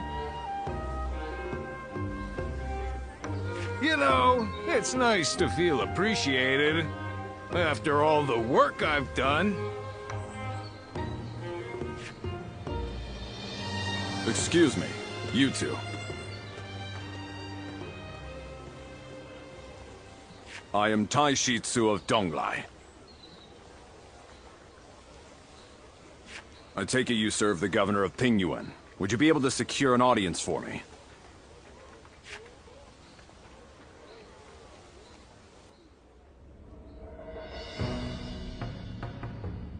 So, Governor Kongrong of Beihai needs our help. I see. Still, an attack by the remnants of the Yellow Turbans. This is not a simple problem to solve. Lord Liu Bei, you are renowned for your kindness. I could think of no one more likely to help Lord Kongrong.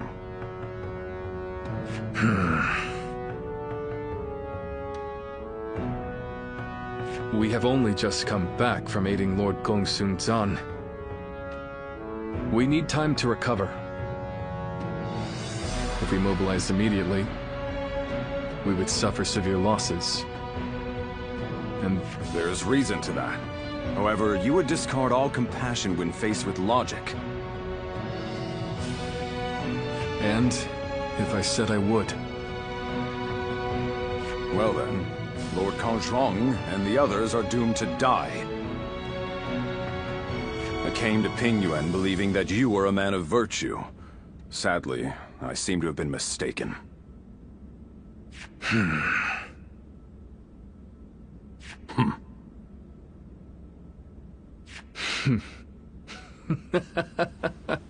I'm sorry. It was cruel of me to test you like that. We shall go to Lord Kongrong's aid, and ensure no harm comes to him. But you were right.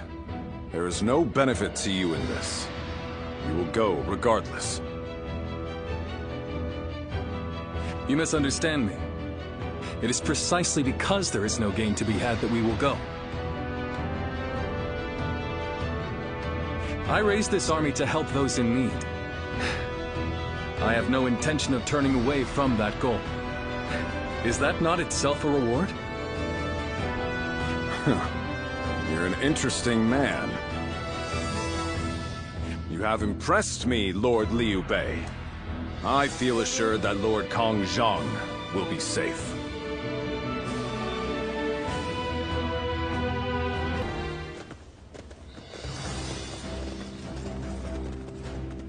Shall we start? I'm counting on you.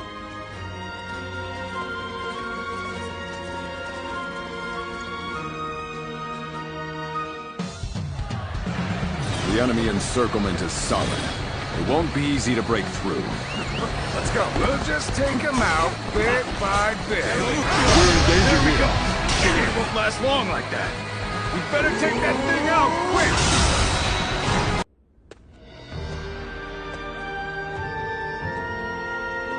Lord Liu Bei, please allow me to thank you once again. I will find a way to repay you. There is no need. I told you, having helped is reward enough for me. I'm just glad that Lord Kongrong is safe. In these troubled times, men like you are hard to come by.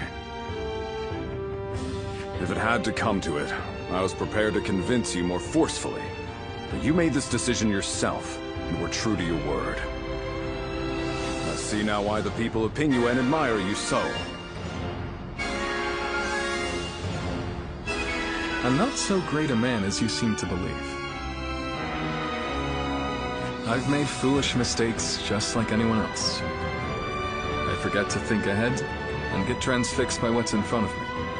But it is that nature which has allowed you to save so many people. In any case, with this settled, I can now set off to Lord Liuyao. You don't intend to return to Lord Kongzhong? Lord Liuyao is the one I serve now. I was on my way to him when I received word that Lord Kongzhong, to whom I owe a great debt, was in danger. It was to repay that debt I sought to assist him.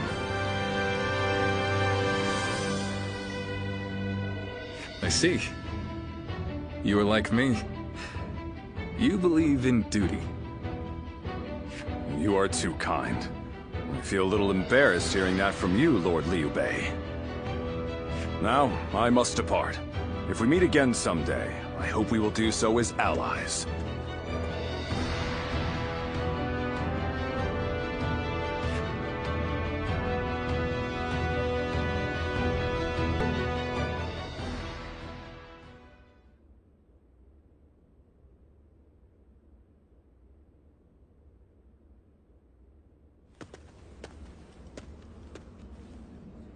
Good to see you, Luoyang. I just made it back from a journey myself. Yes, you could say that. The world truly is a dangerous place these days. There is no end to the wounded. I'll take the work, but I can't say I like to see people hurt. You know things are good if the doctors have time to grow bored.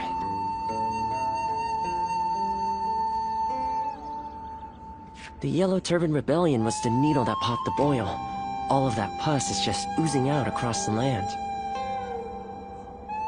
Zhang Jiao wanted to change the world, and he may have succeeded in a way. Well then, let's get back to work now, shall we?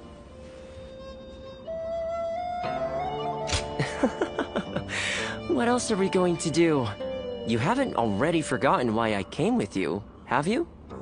Today, we're going to dig deep into your past, Luoyang. The place where I first met you, Luoyang.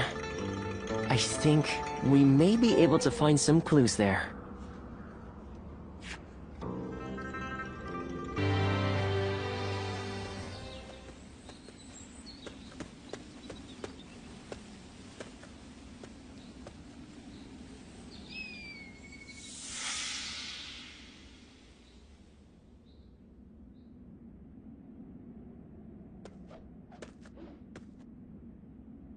You've gotten stronger, Luoyang.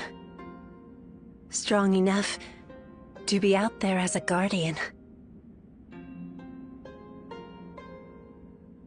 But can you parry this?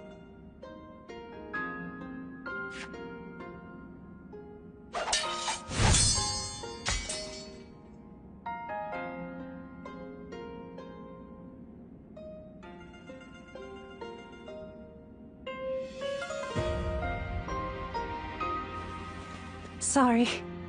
I guess it was a little too early for that.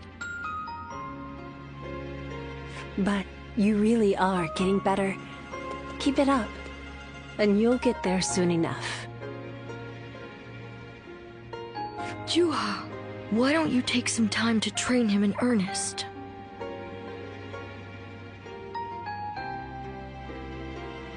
At this rate, you will only ever trail after Jiao. Rote repetition will eventually spoil your natural talent. Let me clarify what Bailuan is saying. He means that you're gifted, so you shouldn't give up. You're impertinent. If you know he has talent, why aren't you training him more? He needs a serious teacher. Well, Bailuan, if anyone is being impertinent, it would be you. Because I am serious. Ziluan was born outside the village, and yet he's able to use the abilities that we are trained for from birth. His eyes have abilities that ours do not. And that's why I'm preparing by having him face a powerful opponent. Me. After all, practice is the key to success. Ziluan, if you can master the abilities your eyes possess, you'll be able to not only match me, but defeat me. Exciting, right? You sound as if you're hoping to be defeated. That is not exactly something I wish to hear from my bodyguard. I expect diligent efforts from you, Juha.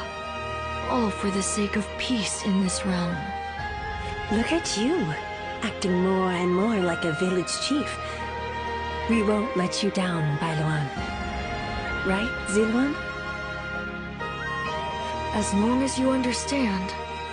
Juha, Ziluan, keep training. When I take my position as chief, you are the ones I will rely on.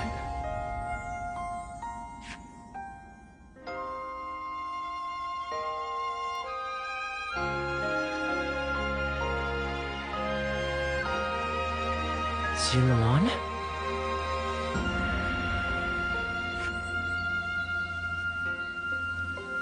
You suddenly went still. Is something wrong?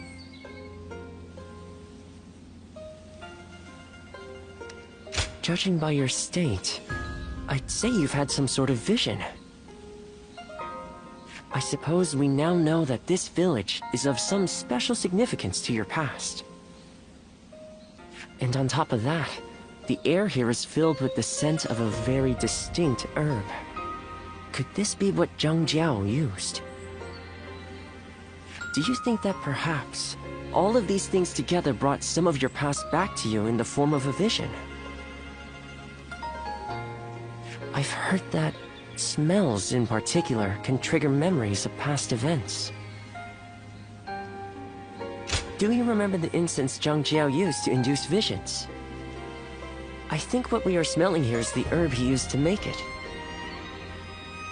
It's possible that you may have used this very same herb at some point in your past.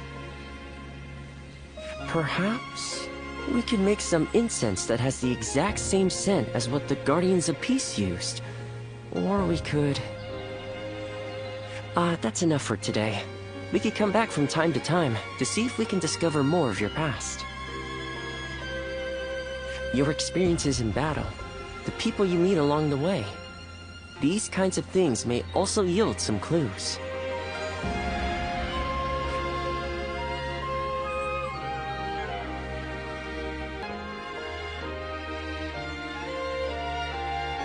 Luoyang and He, the names of the legendary sacred birds. They are heralds, said to appear only when a great ruler emerges.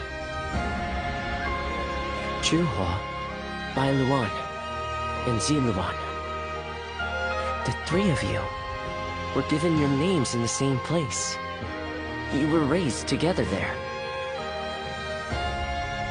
And you trained in the art of combat in that same place too. Even after losing all memory of such arts, they remain engraved within your body.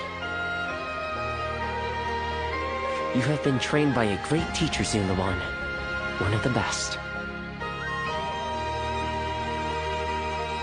My father, he taught me the secrets of medicine and healing. My father was a famous doctor, known far and wide. Some even called him a saint. Imagine that. But he overworked himself to sustain that reputation. When he fell sick, for all his gifts, he was powerless to save himself. It is said that we stand on the shoulders of those who came before us, but I doubt I will ever climb that high. But now, here you are, Ziluan and Zhuhe, reunited. Words cannot express how much I envy you.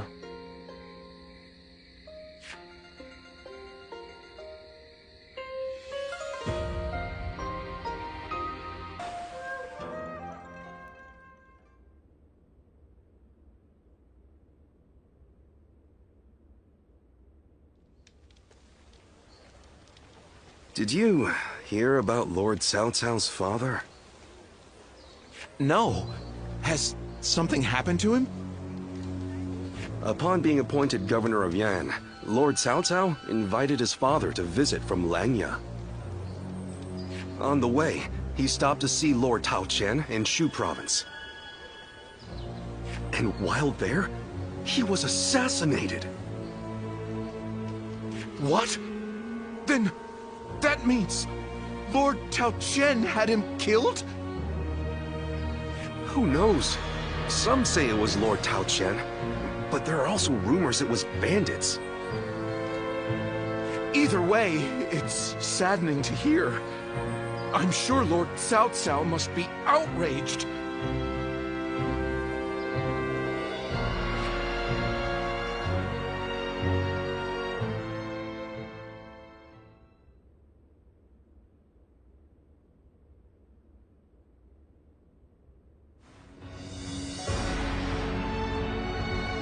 We will destroy Tao Qian. Ah! We're going to war to avenge your father? A worthy cause, to be sure. A war of vengeance. Indeed. I doubt anyone would blame me for hunting down Tao Qian as revenge for him killing my father.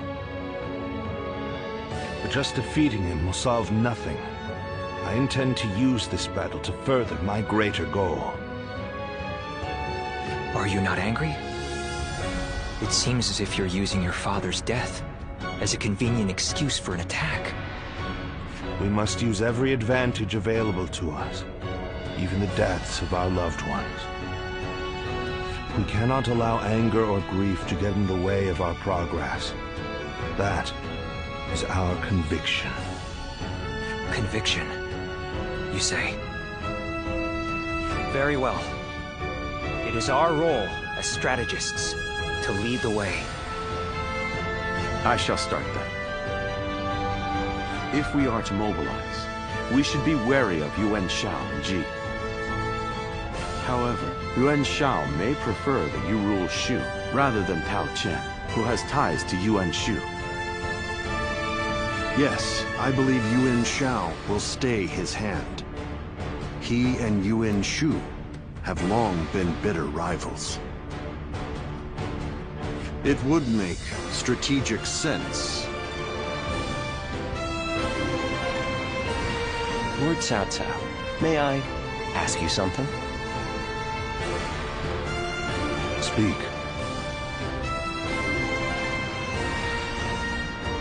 If we win this battle, we will be in a strong position. A position strong enough to seek to conquer the entire realm. I take it you are prepared to do so? I am.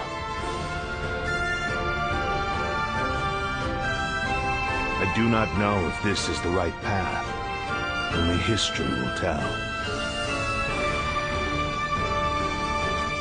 That is why I have gathered the wisest and bravest in the land. If we still lose, even with all that, we will know that I was wrong. Only you would think that way, Cao Cao. Well, it feels great to have a clear objective. I need all of you to be prepared. We are about to embark on the path of conquest. What he says is right. And yet...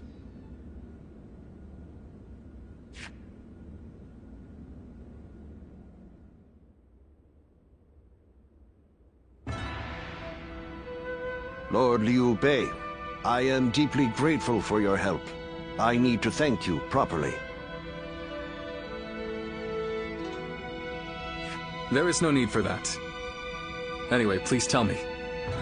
What is this? I am hesitant to ask, but the fact is, I need you to lend me your strength again. My strength? Yes. Tao Qian, governor of Shi province, is in peril. Would you go to his aid? Lord Tao Qian? Has something happened in Shu? Were you aware that Cao Cao has become governor of Yan province? Yes, I had heard. Upon receiving his appointment, he invited his father, Lord Cao Song, to his province. On the way, Lord Cao Song stopped at Lord Tao Qian's residence, and there, he died under suspicious circumstances. No. Cao Cao, believing Lord Tao Qian was to blame, ordered his troops to ravage Shu. But Lord Tao Qian is a man of integrity. I cannot imagine him doing anything like that. I too have often heard that he is a good man. On the other hand, Lord Cao Cao is also fair and just.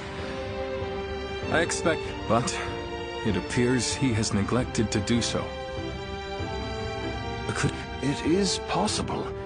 In which case, he is merely using his father's murder as a pretext for invasion. Could there be anything more horrifying than that? Even animals are not so cruel. Whatever the case may be, he cannot be allowed to do as he pleases. Lord Liu Bei, please, go to the aid of Lord Tao Qian. Save my friend and the people of Shu. Lord Kongzhong.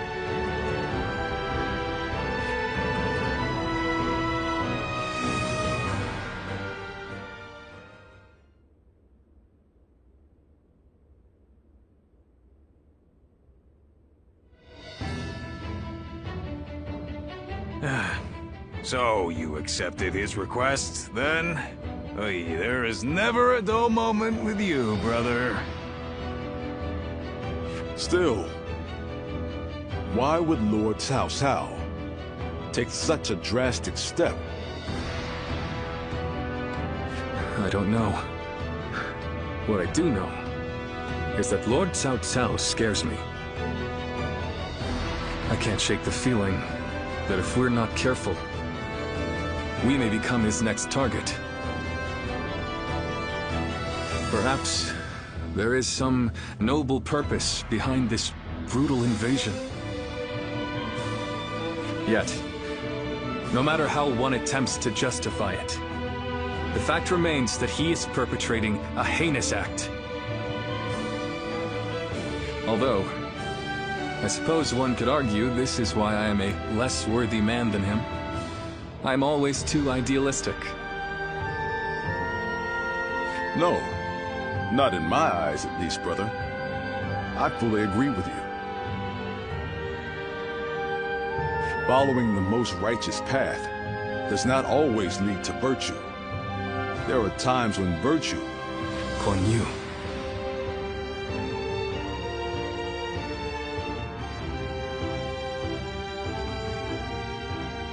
Well, I'm no philosopher, but one thing I do know, I won't stand for such brutality. From Cao Cao or anyone else.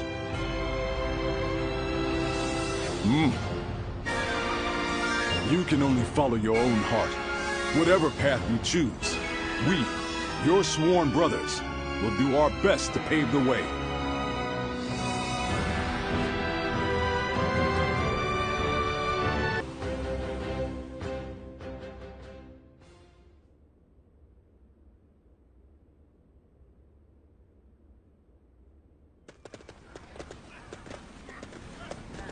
Lord Liu Bei.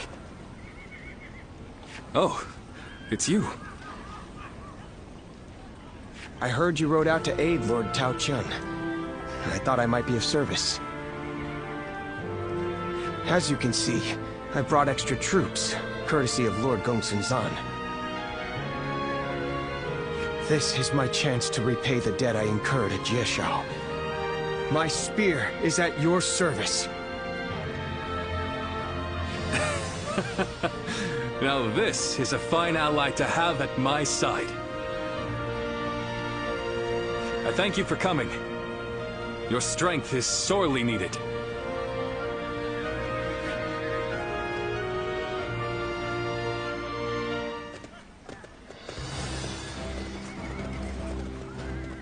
Shall we start? I'm counting on you.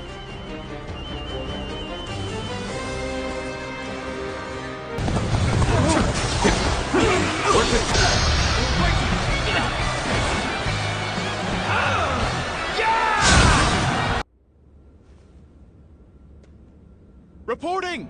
Cao Cao's forces appear to be falling back! What? Details are still unclear, but it appears that his forces have been attacked in Yen. A surprise attack? But who would...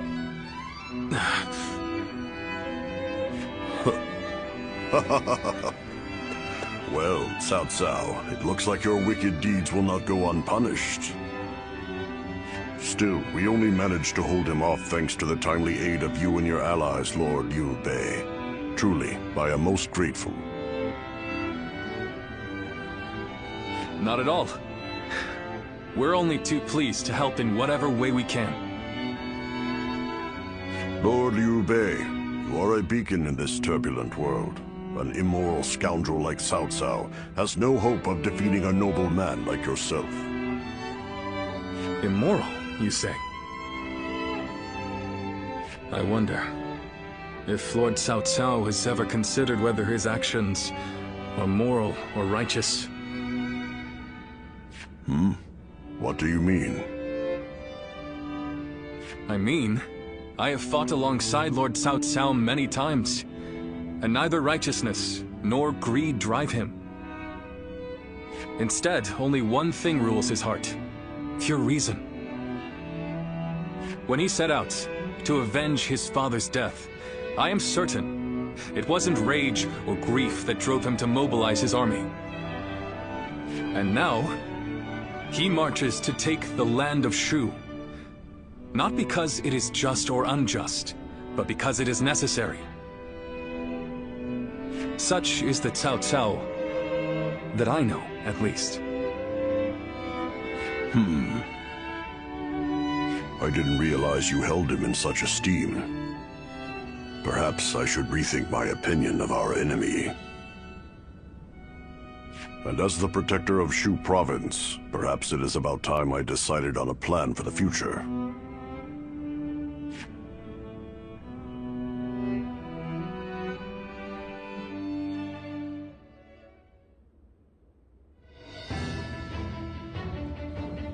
Says there's no telling when Cao Cao will attack again, so he wants him to look after Shu in his stead.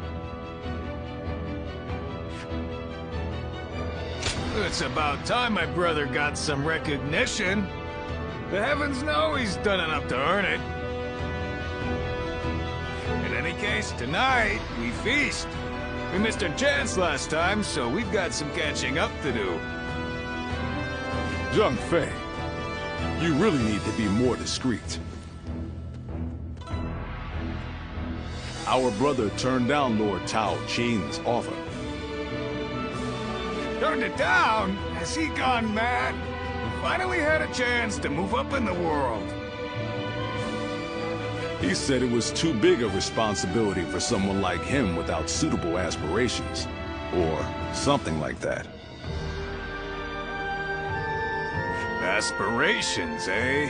Well, they must be something special for him to turn down a whole province. But then, what is Tao Chen going to do about Shu?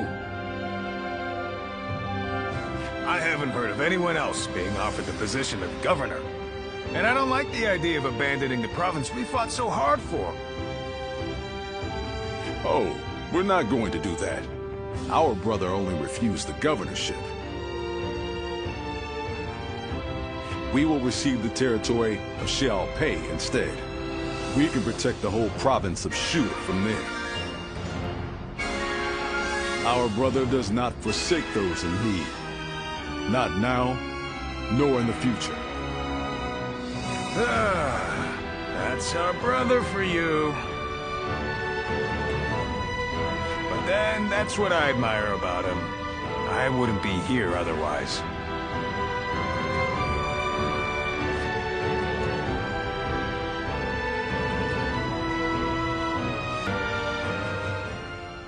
My intuition back at Jiao was not wrong. You are quite extraordinary. No, I am the one who should be thanking you. You gave me peace of mind in battle by watching my back. Lord Liu Bei is the one who saved the life of my master, Lord Gongsun Zan. Knowing that I'd be able to aid him in some way, I did not fear even Cao Cao's massive army. Now, I'm simply proud that I was able to repay Lord Liu Bei's kindness. And on the subject of masters, you haven't yet decided on one, have you? I was certain you were in the service of Lord Liu Bei. After all, you know his qualities well, do you not? And you are not bound to any other faction. It may be presumptuous, but if I were you, I would swear an oath of allegiance to him without hesitation. To respond to the endless calls for help that come from all corners in these times. I believe I know how strong one must be to carry this conviction through.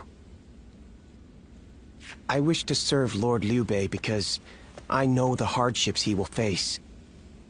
And so, allow me to at least leave a piece of my heart with you. I did not say it right.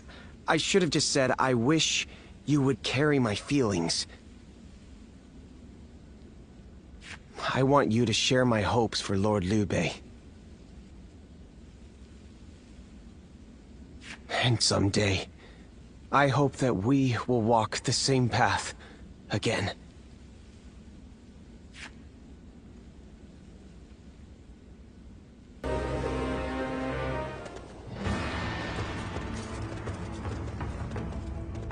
Shall we start?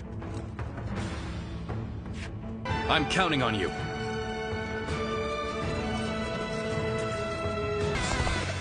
Time to advance!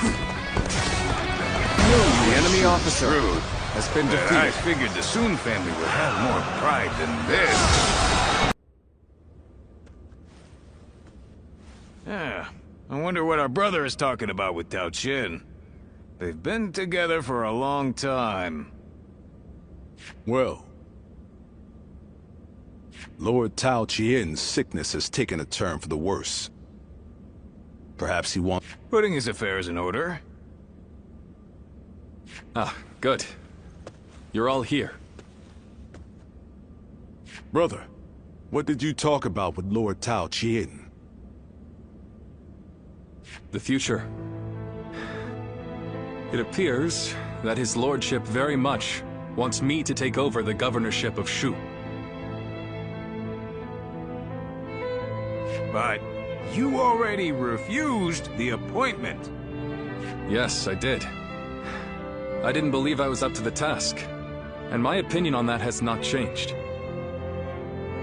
But Lord Tao Qian's illness is grave.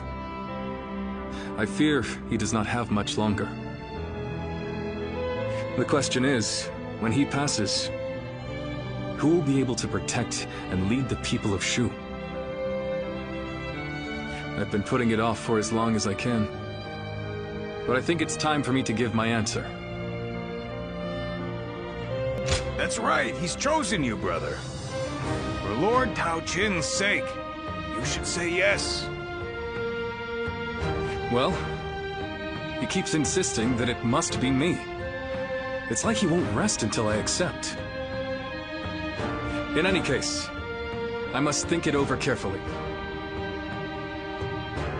If that is what you all wish, then...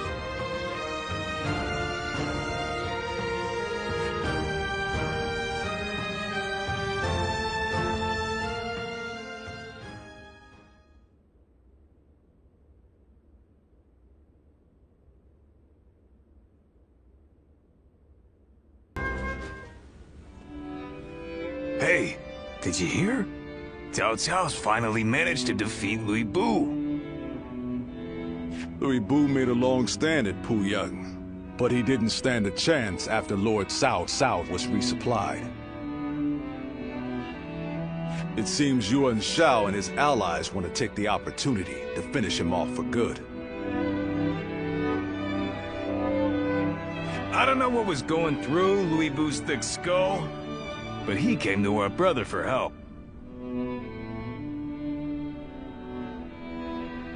And knowing our brother, he's going to want to give him a hand.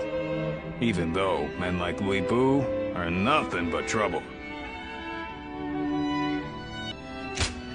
Well, I guess we could try, but our brother has such a big heart. It's hard to go against someone so pure. But it's Lui Bu we're talking about here, huh? There's just no way I can trust him. He killed his first lord, Din Yuan, before joining Dong Zhuo, only to end up murdering him as well. He wears the mask of a man, but has the treacherous heart of a beast. We should be ready, in case he intends to make our brothers his next prey. Yeah. If things go awry, we'll need to be there to protect him.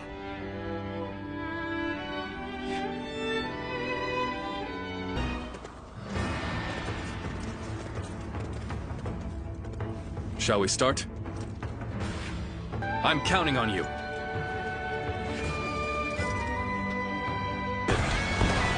Go now! Cut off Lui Bu's retreat and decimate him with our superior number. Don't let up even for a second.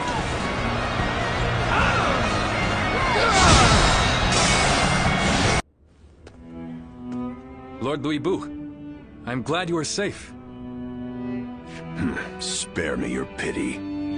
I was never going to let a worm like Yuan Shao claim my head. But I never thought I would be forced to turn to you. Chen Gong took things too far. I don't know how you can act so high and mighty. You're the one that's come begging for help, remember? Zhang Fei, that's enough.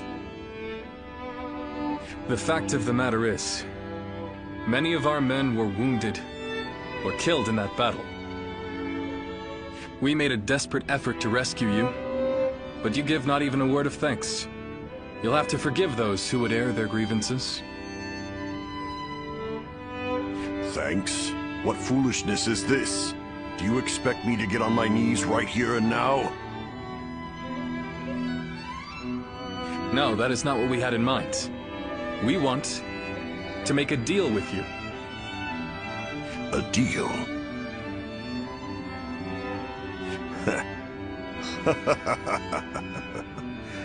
Of all things, it's a deal with me that you want. Very well then, I'm interested. I'll hear what you have to say, but try to make me give thanks or pay respect, and you will regret it. No thanks or respect are required. We just need you to lend us your formidable might to make up for the troops we lost saving you. Oh? You are no doubt skilled enough to be a match for 1,000 warriors. I can think of no better way to replace the 1,000 missing from our ranks. You're not... I'll do it. The fiercest warrior in all the land is at your service. This should stave off my boredom. You have our thanks, Lord Lui Bu. Well, you must be tired. Please wait a moment. We will have a feast prepared immediately.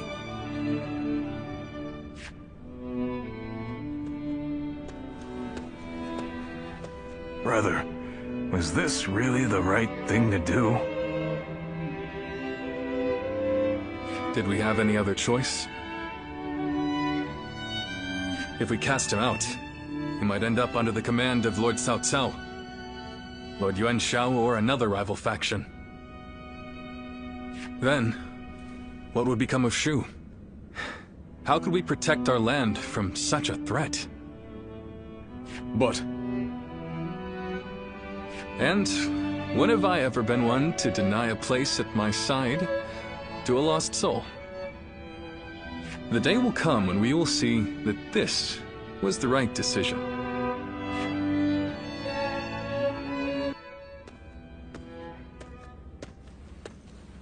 Hey. I knew I recognized you from somewhere. You were with Diao Chang at Wang Yun's residence. I'm surprised to see you here. Tell me one thing. Is she here with you? I see. So you don't know where she is. Is that it?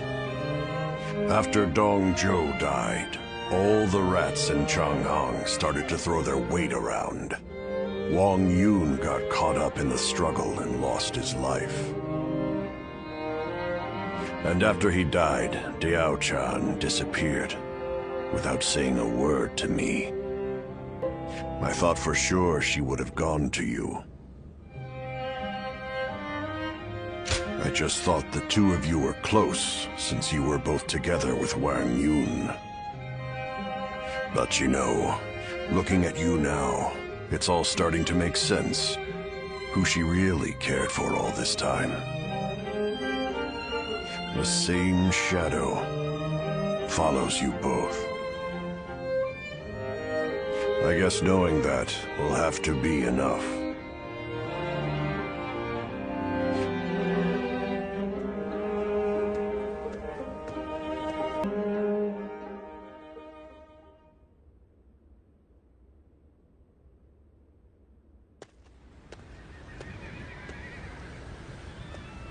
Liu Bei has overcome his indecision. He shall hold fast to his ideals, but the way ahead is unclear.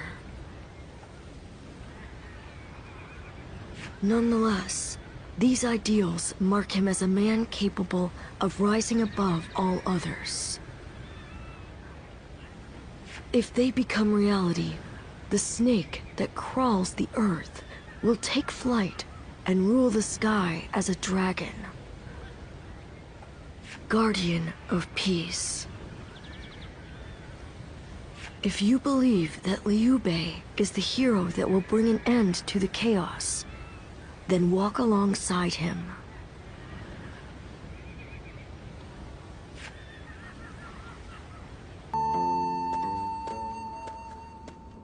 Sorry to barge in on you like this. I have something I need to talk with you about. I would go to Guan Yu and Zhang Fei with this, but let's just say it's a delicate subject with those two. Thanks. You're a great help. I wanted to discuss Lord Li Bu. You've just welcomed him to Shu. Was I right to take him in? The choice has been made, but my uncertainty remains. No matter how much of a monster he might be, I was the one he came to when he needed help. But at the same time, the decision I made might end up bringing harm upon my comrades and the people of Shu. Who do I help? And who do I forsake? And beyond that, I am ashamed to admit it, but I think I have even lost sight of what I thought was my dream. Which is why I know I have true friends in Guan Yu and Zhang Fei, but you're the only one I can really open up to like this. That's not to say I won't forgive you if you turn me down. This decision will change your future, so think carefully before deciding. Your life is yours to live in whatever way you wish.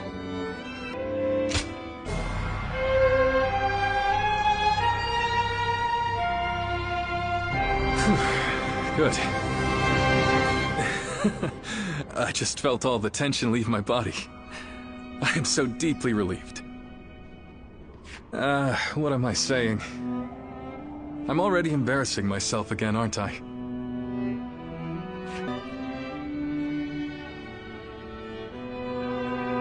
Cao Cao rose above his many rival warlords to gain control over the imperial throne. He made great efforts to establish a new regime centered on Shu. In the face of this, Yuan Shao and the other powerful clans could not remain docile, and their ambitions were soon laid bare.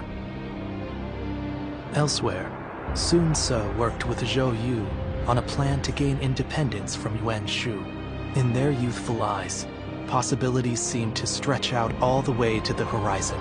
Although Liu Bei had now allied with the peerless warrior Liu Bu, he fell into doubt, unable to decide on the path he should take. With the entire land facing great uncertainty, its heroes also stood at a crossroads. Chapter 4. Sun Ce rises up in Jiangdong. Liu Bei faces a quandary in Chiaopei. Cao Cao fights a decisive battle at Guandu.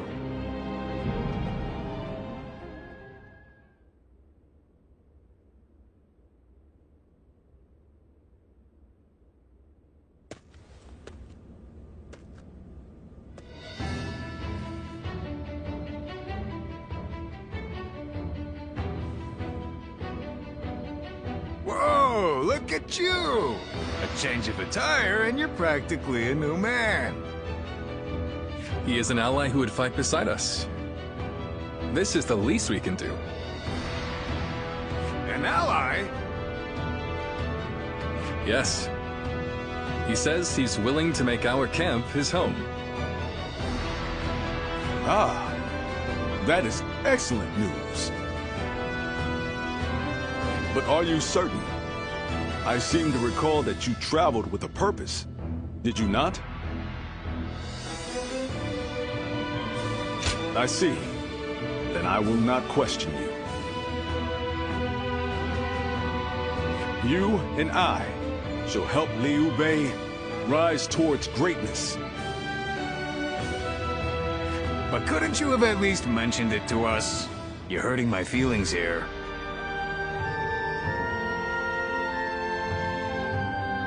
I'm sorry. I didn't mean to keep you out of it. Next time I'll be sure to tell you beforehand. Look who we have here.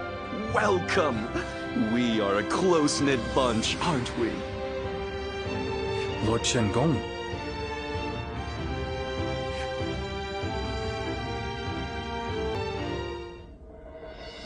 I've just received a written order from the Emperor, addressed to Lord Liu Bei.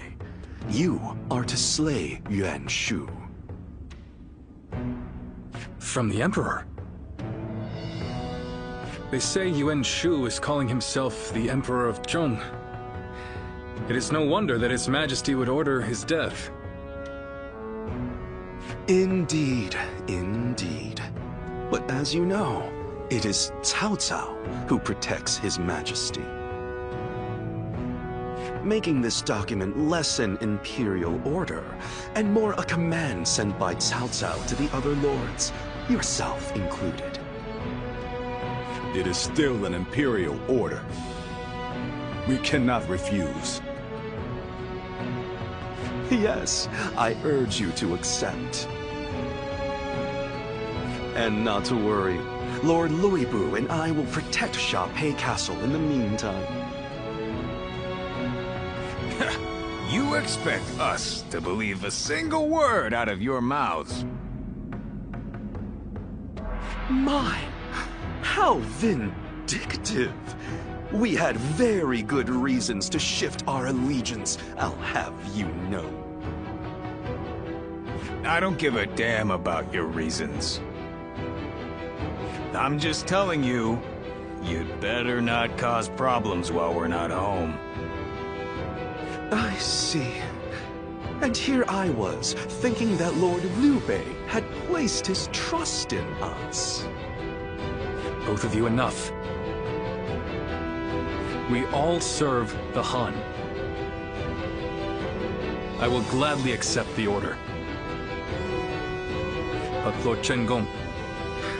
I need you to understand that there will be those who eye you with suspicion, like Zhang Fei here. To ease those concerns, we will leave one of our own to hold this place while we are away from Xiaopei. Are you willing, Zhang Fei? Yeah! Wait, then I'm staying?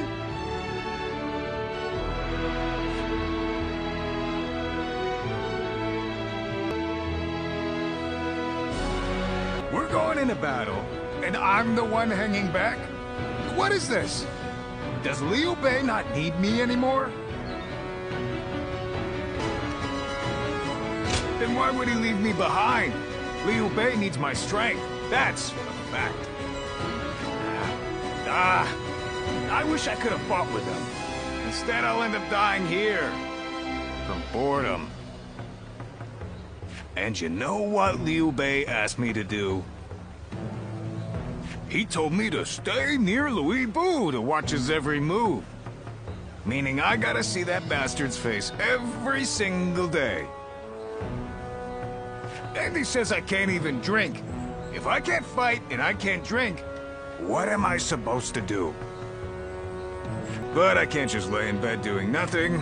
I'll have to find some way to spend my day. Still, I appreciate you trying to cheer me up. I'm gonna go have a drink while I still can.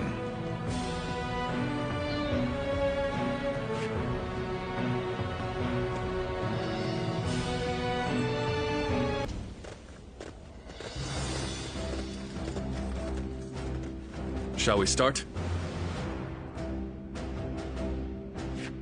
I'm counting on you. Now, men! Attack! Looking rough. What? An ambush!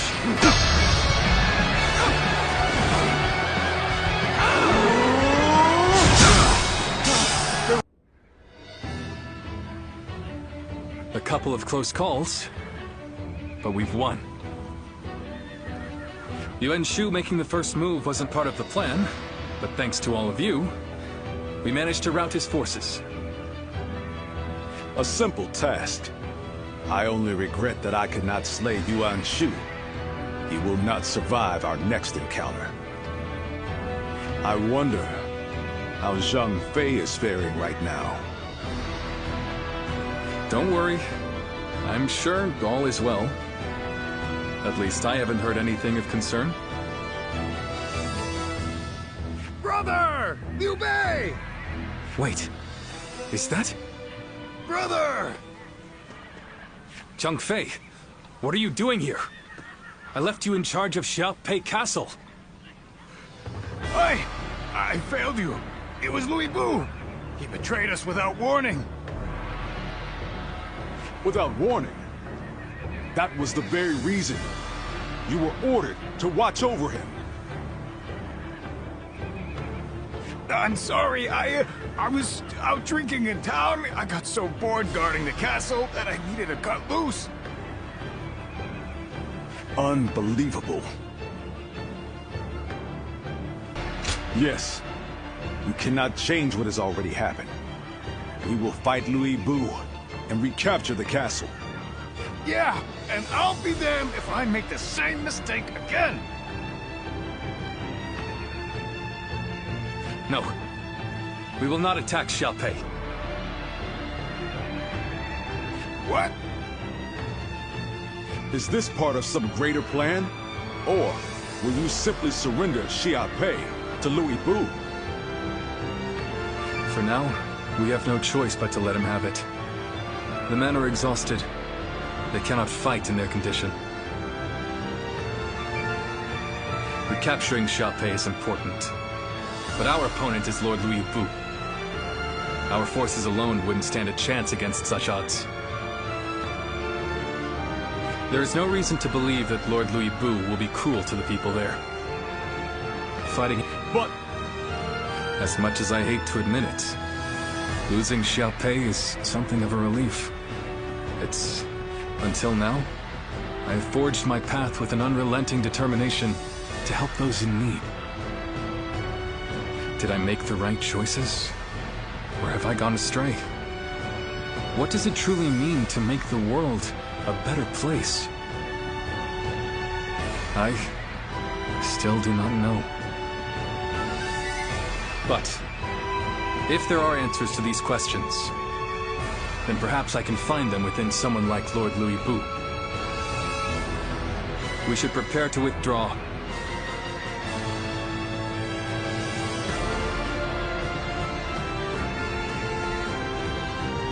Liu Bei! It's all my fault.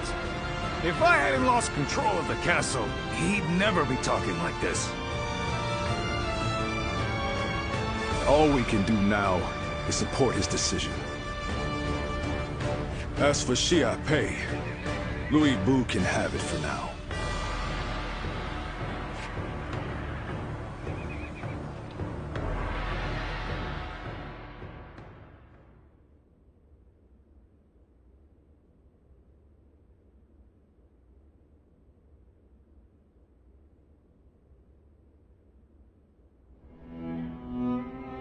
I wonder, what's happened to Liu Bei since that day? It's like he lost the guts he once had. Do you think it's all because of the blunder I made? We lost Xia Pei, and he won't even fight to take it back. He's not even angry, he just goes on about how relieved he is. Perhaps this behavior is part of his nature. His noble desire to help those in need drove him to extend a hand to someone with no sense of honor or justice. One might praise the generosity of his heart, but tolerance can be a dangerous virtue. Thanks. I wish I could help, but I don't think I'm ready to look him in the eye. Light a little fire in him for us, will you? He's likely at one of the pubs along the road. Thanks. We're counting on you.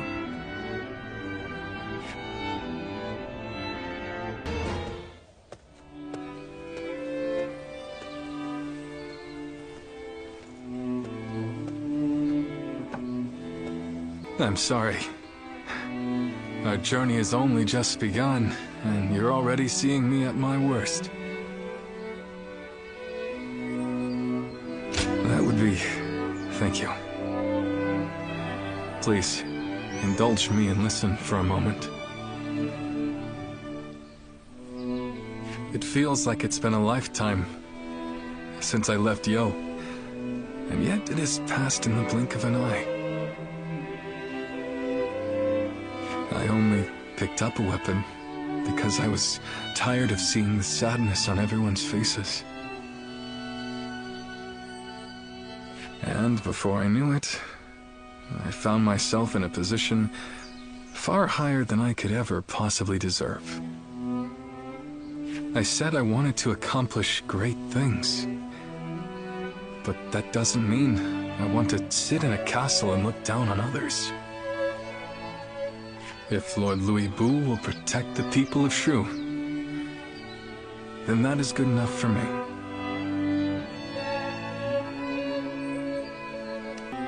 Lord Louis Bu is far more powerful than I am. I am sure that he is more than capable of guarding Shu. This is all for the best. For Lord Louis Bu. Lord Liu Bei, Lord Louis Bu wishes to speak with you. Lord Louis Bu? What could he possibly want now?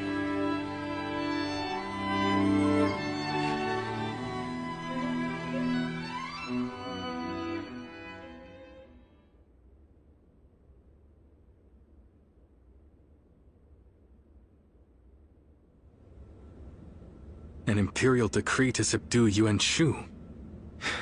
Is this the result of our recent defeat? It seems you have all been deemed ineffectual. This time, the task has fallen to Lord Louis Bu. So, what will you do now, Lord Liu Bei? If it's not one thing, it's another. Funny, just when we were about to carry out this order, you stabbed us in the back. So this time, why don't you do the fighting and leave the guard duty to us? And now you taunt us with a promise of betrayal. Perhaps I should kill you all while I still have the chance. You're welcome to try! Stop. This is complicated enough. So what's the plan then? You're just going to join forces with these traitors? Calm down. They are neither friends nor foes. Lord Tao Qian has tasked us with the protection of Shu.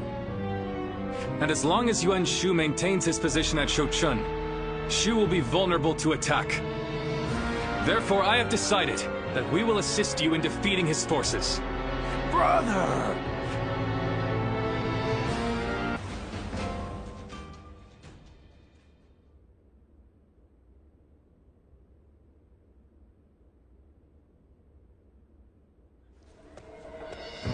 Lord Sun Ce, there you are.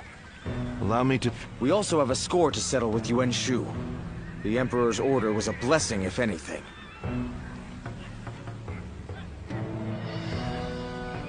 We know exactly how he operates, and exactly how to counter him.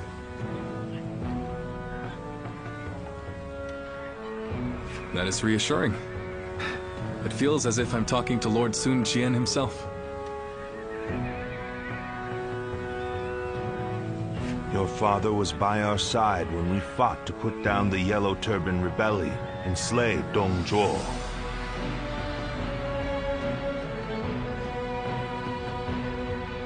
We saw for ourselves why he was known as the Tiger of Jiangdong. I hope to see you match your father in battle.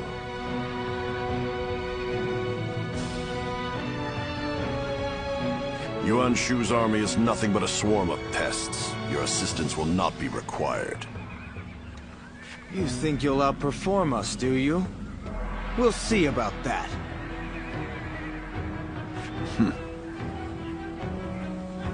I see no purpose to this meeting.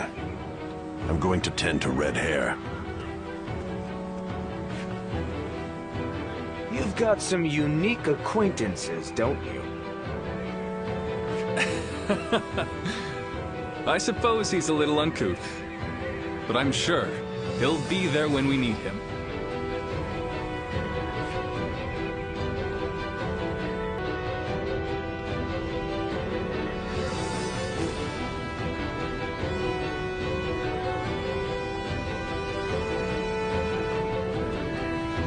Still, it's hard to believe you ended up in the service of Lord Liu Bei. I suppose it makes some sense, considering the long history between you. But, well... it's just disappointing. I wish you had chosen Lord Sun Ce. I know it's a difficult subject. I will keep the rest of my thoughts to myself.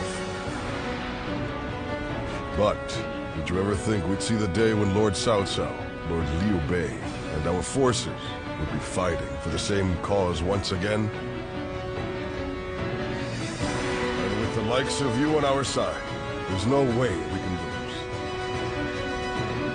We may have chosen different lords, but we'll have each other's backs all the same. I'm glad to fight by your side.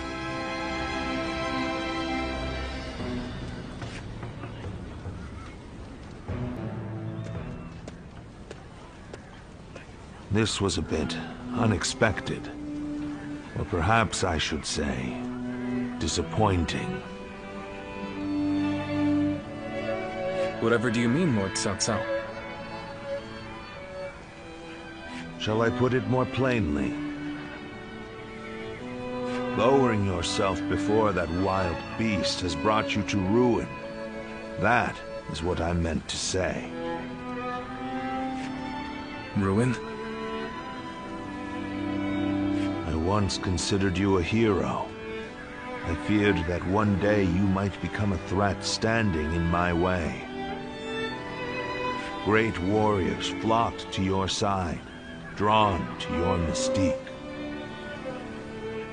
For a time, my mind was constantly occupied with devising ways that I might thwart your rise. But now, it seems that I needn't have troubled myself. You talk as if you have already claimed the entire world as your own. Do you truly think it will bend to your will at the snap of a finger? Enough of your sophistry. That is, if you wish to save what remains of your dignity.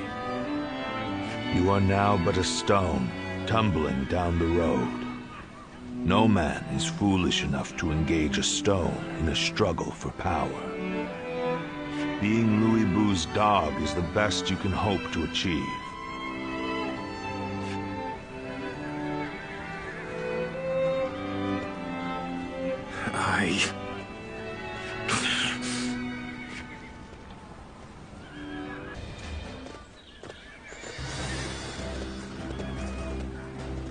Shall we start? I'm counting on you.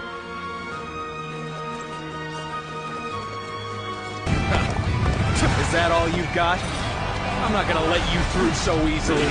Scale attack! Listen up, you lot! This is no time for cowardice! Now we're getting pushed around by both Louis Bu and Cao Cao. Makes me sick. Brothers. What is it, Liu Bei?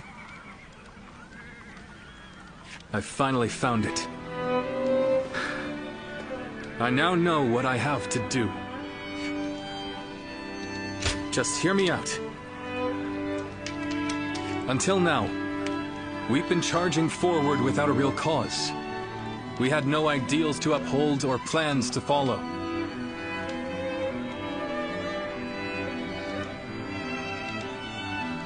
To people like Lord Cao Cao and Lord Lu Bu, who are driven by a strong desire to carve their own path, we must have seemed insignificant.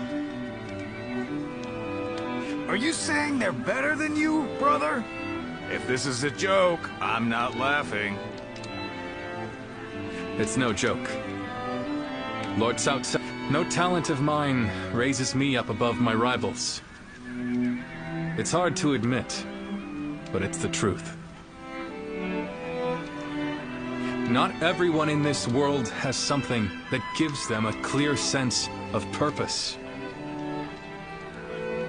If anything, the majority of people will die before they even come close to finding that for themselves.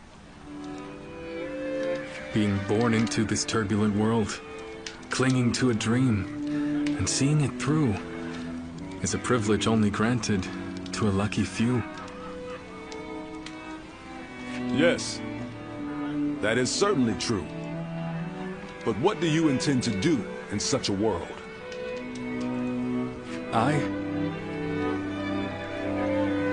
I will create a world where people can live as they wish.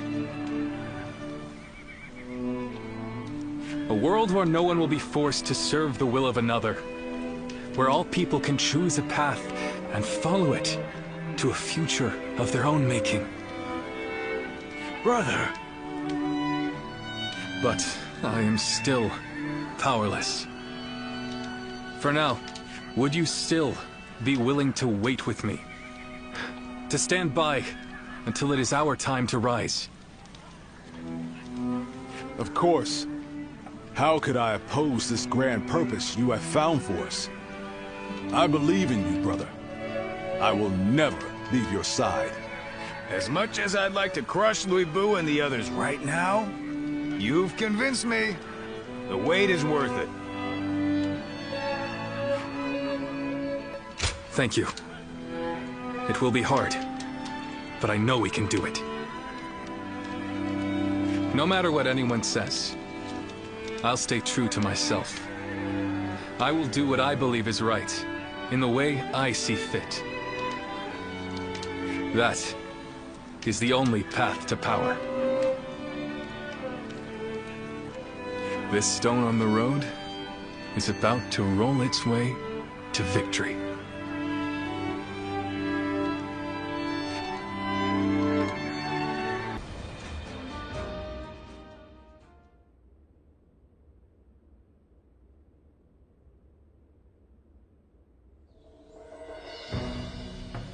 I was serious when I said I'd wait, but I don't think I can stomach Louis Bu for much longer. He is a beast by nature. He will run wild as he pleases.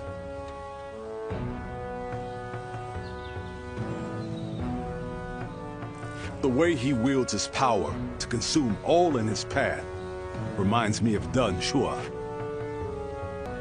I promise to put up with this for now, so I'm not gonna do anything yet, but...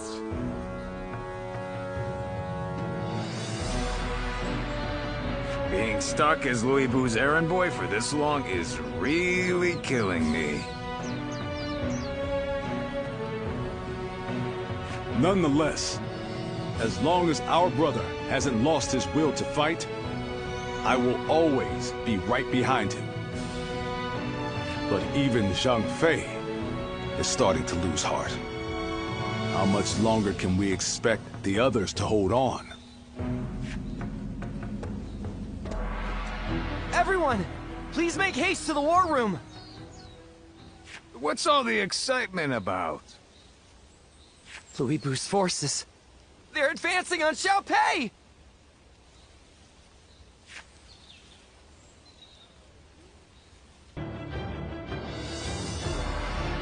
The second we show the slightest bit of humility, Louis Bu will pay for this. But why would he suddenly turn his forces on Xiaopei? This is likely Lord Cao Cao's doing. A lone messenger arrived in Xiaopei. He declared he had been carrying a letter containing plans to eliminate Louis Bu. But he says he was attacked on the way here, and the letter was taken from him. It is difficult to believe that Lord Cao Cao would be so careless. I suspect he intentionally allowed the enemy to intercept the letter. Still, it's not like we wrote back accepting Cao Cao's proposal. Chen Gong must be trying to get ahead of things. But that doesn't make attacking an ally before trying to negotiate any less dishonorable. This must be Lord Louis Bu's answer. It is a world of beasts, where the strong simply devour the weak. It is totally incompatible with everything I want to achieve. The time has come for us to break free from Louis Bu. But our forces alone do not stand a chance against him. What will we do, brother? We will abandon Xiaopei and join forces with Cao Cao's army. Louis Bu will be no match for us together. I'm sure you each have your misgivings about Lord Cao Cao. But for now, think of him as a means to an end. Yeah, I was on board from the start. As long as we get a crushed Louis Bu, you won't hear me complaining.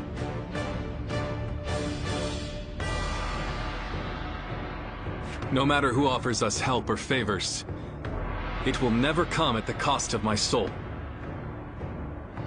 I will subdue and consume all who would look down upon us.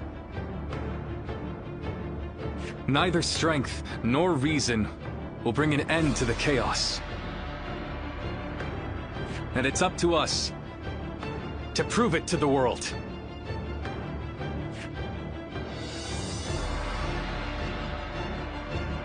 I'm counting on you. We will fight with you. Lord Cao Cao's army should be headed this way. We shall join them and leave Louis Bu's army behind.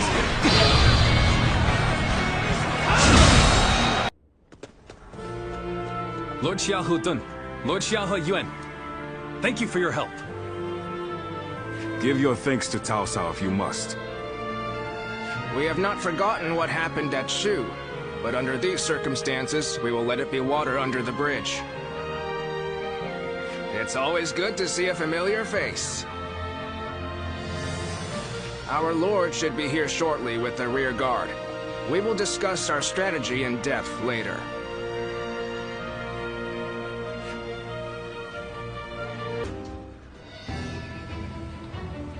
Just you wait, Louis Boo.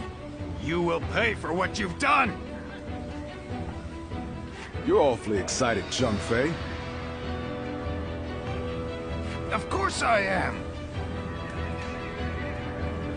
It was my fault that we lost Xiaopei. My failure is what caused all the pain we went through. If that hadn't happened, do you think you would have ever fallen so low? Perhaps not. But without that fall, we never would have found the courage to rise to even greater heights. Guan Yu, Zhang Fei, thank you for believing in me, even at my worst. You've changed, brother. Have I? Yes. You look... Yeah! You were looking pretty pathetic before. I don't think he wants to hear that from you.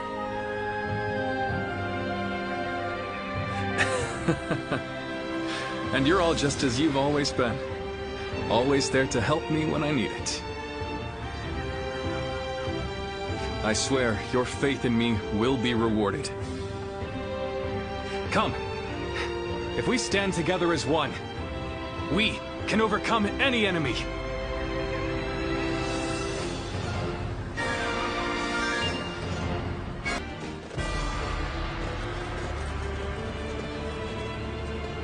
Let's begin. Now go.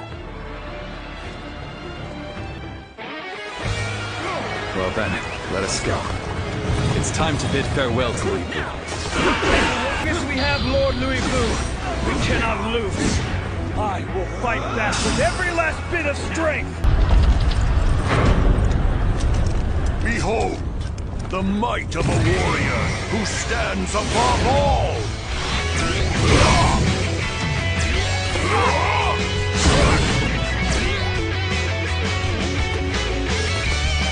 He shall allow you to bear witness to the entirety of my...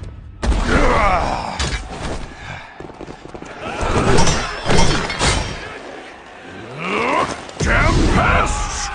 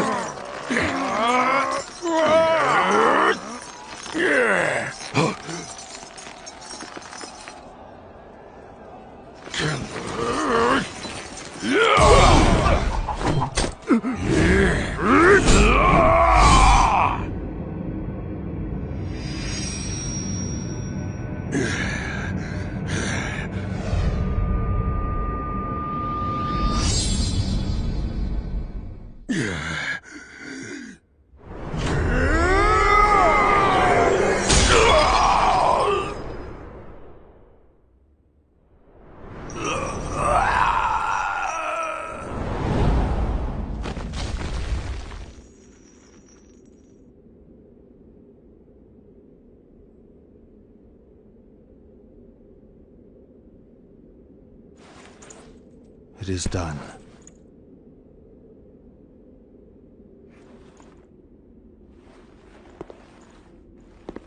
How would you have me conclude this matter? That is not for me, but for the court-martials to decide.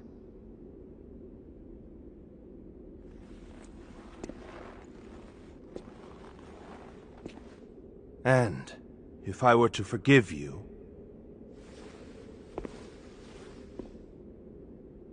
I fear I must refuse.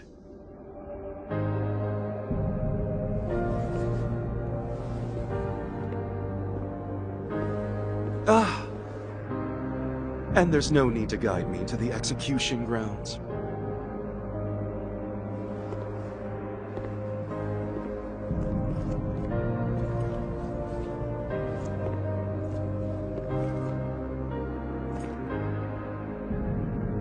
So close. I was so close!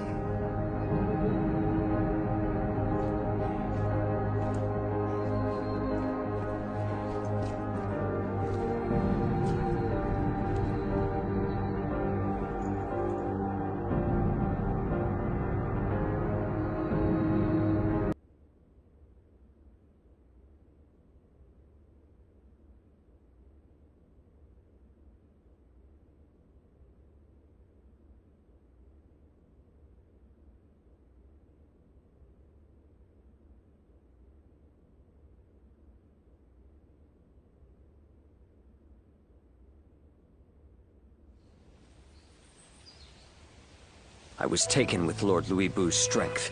I fought on battlefield after battlefield, hoping I might die a warrior's death at his side. An honor Lord Cao Cao denied me. I hear that it was you who pleaded for my life. What did I do to deserve such cruelty? The loss of a warrior such as yourself would be a loss to the entire realm. And you will never master true strength after death. It is a goal reached only through life. Lord Zhang Liao, there you are.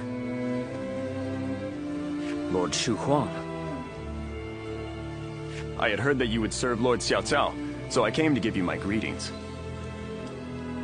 I don't believe we've had a chance to speak in peace since I served under Lord Li Jue in Chang'an. You were in a situation similar to my own, were you not? Lord Shu Huang, if I may ask, how do you serve two lords without any qualms? Saying I have no qualms would be a lie, but so would denying my wish to pursue my path as a warrior. Even as an enemy, I was astounded by how you fought in Xiapei. Fighting beside you would truly be a blessing. I can only hope that I may follow in your footsteps as a great warrior. Lord Guan Yu, Lord Zhang Liao, I ask you both for your guidance. So you would follow me just as I followed Lord Louis Bu? Lord Guan Yu, allow me to thank you for asking that my life be spared. For if I had died in Xiapei, I would not have had the chance to meet a warrior like Lord Shu Huang again. No thanks are necessary. What say, the three of us spar to commemorate our gathering here? A fine idea.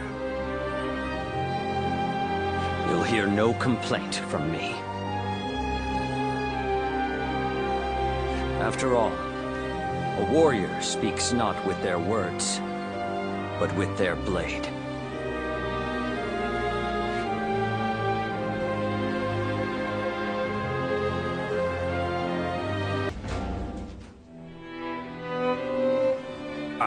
Just look at how far we've come. We started out as a bunch of bumpkins from Yo, but now we're great officers, getting audiences with royalty. I don't know what it is about my brothers, but the Emperor and Cao Cao seem to have taken a liking to them.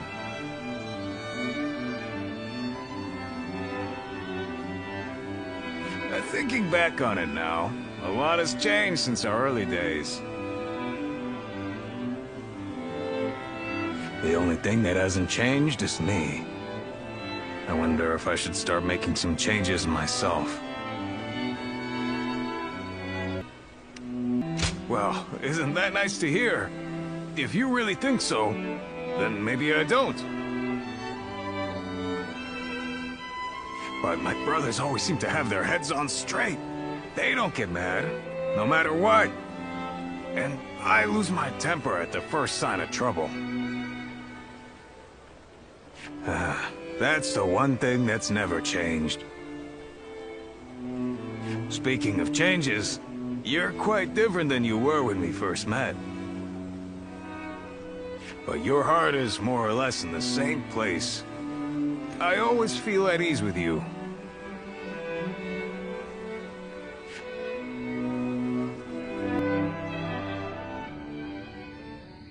Nothing has changed since Dong Zhuo's rule. Just what is Cao Cao thinking? Treating His Majesty like this? Well, he is the one with full control over the court. To him, the Emperor is a mere puppet. His Majesty might not speak ill of him in front of us, but surely he must be displeased. Or perhaps he is afraid because he is unable to discern Cao Cao's intentions. Have some respect. His Majesty would never fear a charlatan like him. Well, I am certain our dear Emperor is pained at all the tyrannical deeds committed in his name. Perhaps we should have forgone Cao Cao and entrusted someone with more prestige, like Yuan Shao. But I hear that Liu Bei might also be worthy. It has grown late. Perhaps it would be wise to leave the patrols to the troops and rest. Speaking of which, we shall do the same. We bid you good night.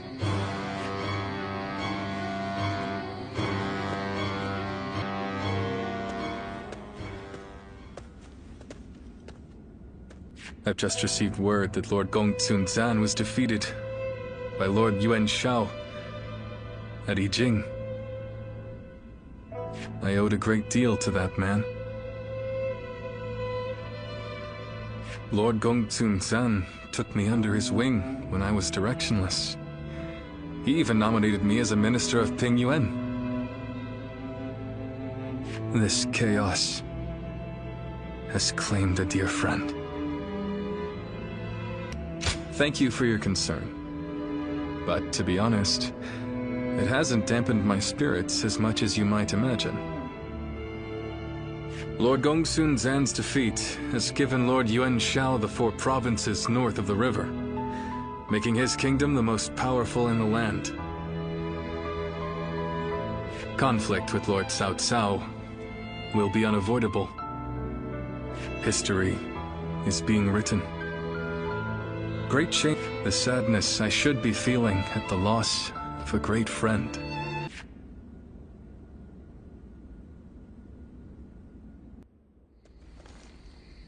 We're gonna drive out Cao Cao?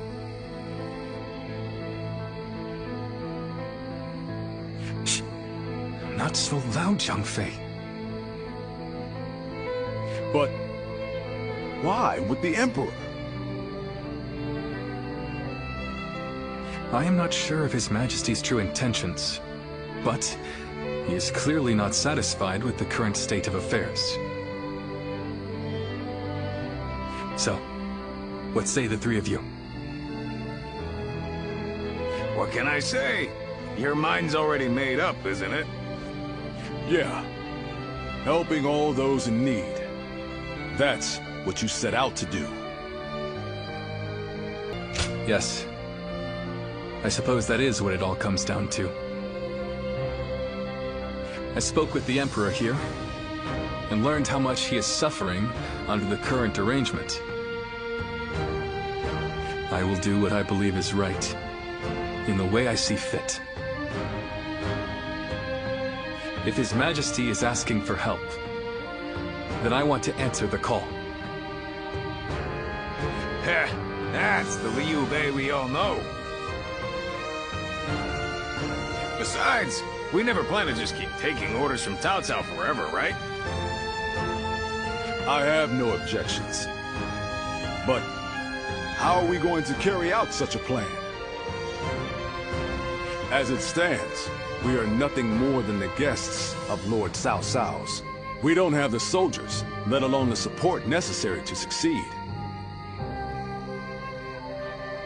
First, we will remove ourselves from Lord Cao Cao's influence and claim some land on which to establish a base. Lord Cao Cao has been talking about attacking Yuan Shu in anticipation of Yuan Shao's forces coming south. That will be our opportunity to leave Shu City. Our destination is in Shu, the castle at Xiapei. With the time we've spent there, I'm sure the people will give us a warm welcome upon our return. I'm no strategist, but do you really think we should bother with attacking Yuan Shu? If we're just going to turn on Cao Cao anyway, I don't see why we need to keep following his orders. I understand your thoughts, but we cannot deny that he has helped us on many occasions.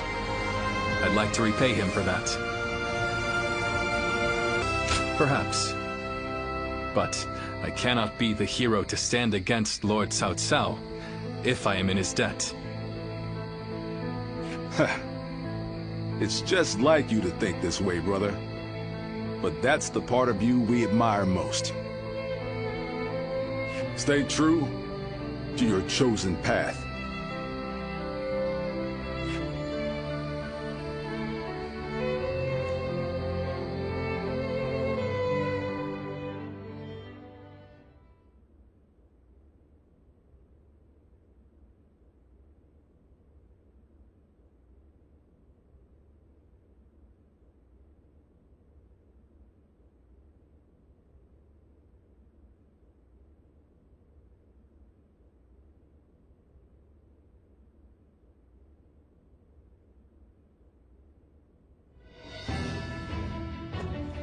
While Liu Bei is away negotiating the alliance with Yuan Shao, it's up to us to defend Xiapei.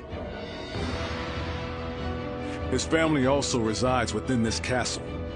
Should anything happen, we must be ready to guard it with our lives. Cao Cao's forces are currently engaged with Yuan Shu's massive army.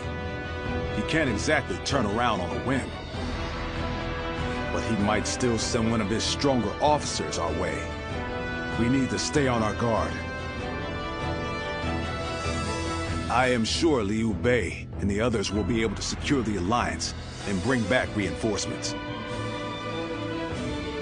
All we can do is put our faith in them and perform our duty here.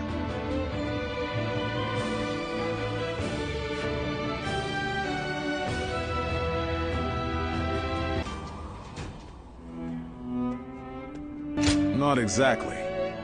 I am simply thinking about Liu Bei and where he might lead us from here. When he told us that he had found his purpose, when he decided to part ways with Lord Cao Cao to establish a base of our own, I was happy. If we could spare the people of this troubled world even one source of grief, then we sworn brothers would proudly charge into battle. And yet, he still lacked a solid ambition for us to pursue. He would speak of doing great things for the world, but never decided what those great things would be. But then, after fighting Louis Bu, and having that discussion with Lord Cao Cao, something changed. He found some sense of purpose. This could well be the turning point. Will he be able to seize this opportunity to rise? That is why it is more important than ever that we support him, no matter what. That's what I like to hear. We must all work together to help him achieve greatness.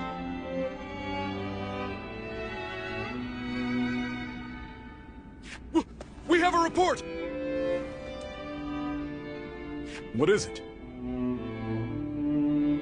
Cao Cao's forces are advancing on Xiaopei Castle! How could this be? What about my brothers?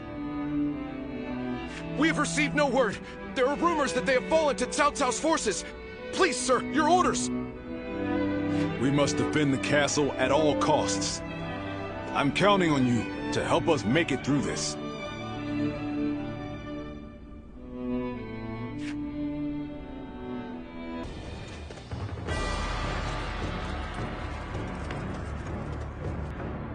Now advance!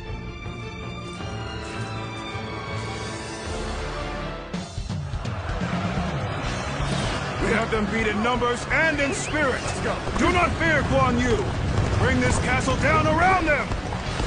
Behind me lies Liu Bei's holdings.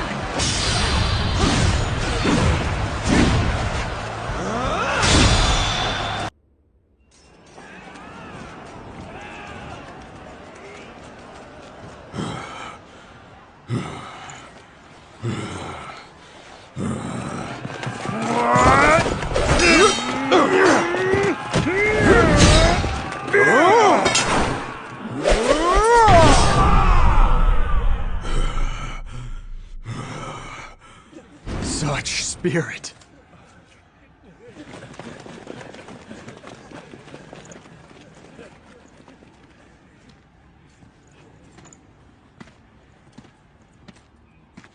Lord Guan Yu!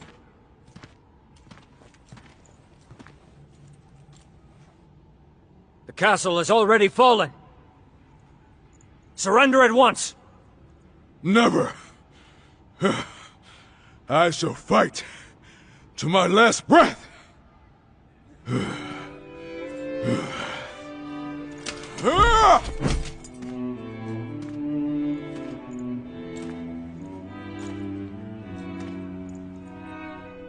You would dishonor yourself out of stubborn pride,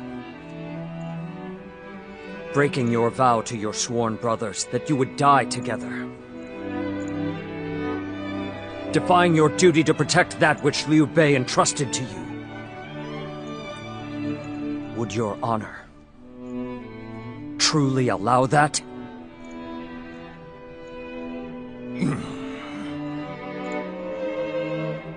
I need 3 promises from you. I will surrender to the Emperor, not to Lord Cao Cao. No harm shall come to the family of Liu Bei. And the moment I find my brothers, I shall run to their side.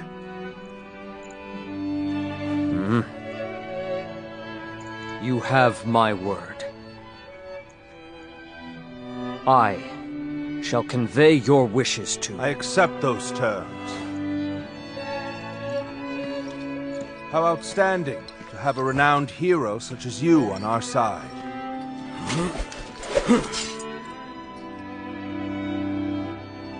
May our acquaintance be long and fruitful.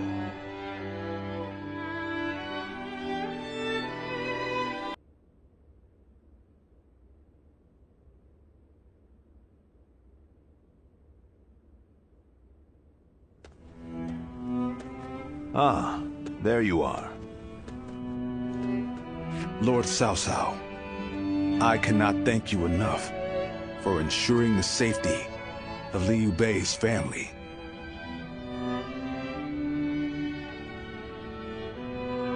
Think nothing of it. More importantly, I have something I want to ask you. Guan Yu, what would you say to an invitation to remain in my service? What? Forgive me. It was not my preference to ask him directly. If the proper authority were present, I certainly would have made the request accordingly, but... I am flattered by the offer, but I will stand by my brother's side for as long as I draw breath. And what if Liu Bei is no longer of this world? Lord Cao Cao.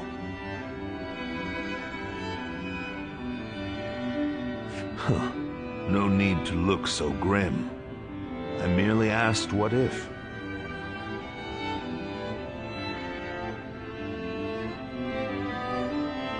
I will not force you to decide now. Take your time and think it over. Certainly.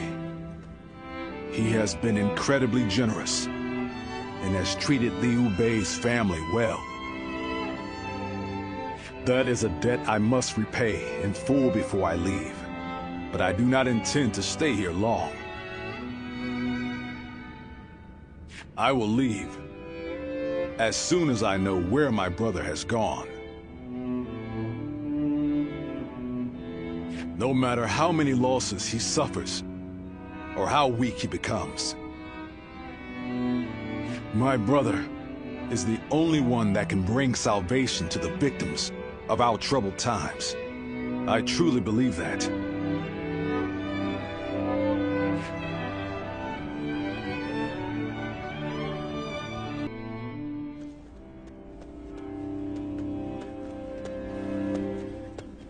I never expected you to fall back under my influence. I'm glad to see you, Ziluan.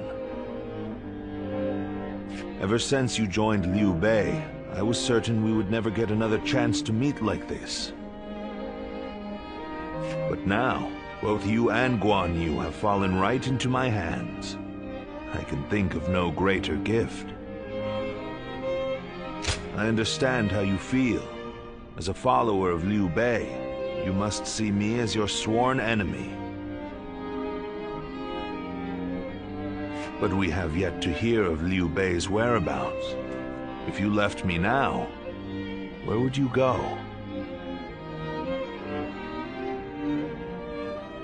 In any case, I see no reason to keep you under guard. I promise you will be treated with all the respect a guest is due.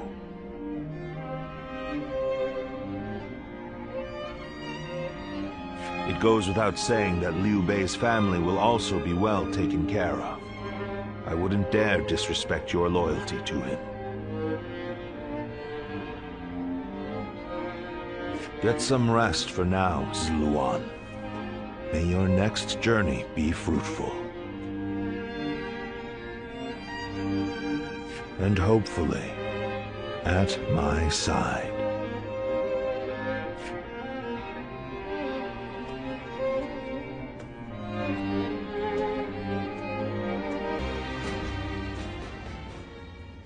Yuan Shao's forces gathered around Baima greatly outnumber our own. They must be trying to quash our potential strategies with sheer numbers. Be that as it may, any commander who would lead such a massive army is bound to let his hubris get the better of them. We must discover and strike at where they have been negligent. Send a small force to ambush them. No, it would be but a momentary diversion against an army that large. Though if we can separate their forces, we may be able to take them down one group at a time. Separate them how? I doubt Yuan Shao would be easily fooled. If one wants to catch a catfish sleeping at the bottom of a pond, one must use valuable bait.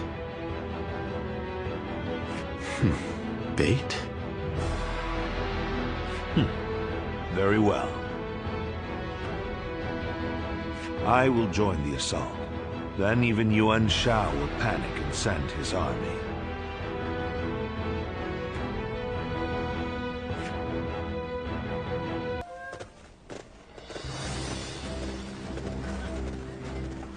Let's begin. Now go.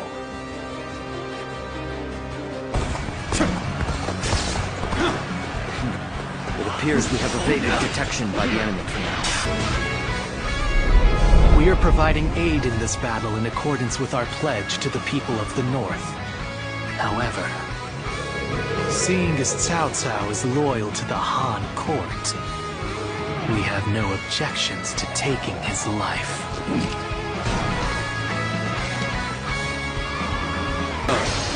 It's good to know I can count on you.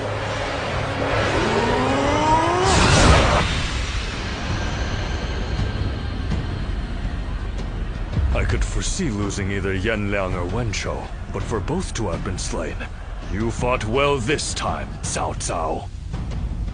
But this brings you no closer to matching our might. In the end, there can only be one victor, and that will be me! This was a great victory, and it is owed to your wisdom and strength. We are humble, but it is not yet over, my lord. Aye. We've swatted away some of their troops, but the flow of the battle has not yet shifted. It looks like Yuan Shao is continuing his march south. They will overrun us if we do not intercept them. To defeat a large army, we must first take advantage of the terrain. We will draw back the front line to Guandu. There, we shall make our stand against Yuan Shao.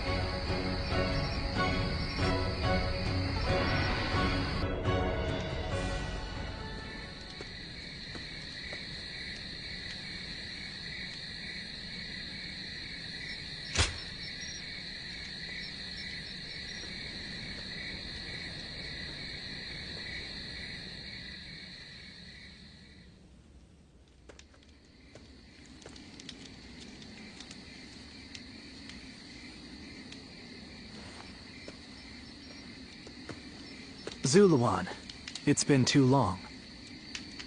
So it really was you. I never would have expected this. But why didn't you tell me where you were? What's wrong, Zuluan? Why aren't you saying anything? Don't tell me you've forgotten who I am.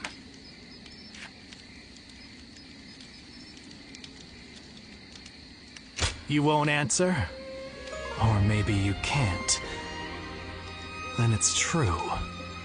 You really have forgotten everything. Well, I suppose I should have known.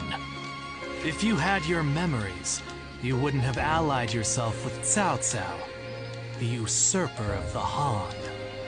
You have forgotten your mission, your ideals, and the promises you made. And now you're floating aimlessly through life. Yet even so, you are unable to escape your fate as a guardian of peace. You submit to a higher power and act as a weapon for them, just as you did as a guardian of peace once before. Though this seems even more pitiful, Juha, what did she say to you in the end? Did she tell you to forget everything and live on, or to pursue true peace? If you can't remember, then let me remind you.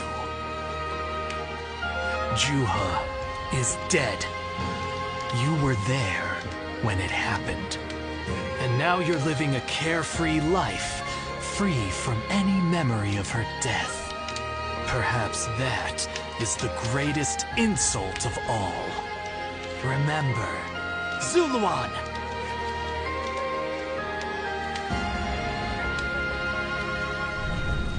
Are you crying? Go, Zuluan. Down your own path.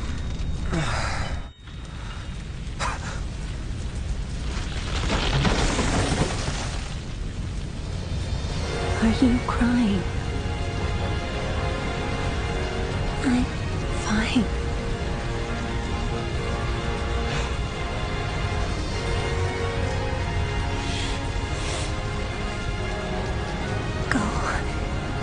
Yuan. Down your own path.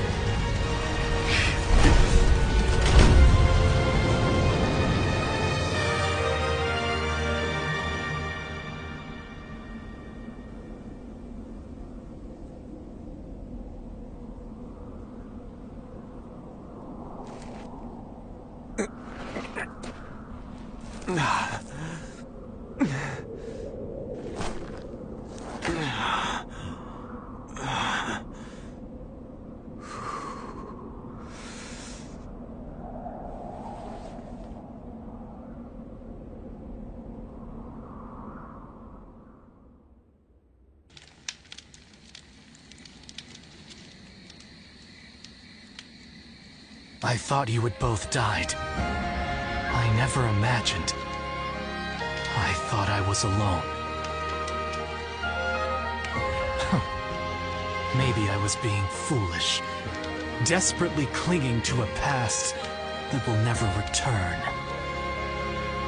I have some advice for you, Zuluan.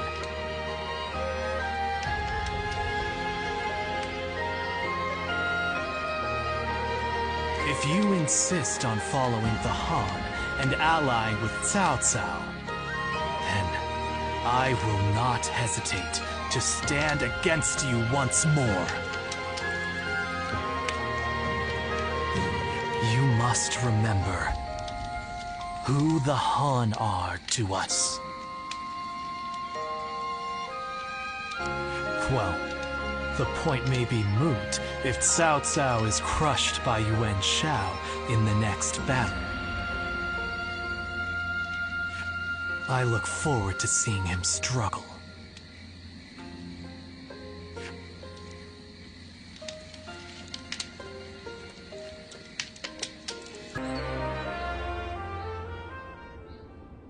Juha. I see.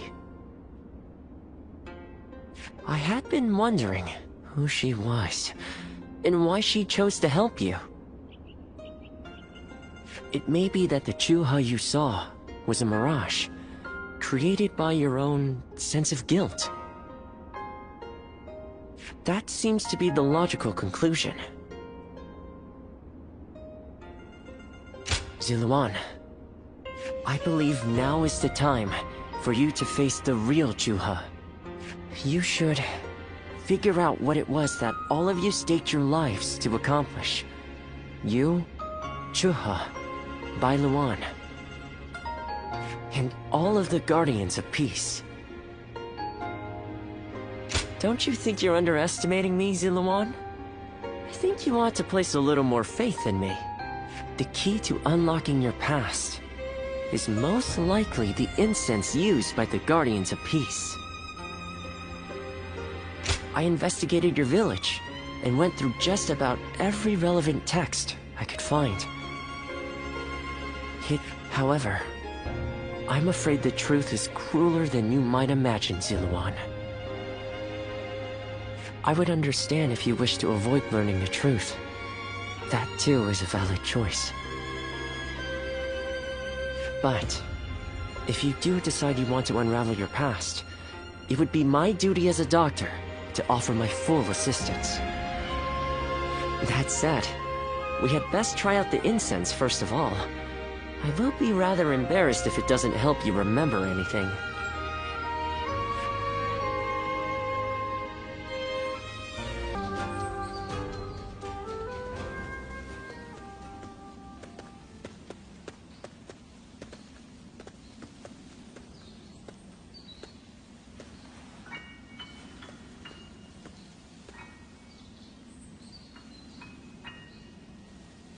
So you remember? We fought the government forces that came to purge our village, and were cut down. And now, you know.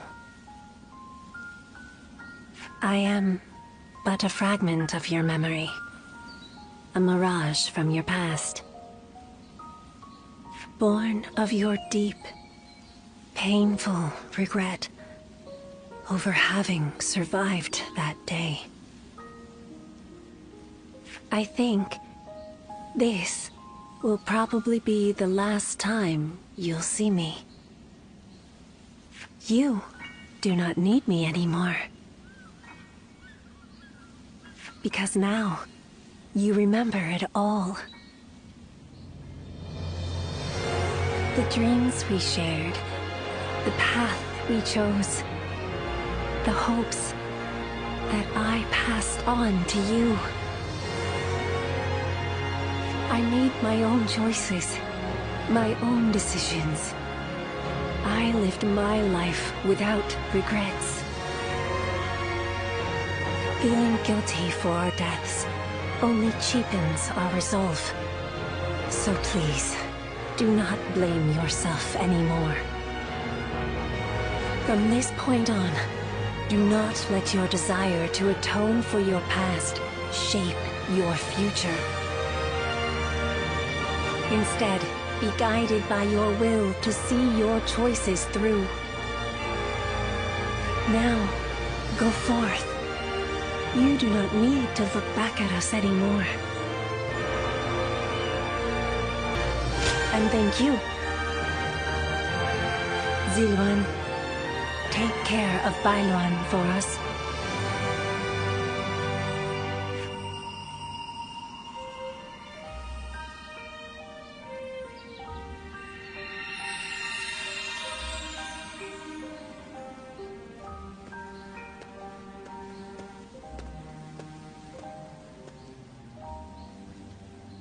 Good. It seems you were able to remember Chuha. That success is a weight off my mind. You did well. I officially pronounce you cured, which means my work is complete. Yes, there is nothing more to be done. Well, I haven't really decided just yet. That's sad. I've always thought of visiting the land where my father studied medicine.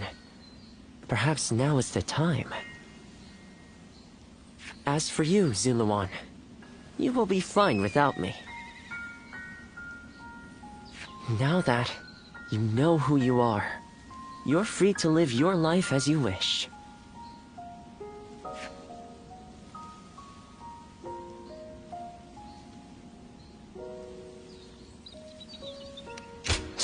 Such maudlin sentimentality. That doesn't sound like my Ziluan at all. Did you eat something strange? But yes, despite my teasing, our journey has been one of the most rewarding times in my life. I met so many people, all fighting to survive this chaotic era. On second thought, maybe I could linger for a while longer yet. After all, what better place to fulfill my duty?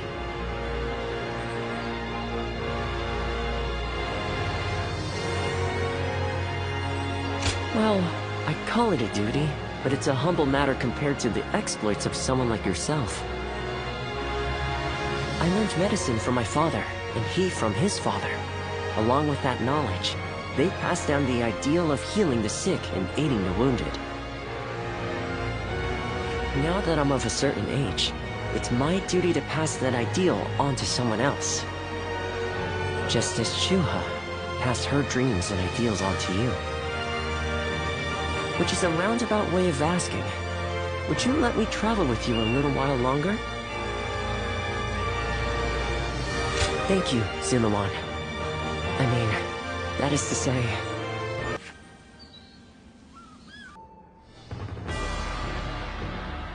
What shall we do, Lord Cao Cao?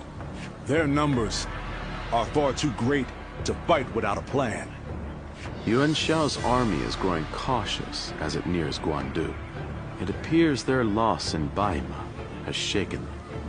But with our supplies dwindling, Yuan Shao must know that time is on his side. Any news from Shu City, Guo Jia? Lord Xun Yu says that lords in the vicinity of Shu City are showing signs of revolt. And there are rumors that Liu Bei was spotted among the leaders of the rebellion. Liu Bei? His Majesty has taken a liking to Liu Bei. If he comes to the rescue, then His Majesty will follow him. Then it is imperative that we send more troops to put the rebellion down, yes? Do not be so nervous, Lord Xun Yu. Those who lack the heart of a warrior are destined for defeat. Let us endure for a while longer. Our chance will come to us in time. Brother.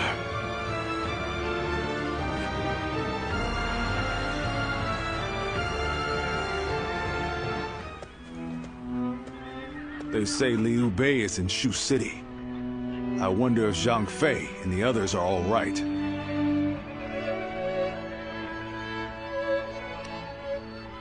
Somewhere around Shu City. We can find out more there. First, we need to get permission to leave from Lord Cao Cao. We must also take custody of Liu Bei's family. Once we've settled our affairs here, we'll begin our journey. Does that sound good to you?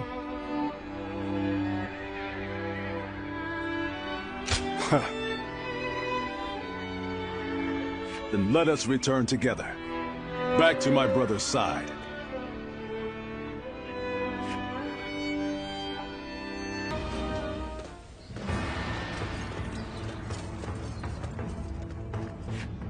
Now advance!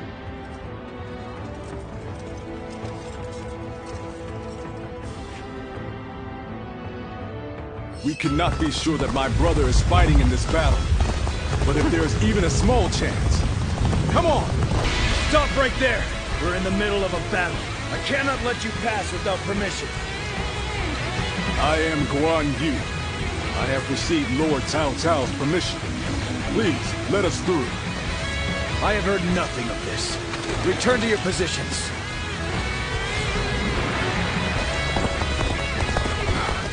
We don't have time for this. I have to find my brother, even if it means forcing my way. Forgive me! Whoa! Hold on! Just listen to me for a second! You will not escape, horse thief! The spear of Zhao Yun shall bring you to justice! Oh, that's... Lord Guan Yu, it's been too long. Slay you where you stand! Are you sure that's Zhao Yun? So you are eager to die.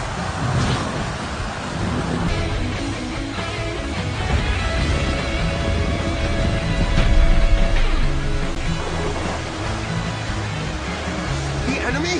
Here? But how? God, we have to warn Lord Xun Yu!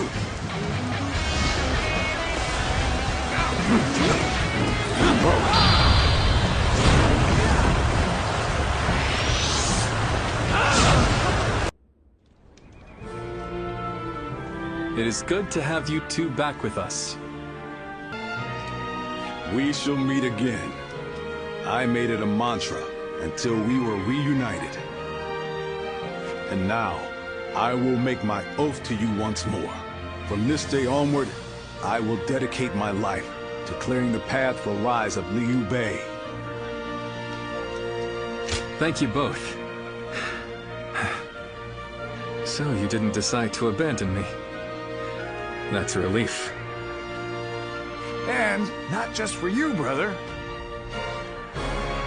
I'd had just about enough of him asking, "Are they back yet?" every time he saw me.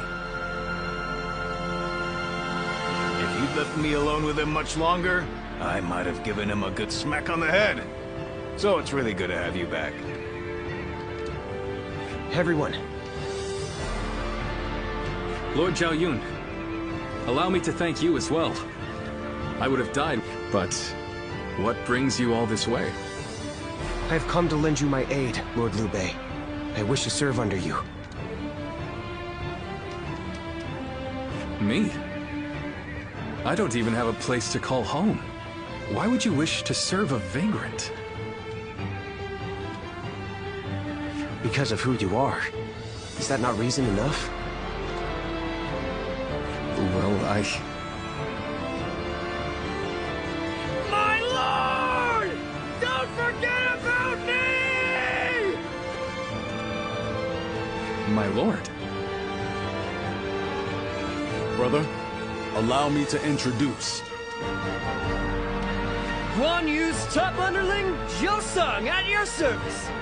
I admire him so much that I followed him and begged him until he took me under his wing. I see. That sounds like quite the story. Well, we shouldn't let all this excitement go to waste. Brothers, fetch the wine. Tonight we welcome our friends with a feast.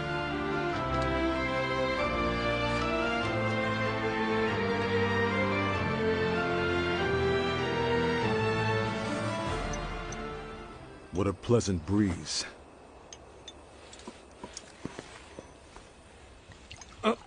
Here, allow me. It's fine. I'll do it myself. To think I would be invited too. Nonsense. Of course you would. Brother feels the same way. Now then. We're already over here, brother. Huh?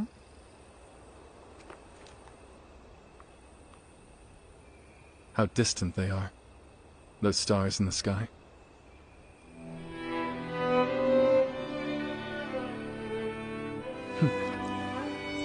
Compared to them, the distance between men seems trivial. It is your open-heartedness that makes you feel so. Ever since that peach orchard, we've been close by. You'll have me at your side, doing whatever I can. That means you'll have me there too.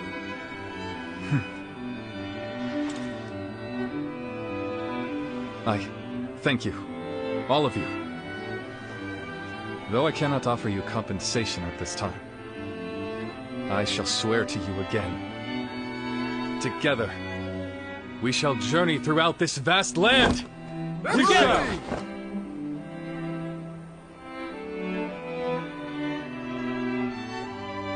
Cao Cao emerged victorious from a decisive battle with Yuan Shao, becoming the most powerful individual in the land. He actively strove to establish hegemony over Hebei, and in turn, the entire land. The Sun clan fell into turmoil after being tragically deprived of their lord once again. However, with their combination of capable youth and dependable seniority, they were able to secure territory for the Kingdom of Wu. Their future now lay in the hands of their young leader. Liu Bei had yet to establish his territory and could not realistically attempt to gain supremacy. But he focused on gaining something worthwhile out of his indecision.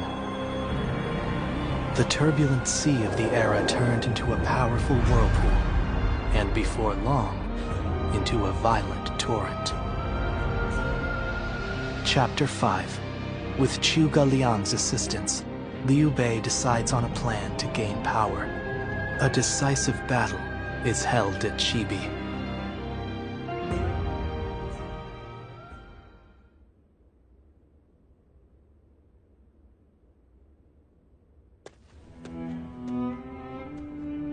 Both sides struggled to gain an advantage at Guandu, but in the end, Yuan Shao's forces were crushed after Cao Cao raided their storehouse.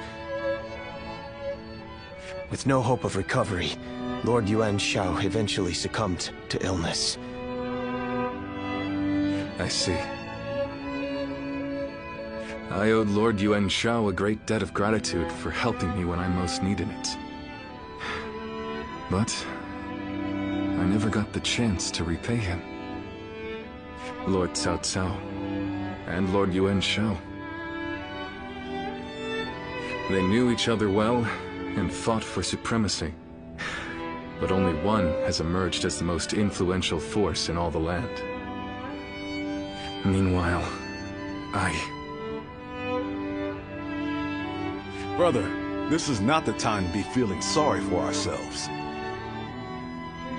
We chose this position near Shu City to pressure Cao Cao's forces from behind as they battled Yuan Shao and Runan.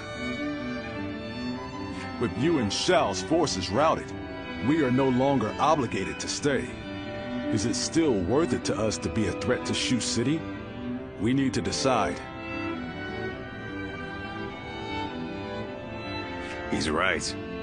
What will we do, brother?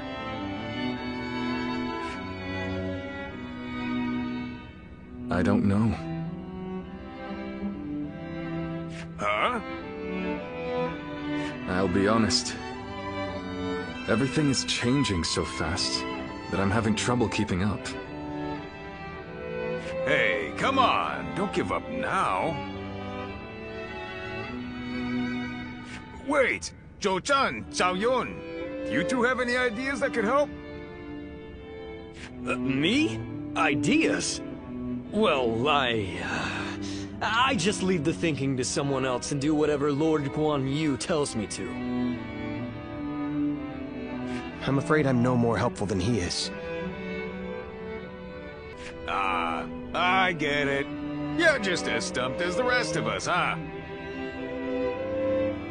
You know, I think this conversation may have shown me what is holding us back. Brother, what we need is a guide. Someone who can help us steer closer to our ideals. A man of wisdom. Wisdom, eh? Now that you mention it, I have heard that great minds tend to gather in Jing. Maybe that's where we can find someone with the skills we need. Do you think heading that way would be a good idea? Wait a moment, brother. Are you serious? How can we go anywhere right now when we've got the castle here in Runan? You're right. I'm sorry, forget I mentioned it. Perhaps some ideas are best left unsaid.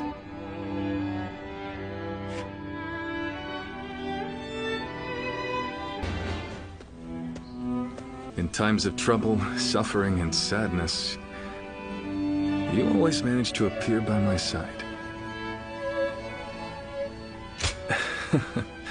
Yes, again. I'm sorry to burden you, but please listen. I've been thinking about what Guan Yu said. And he's right. I think I may be lost.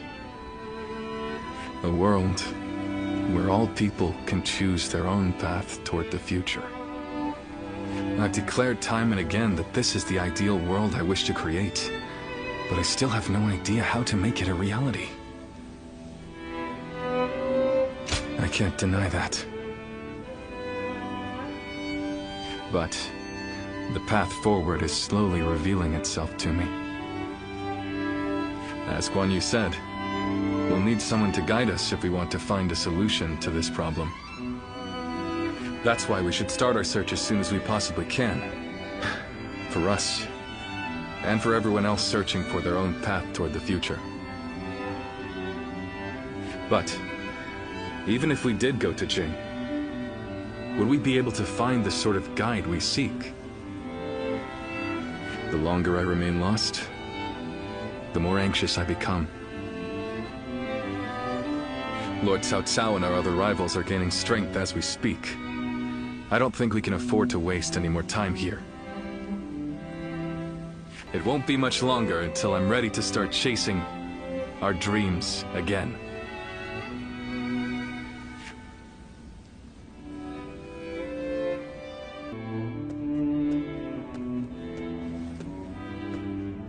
Oh, didn't expect to see you here. I thought it would be Zhao Yun. I can't turn around without him asking to spar with me. But I never get bored of fighting, so I don't mind. I've taken him on a few times now, and he's far better than most. Yeah, but come to think of it, after you joined us, we went a while without adding any new faces to our ranks. Now we have a great lineup of strong fighters on our side, and my brothers want to get someone smart to point them all in the right direction. That'll make us even more powerful. I understand that. I do. But I'm worried we won't see eye to eye. Yeah, you're right. No matter who they are, they'll still be my brother's ally. Whoever we bring into the fold, I just hope it's an honest person that I can get along with. Because there's nothing I hate more than a know-it-all with a smug look on his face telling everyone how right he is. Reporting, sir. Cao Cao's forces are mounting an attack on us here on Runan. Please, make haste to the war room.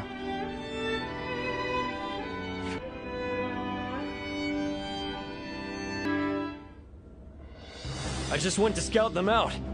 It turns out Cao Cao himself is leading a large force here. What? Lord Cao Cao is leading them. But why? We're nothing but wanderers. We're more of a rabble than an army. There's no way we would stand a chance against their main force. Heh. Looks like they're not taking any chances with you on our side, brother. Lord Cao Cao. Does he plan to slaughter every last one of us? Perhaps this would be a good time for us to flee to Jing like you mentioned before, Lord Liu Bei. Agreed. The ruler of Jin, Lord Liu Biao, is a relative of Liu Bei's. He will surely welcome us with open arms. Wait. Under these circumstances, going to Jing would end up making it the target of Cao Cao's attack, would it not? That would force great hardship upon Lord Liu Biao and the people of Jing. I think I'd rather... You would rather throw your life away. If you die here, all of your dreams, everything you want to achieve, will die with you, condemning the people to lives of despair. Guan Yu. You worry too much, brother. With a few more soldiers on our side, Cao Cao won't look so tough. We'll make a stand in Jing and drive them back. Right, Zhao Yun?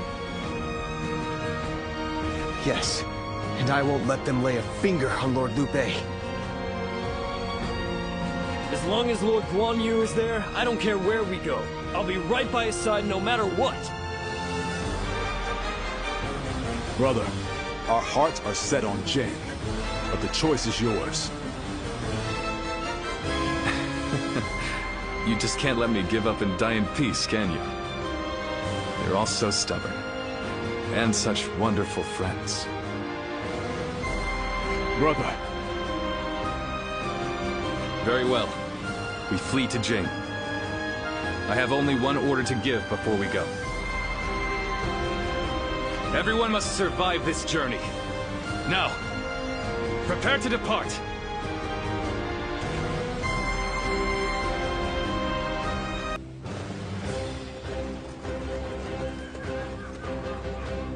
Shall we start? I'm counting on you.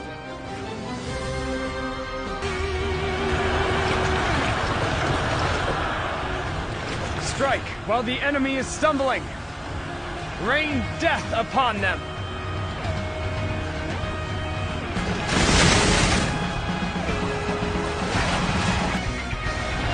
Took you long enough.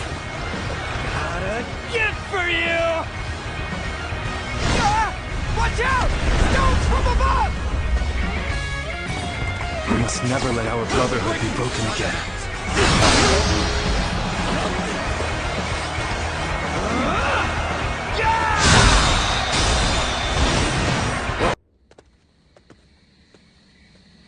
Whew. That was a narrow escape, but we made it. We were lucky everyone did their part. I lost count of the times I thought that tidal wave of soldiers would swallow us whole. So this is what it means to face the full brunt of Lord Cao Cao's forces in a direct conflict. So it seems. Zhao Yun, Zhou Tsang, we've already put so much weight on you. On the contrary, overcoming deadly circumstances is an officer's one true joy. I'm thankful for the experience. I'd go to hell and back for Lord Guan Yu. As long as he's around, I can get through anything. I see. Thank you, everyone. We've almost made it to Jing. Let's get some rest after we arrive.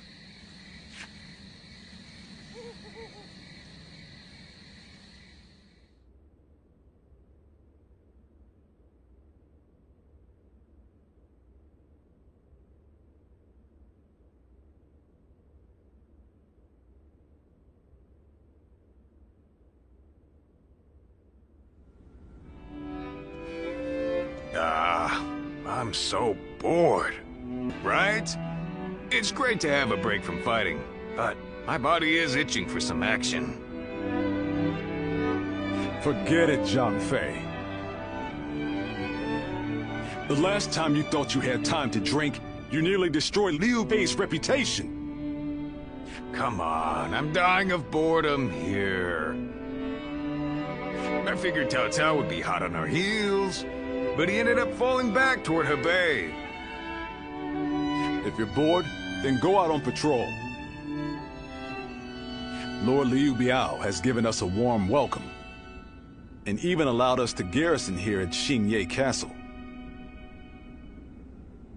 Our brother is doing his best to meet Lord Liu Biao's expectations by governing well and earning the trust of the people of Xingye. If you have time to get drunk, then you have time to listen to the troubles of at least one of the peasants. Yeah, I get it. But isn't that the sort of thing we've been doing since the start? I thought Liu Bei brought us here to do something bigger and more important. But while we're sitting around doing odd jobs, Cao Cao is getting stronger by the day. True. And hasn't our brother accepted Liu Biao's invitation to that banquet tonight? How the hell will socializing with Liu Biao and his peasants bring us any closer to defeating Cao Cao? That's enough, Zhang Fei. Our brother has his... Is that so? Then he should at least tell us what he's thinking. The way he's acting now, it's like he completely forgot all those dreams he used to go on about.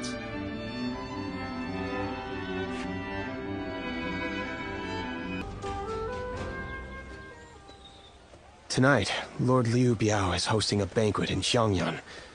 Lord Liu Bei will be attending, and I've been ordered to accompany him as his escort. I'll need to be ready for anything. Yeah, Lord Liu Biao has been very accommodating, but I doubt everyone in his service will be so kind. Initially, Lord Liu Bei had hoped to attend the banquet on his own. He said that having an intimidating escort would make us look ungrateful for Lord Liu Biao's kindness. But together we managed to talk him out of it. He agreed to take one guard with him, as long as it was me.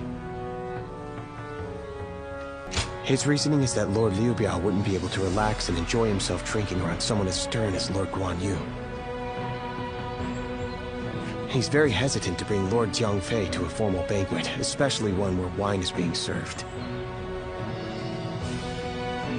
So he ended up choosing me instead. As for me, I am bound by our leader's orders. I have been asked to be unobtrusive as I watch over him.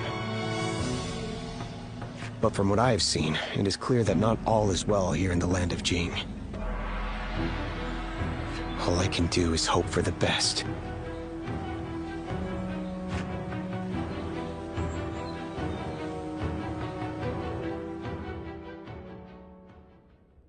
Wake up! Liu Bei's in trouble!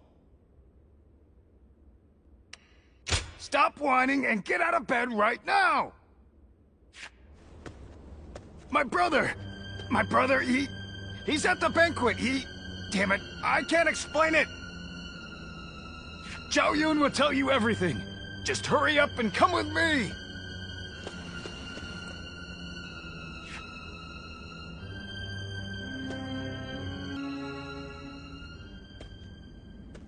So Lord Liu Bei really hasn't returned here to Xinye. Where could he possibly have gone? Just to reiterate what you told us, Xiao Yu. Our brother disappeared sometime during the banquet, correct? Yes. One of Lord Liu Biao's retainers, Cai Mao, made the suggestion to divide the banquet with the lords and the retainers seated separately.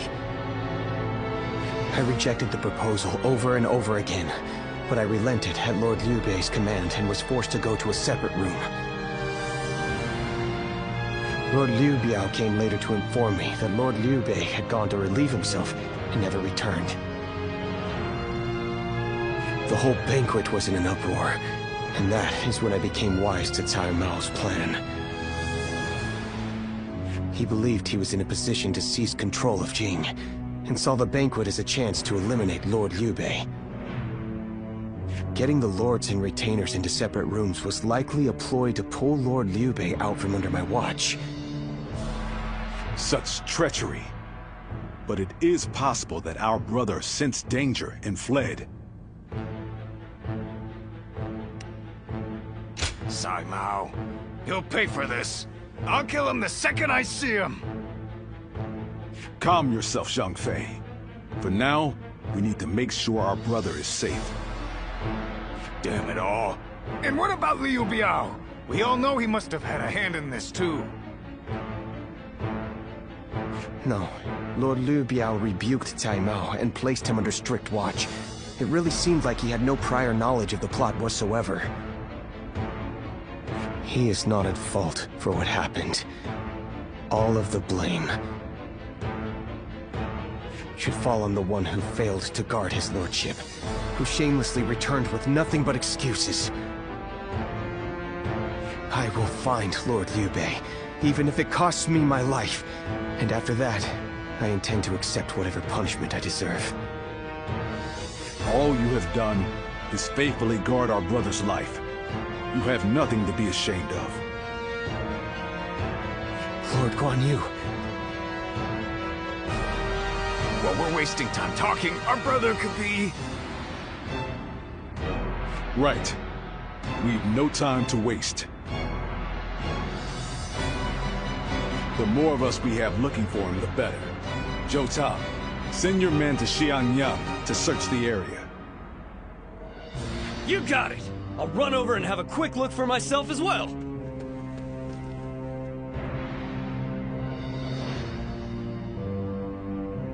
I'm going to Shenyang too. I can't see myself getting any sleep tonight anyway. I will join you.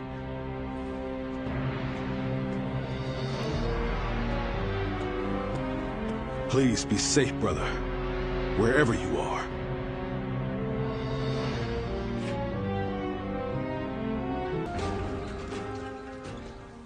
Based on the information I've gathered, it is very likely that Lord Liu Bei is somewhere near this location. But why would he be out here in the middle of nowhere? Ah, there you are. Lord Liu Bei, it is so good to see you alive. I'm sorry about all this. Everyone must have been worried sick. But where could you possibly have been all this time?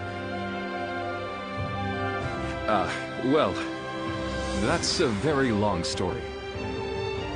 There's also something I'd like to discuss with everyone.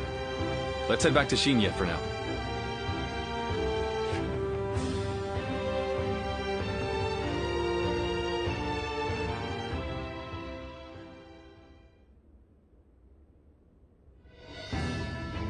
When I realized what Cai Mao was up to during the banquet, I pretended to go relieve myself and made my escape. I was not familiar with the area, so all I could do was wander. Before I knew it, the night had grown dark and I was lost in the mountains. Just when I began to lose hope, I came across a small hermitage. It was home to an old man named Sima Hui. I told him who I was. Sima Hui? Why does that name sound so familiar?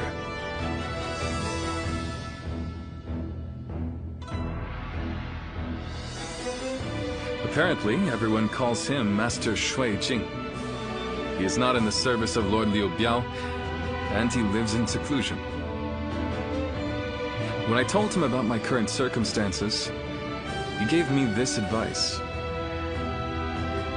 Choose one of my pupils, the Sleeping Dragon or the Fledgling Phoenix, and your path will become clear.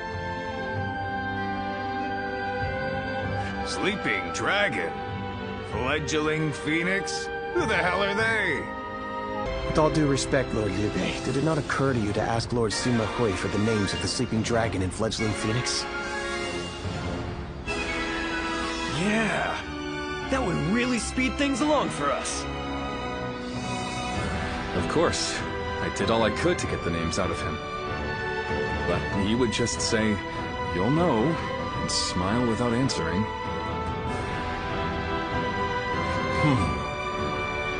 Perhaps he meant that you must put forth some effort to find what you seek.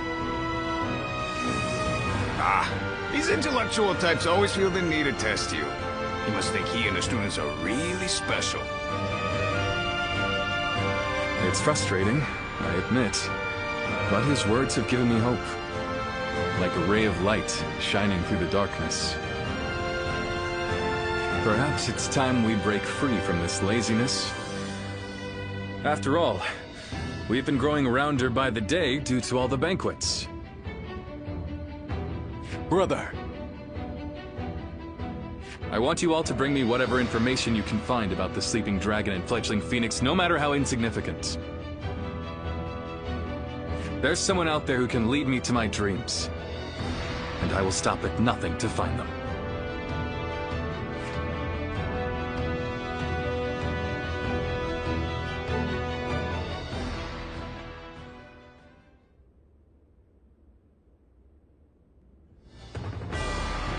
Cao Cao's forces have already reached the castle gates. And they've moved into such a strange battle formation. I've never seen a formation like that before.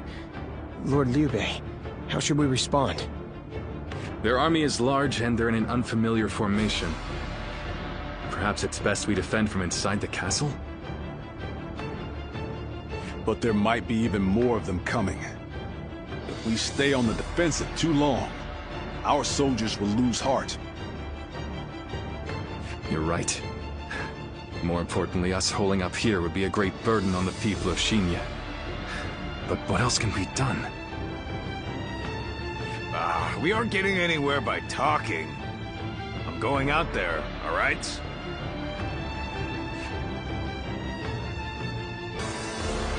That's the way to do it. So then, what are we waiting for? Please wait. That formation is not something you can carelessly charge into. And who are you? I've never seen you before. Well, Ah, Shishu. What news? How is the scouting? Brother, who is this? Shishu. He has agreed to join us as our military strategist. Whoa, hold on there. Our strategist? Since when? This is the first I've heard about it. That's because I didn't tell you. I can assure you, however, that Shishu has a superb military mind. But... Zhang Fei, you know as well as any of us that what we need now is knowledge and acumen. A wise man has appeared before us and offered his aid. Now, if that's not a gift from the heavens, then I don't know what is. Do you disagree? I suppose not. Zhang Fei, I understand your doubts, but this is a critical time. Besides, you know our brother has a sharp eye for a man's true character. Have faith in his judgment. Trust him when he says this man can help us.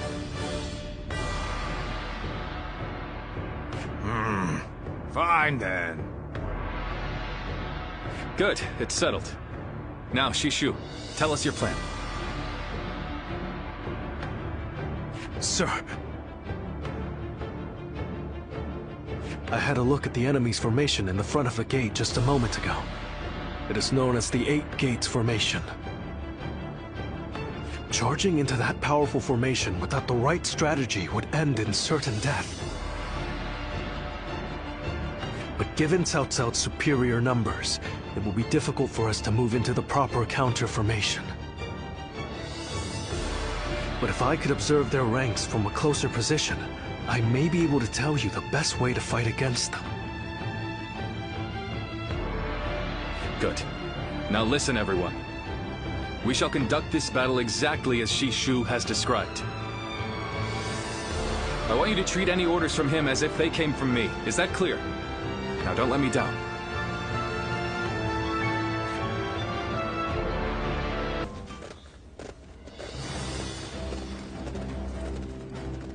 Do I have your attention?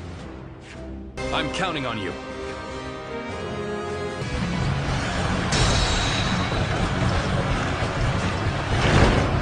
What the? We can't go anywhere! They surrounded us so quickly. So this is the infamous 8 Gates Formation.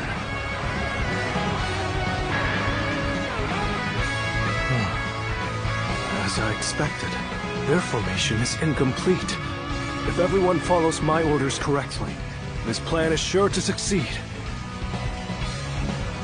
But the enemy is undeniably strong. They've made any weak links in their formation hard to exploit. The gates of life, view, and opening have been expertly concealed.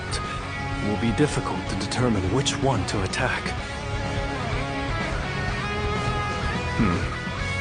If we choose the wrong one, it will not end well for us. Yes, but we are not without hope. Those 3 gates are bound to be different from the others, somehow. We just need to look for that difference. If we choose the correct gate, their formation will crumble.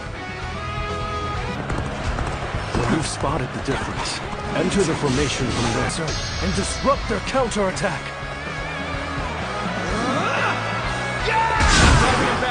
Cao Cao. I must prevent him from continuing on his path. And for that, I cannot lose Liu Bei. Weak-willed followers of Cao Cao, bloodied on his path to domination, become lost in the fog and lament your deeds. What is this ghastly fog? It's confusing our senses.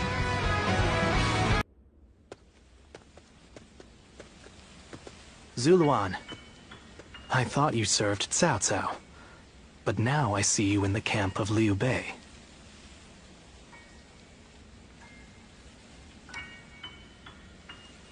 I see. Liu Bei has an important role to play. He's to eradicate Cao Cao, and through him, the Han. He must be protected.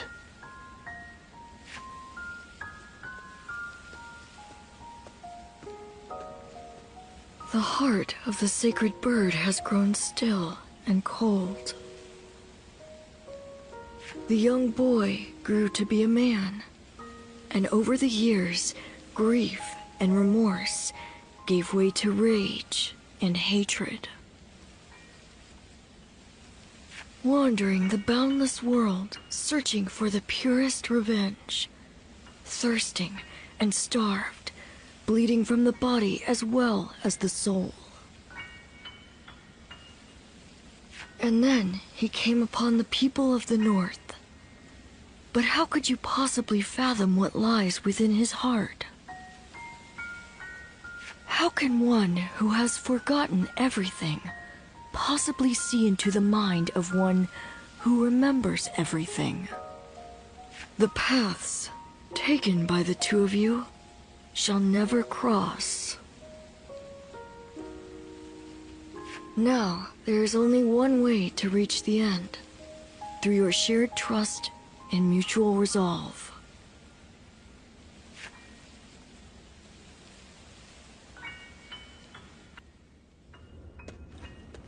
Cao Cao's 8 gates formation was undeniably impressive. But even so, it shattered like a vase before the might of our forces. And more than anyone, we have you to thank for that, Shishu. Truly, you have a remarkable mind. Remarkable? Oh, I wouldn't say that, my lord. I just know a few things that are useful in making battle plans. There's no need for modesty in my presence, Sleeping Dragon. Huh? Or is it Fledgling Phoenix? I can't decide. My lord, I don't... I thought if I dropped it casually into a conversation, I might trick you into confessing. You think I'm the Sleeping Dragon, or the Fledgling Phoenix? I do. Why, am I wrong? I beg your pardon, but you are. They are far greater men than I. Their grand plans can defeat massive armies and turn provinces into empires. Grand plans, you say?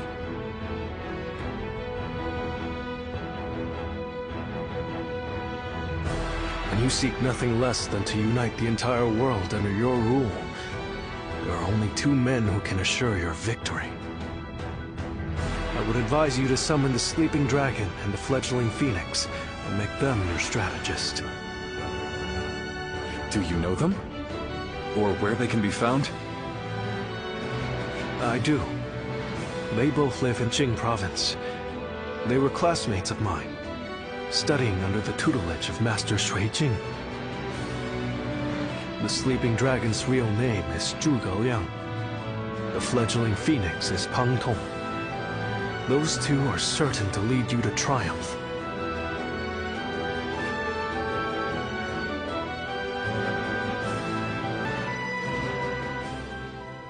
The Fledgling Phoenix. Yes, I suppose I have been known by that name. And I'm sure Shishu has told you that I would be delighted to serve Lord Liu Bei. But I'm afraid you were misled. I've had my fill of generals and warlords.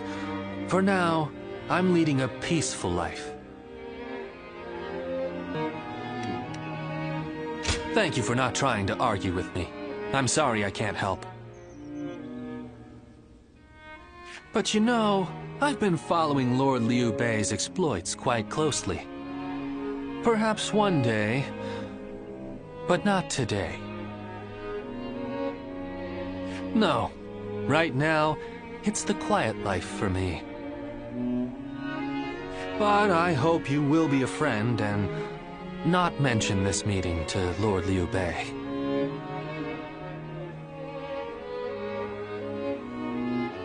If his lordship does ask about me, just tell him that the time isn't right.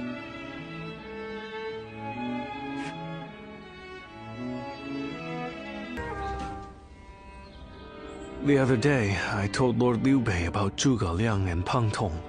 I wanted to help his lordship in any way I could. But now I'm worried they'll be angry at me for doing so.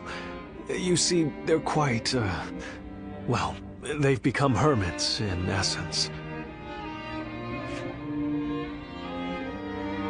Most men seize every opportunity to show off their talents and knowledge, however modest. But those 2 are different. Unless it's for a cause they care about, they prefer to keep their talents to themselves. But I'm certain that if they got to know Lord Liu Bei, they'd gladly abandon their hermit lifestyles to serve him and his cause. It's not simply that Lord Liu Bei cares about us. He wants to earn our trust, to be the man we can turn to when we need help. He's no sage, I admit that. But if there was ever a man fit to rule the world and be loved by all of his subjects, it's Lord Liu Bei. And if he is the man I believe him to be, then I have no doubt he would win Zhuge Liang and Peng Tong to his side. I have chosen to devote my life to his cause, so perhaps they will too.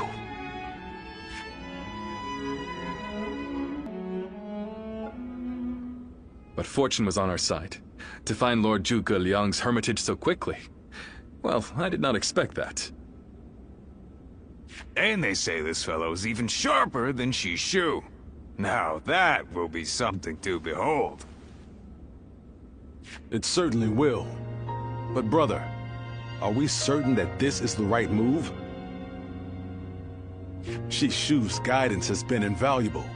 It doesn't seem right to cast him aside for a stranger. It was Shishu who suggested I do so in the first place.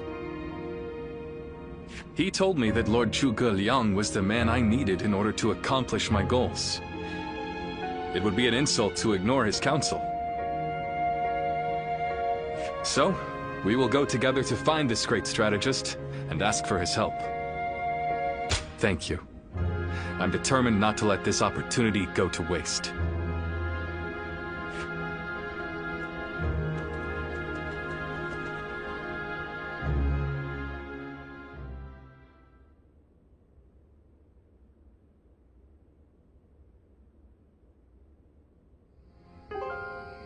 Do not look so glum, brother. He may not have been home, but we did leave him a message. I am certain he'll come to us, sooner rather than later. Yeah, after all, Liu Bei himself went to him for a visit. Zhuge Liang's bound to return the favor after a gift like that. I think you may be overselling the value of my presence. I'm sure Lord Zhuge Liang has good reasons for not seeing us right away. We just need to be patient and wait him out.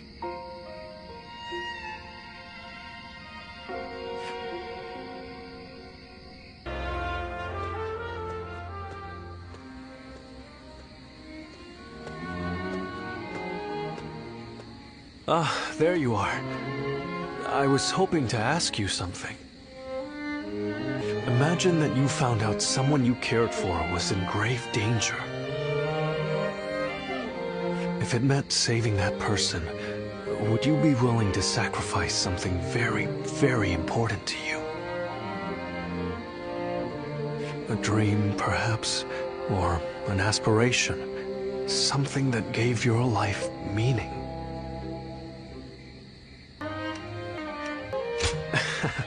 You really are quite blunt, aren't you, my friend? I suppose it's the men who can act decisively, regardless of the choice being made, that end up having a true effect on the world. I suppose it just goes to show that I'm out of my depth. A decision half made is no decision at all, and indecisiveness only ever leads to regret.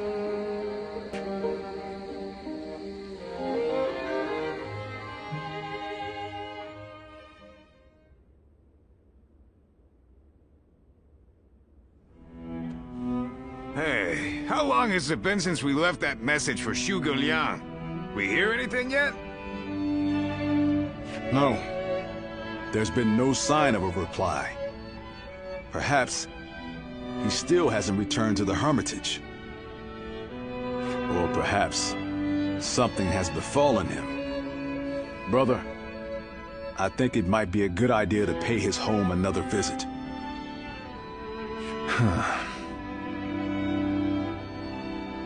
Huh? What is it, brother? It's nothing. Pay me no heed. Let's do as Guan Yu suggests, and visit Lord Zhuge Liang's residence again.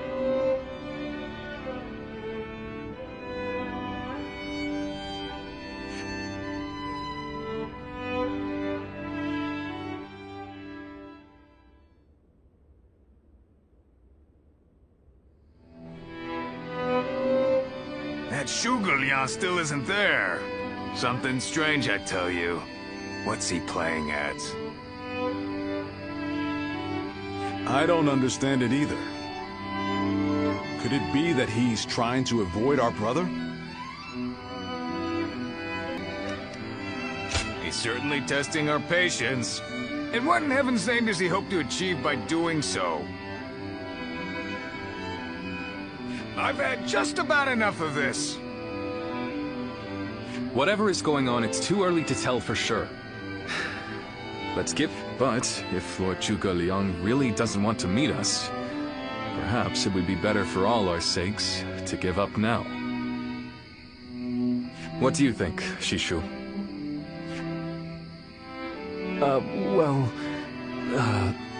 If Zhuge Liang had no interest in meeting you, he would have made that clear the first time you came. Shishu?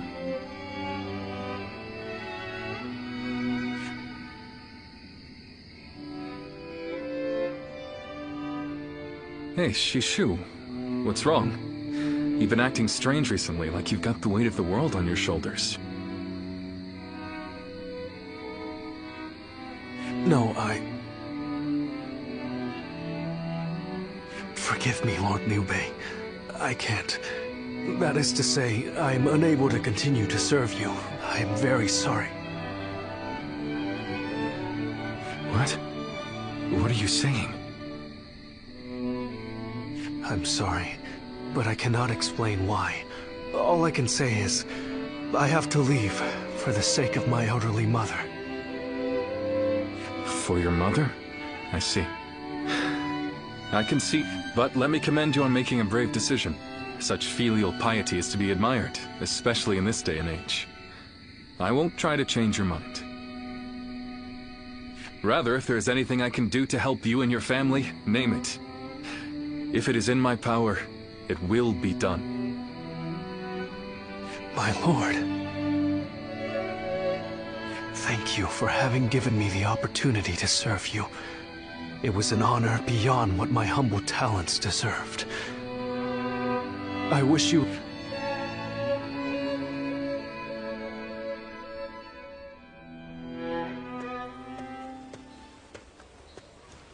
I'll be leaving Xinye soon.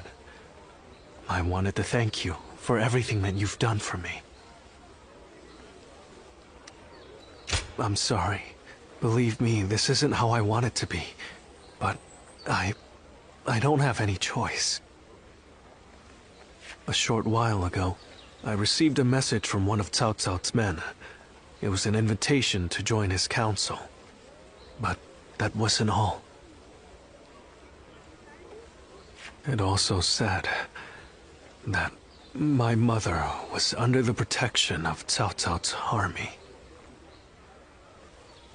At first blush, that sounds reassuring, doesn't it? But I knew immediately what it really meant. She is their hostage. But Lord Liu Bei would have tried to do something to help, and I don't want him to be distracted any further from his true mission. Like everyone else here, I only wanted to serve Lord Liu Bei.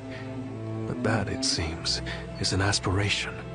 A dream I must give up. Perhaps this is the selfish choice, but I agonized over it for days, and now that I have made the decision, I cannot regret it. Still, I would like to ask you for one last favor. Will you look after Lord Liu Bei? He is a great man, and I truly believe he will unite the land. Thank you. Knowing that is great comfort to me. Though my serving Cao Cao may make us enemies on the battlefield, in my heart, we will always be friends.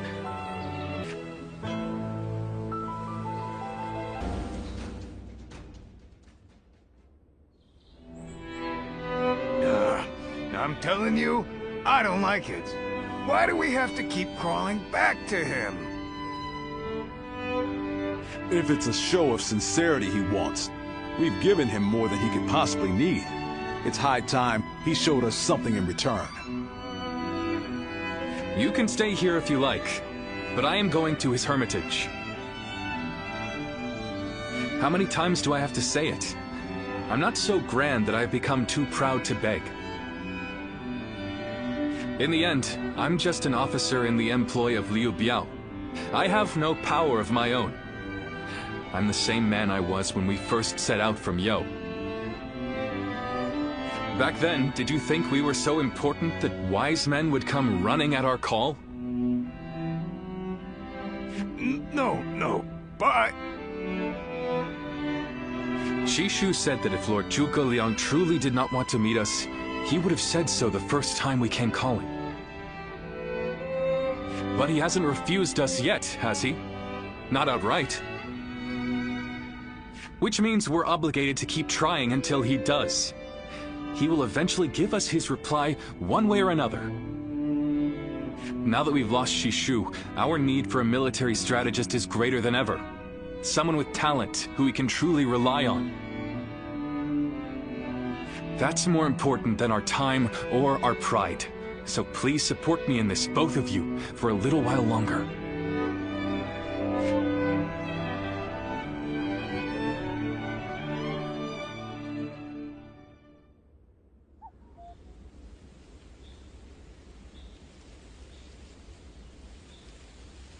You are a tenacious visitor, I will give you that. But what prompts a great officer like you to keep knocking on the door of a humble hermit like myself? You are the sleeping dragon. The genius whose grand plans can topple legions and make provinces into empires. I, Liu Bei, am here to ask for your help and wisdom. Well, you'll need to be a bit more specific than that. Speak plainly, without the flattery, if you could. You mouthy little... That's enough, Zhang Fei. Fine. I'll dispense with the formality. We can speak plainly with each other, as equals. Simply put, I have a mission, and you can help me. I've staked my life on a great endeavor, and will do anything to see it through. But I can't do it by myself. I need help. A great endeavor? I'll build a world where people can live as they wish. I see. But again, that's not very specific. For starters, what does it mean to live as you wish? How different would this world of yours be? After all, living as you wish isn't that hard. Look at me. I refuse to serve any man, and here I am, living as I please in the mountains. But you are the exception. The reality is, few people have your choices, and many die without ever finding a dream, let alone achieving it. Even I had to live many years before my eyes finally opened to what I wanted to achieve. An embarrassing admission, I know.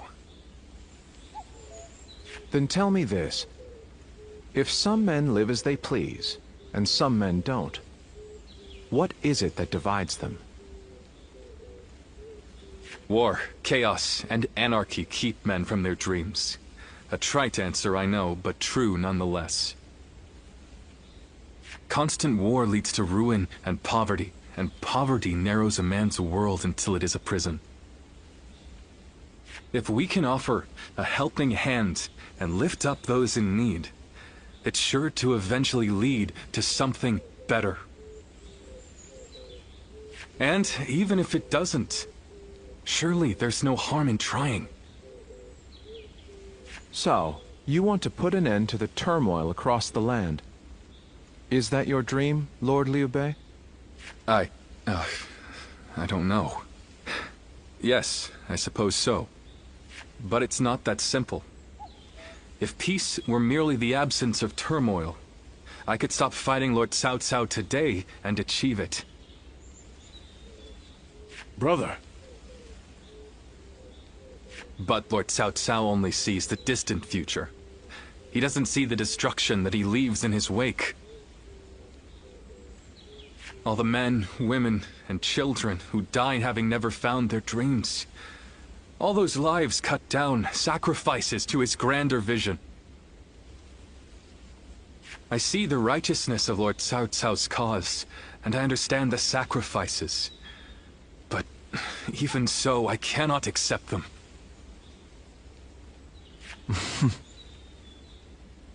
Laugh if you want. I know that what I'm saying seems like the selfish desires of a child. Maybe so. But still, if you were determined to achieve such things with your own hands, then I wouldn't call it selfishness. I'd call it purpose.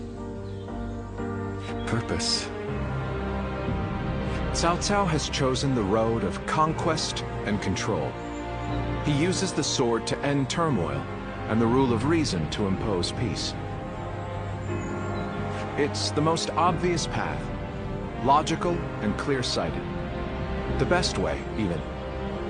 But inevitably, it demands many sacrifices. On the other hand, your way, Lord Liu Bei, is the way of a king. You put the people first, and refuse to abandon anyone along the way.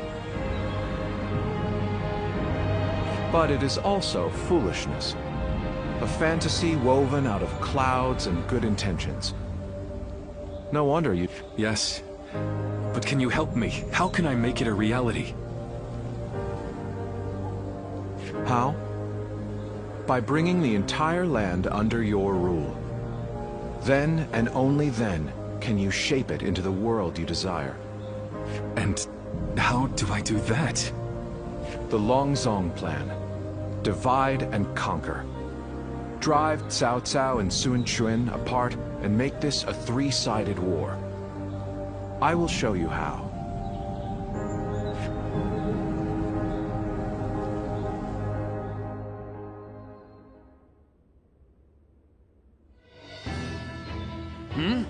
Where's Lord Liu Bei?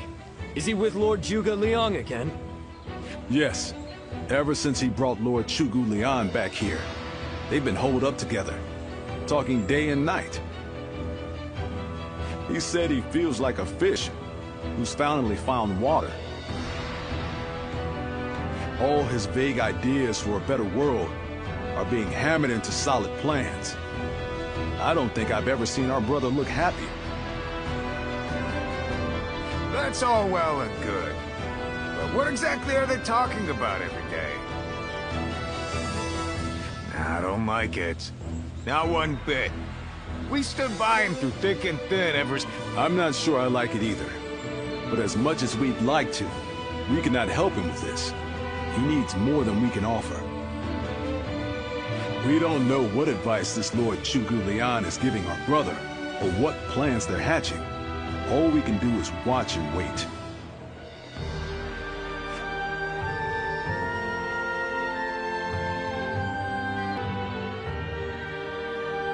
I remember Xinye, and how Lord Shusu seemed to control the battle at will. I've never seen anything like it. Now if a man as smart as him says Lord Zhuge Liang is even better, then who am I to deny it? Our army had everything but the sharp-minded council needed to guide us. If Lord Liu Bei has found the missing piece in this military strategist, there'll be nothing to stop him from achieving the unimaginable.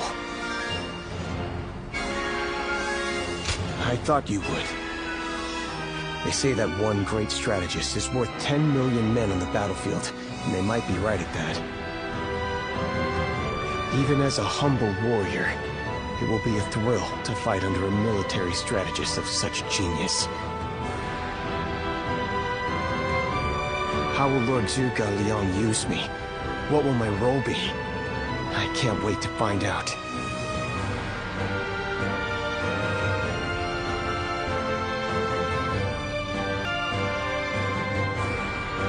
He wants to talk to you about plans for the next battle.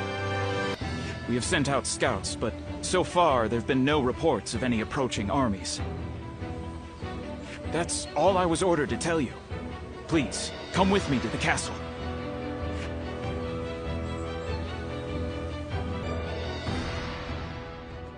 In the next battle, we expect the enemy to attack with a large force, which means we will need to defeat them with wits. Whoa, hold on, slow down there. What's this next battle? Who's going to be attacking? And when? Forgive me. I left out some key information. Cao Cao's forces will soon march against us. But we routed Cao Cao's army some time ago, and we haven't seen any sign of attack from them since. What makes you think they're coming now? Jing is a key territory for any conqueror. And because Lord Liu Bei stands in direct opposition to Cao Cao's ideals, he is his natural enemy. Being fought off once will not be enough to break their spirit. They will come again for the kill, so long as the opportunity remains. Taking into account their losses in the last battle, I believe they should be more or less ready to make their move. Are you sure? That would be remarkably persistent of them. I doubt they'll give up. Not until you kneel before Cao Cao. They've eliminated the remnants of Yuan Shao's forces, and the situation in Hubei has stabilized. There is little reason for them to hold back. So Lord Zhugu Lian, how might we defeat Cao Cao's forces? We establish a position at Boangpo to defend against the enemy. It is complex terrain with natural obstacles, perfect for fire traps and ambushes to confuse their advance.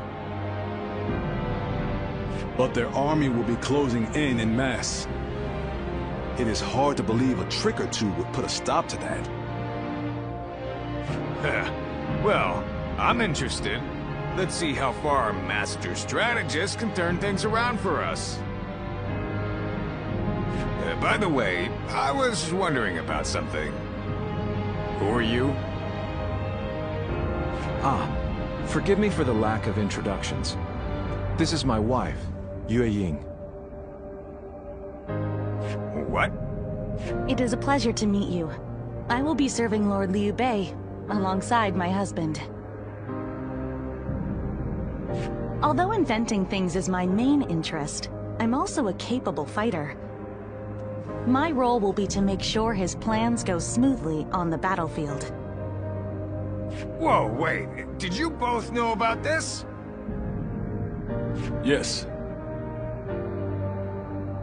We did. Come to think of it, maybe you weren't there when we heard. The pleasure is ours, Lady Yue Ying. Zhao Yun, you're okay with this? I will do whatever I can to assist my husband and everyone here. We appreciate it. I, for one, am glad to have another ally we can depend upon.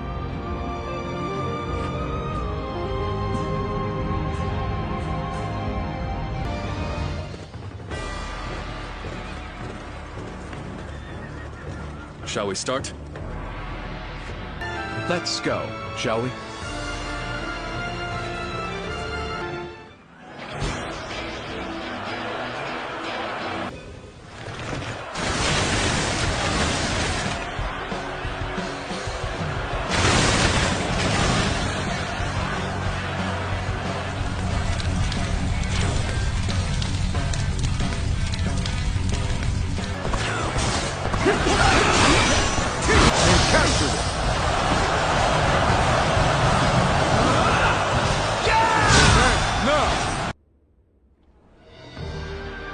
Incredible.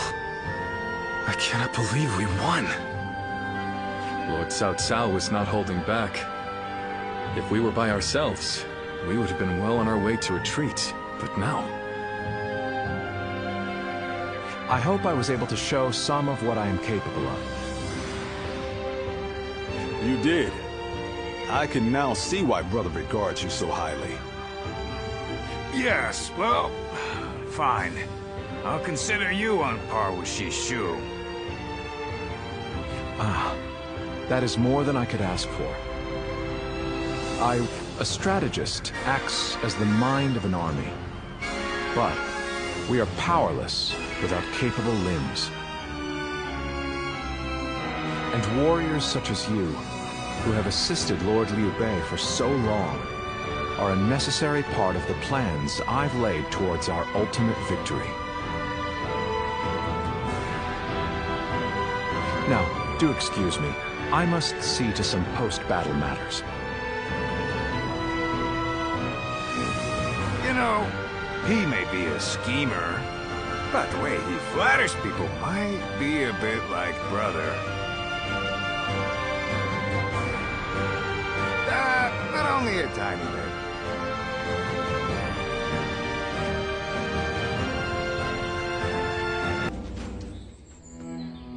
We have heard that Lord Liu Biao fell ill a few days ago.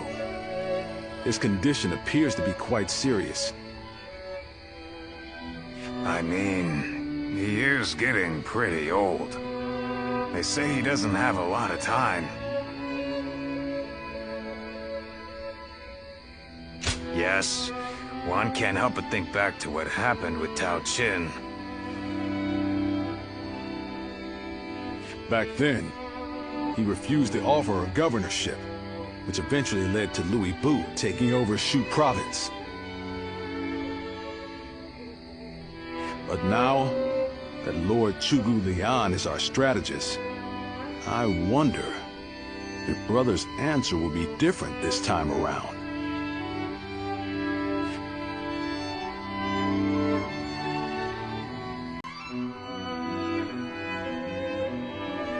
So, you wish for me to take over as Jing's leader?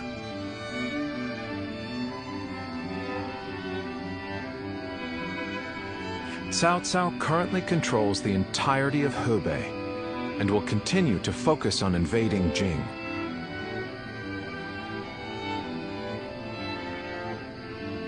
Should he succeed, no one in the land will have the strength to oppose him. Now that Lord Liu Biao has fallen ill, you may be the only one who can defend the province from Cao Cao, my lord.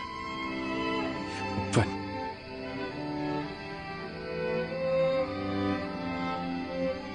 Given the circumstances, perhaps I should be more blunt. Taking Jing is a way for us to put a stop to Cao Cao's advance, but at the same time, it will be a first step toward a greater goal. Once Jing is under our control, let us go on and obtain Yi.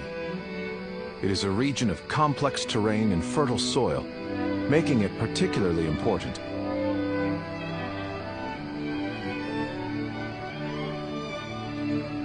Liu Zhang, who currently rules Yi, is known to be generous, but he lacks the boldness and decisiveness needed to protect his subjects. My lord, if you were to decide to rule both Yi and Jing, the common folk would accept it with open arms.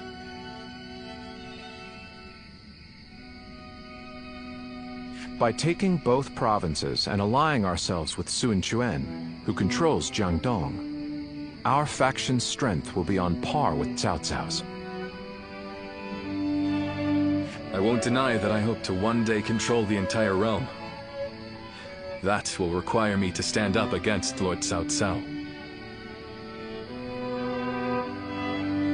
And I recognize the logic in your plan, which will see Lord Cao Cao, Lord Sun Quan, and myself sharing power, splitting the realm into 3. But I cannot and will not steal Jing away from the rightful successor of Lord Liu Biao, not when he has treated us so well. Instead, we ought to support him while he is ill. I would be willing to take over the administration of the province. But taking Jing for myself would not be my way. That is but a betrayal of trust, and it is not something I wish to do. Of course. Then I will not force this upon you. You aren't going to attempt to convince me? I was sure you were going to say as much from the beginning. However, this will limit our options. It may make our path much more arduous. I do not care. There cannot be anything more difficult than betraying my own principles. I understand.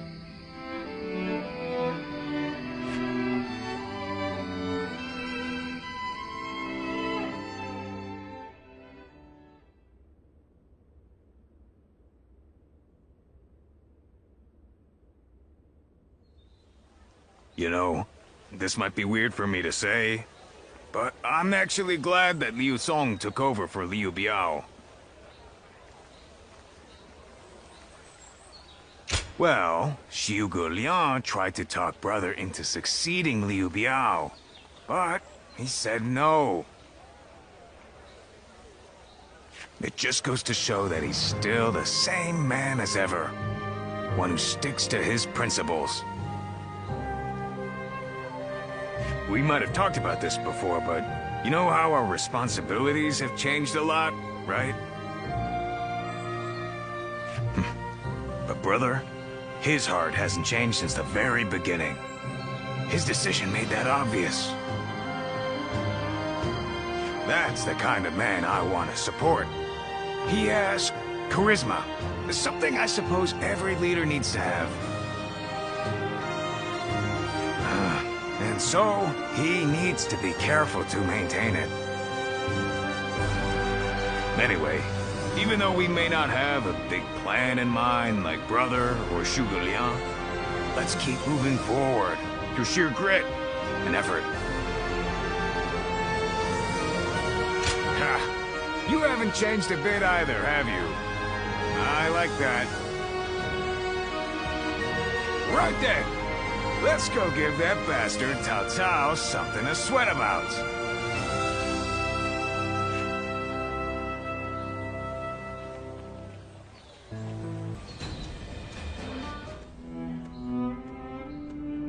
I hear Lord Liu Bei refused Lord Liu Biao's offer of ruling Jing province. I still cannot say what the best option would have been. Would it not have been better if Lord Liu Bei had ruled Jing, if only temporarily, to gather everyone to fight against Cao Cao? With the massive army advancing toward us, would that not have been the best option? I cannot see Lord Liu Song being up for a fight. I had a feeling you may be thinking the same thing. Still, I am also somewhat glad that things have gone this way.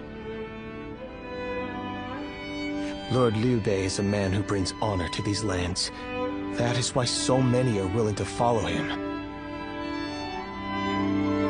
For me, it was witnessing how he risks his life to see justice done that won my loyalty. If he had changed his ways and taken Jing from Lord Liu Song, perhaps his followers would have deserted him. Such a choice could have ruined all that he's built up over the years. But whatever the case, it is our duty as his retainers to keep him safe. No matter how formidable our adversary, we'll show no fear.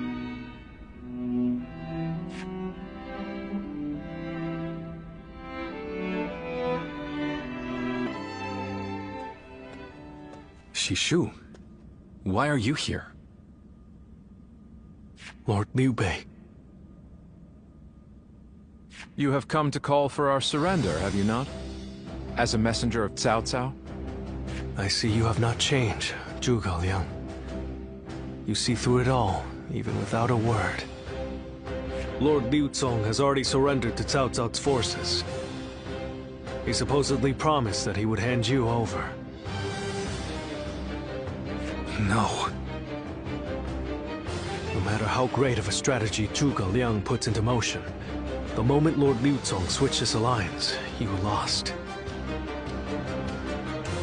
And while this may be unexpected coming from your enemy's messenger, Lord Liu Bei, I beg of you, you must escape.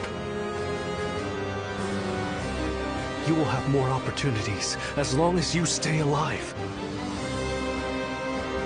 Shishu is correct, my lord.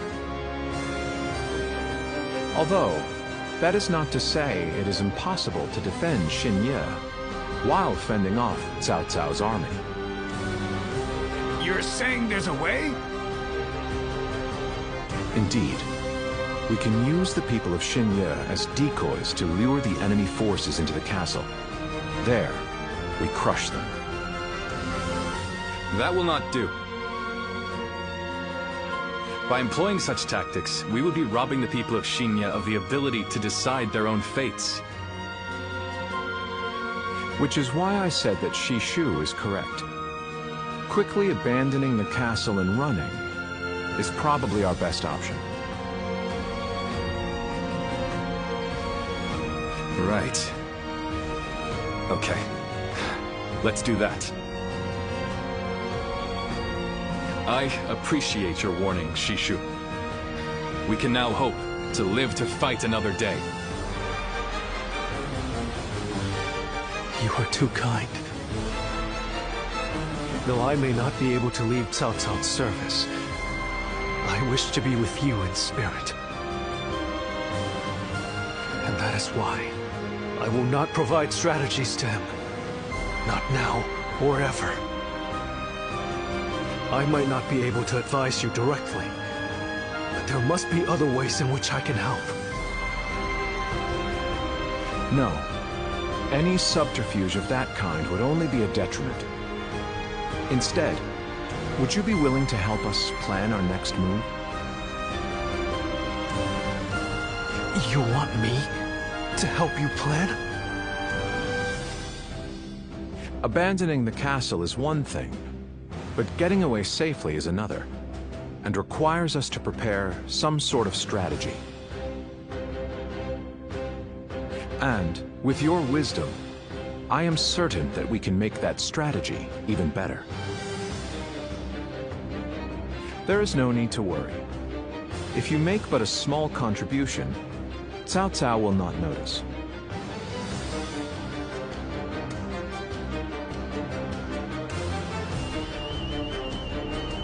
You really haven't changed, have you? Fine. A small contribution it shall be. I trust you shall utilize it to aid Lord Liu Bei's cause.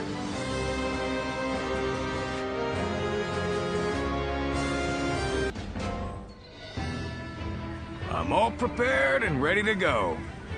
I think I'm getting used to abandoning castles and running away. I am sorry. My stubbornness just keeps causing more trouble. You need not worry, brother. All we need to do is survive. Just like we've always done.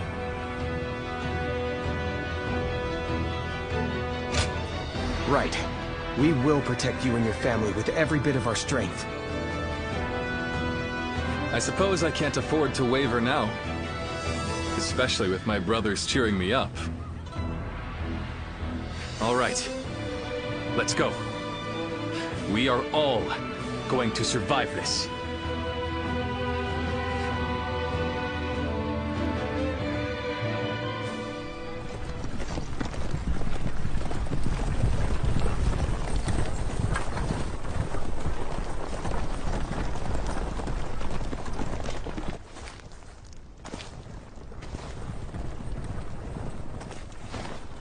My lord!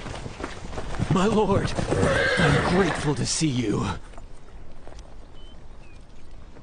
Some of the peasants here escaped from Cao Cao's invading forces. Others, barred from their castle since Governor Liu Song's surrender. They've endured much difficulty. They've nowhere else to turn. We humbly ask for your guidance.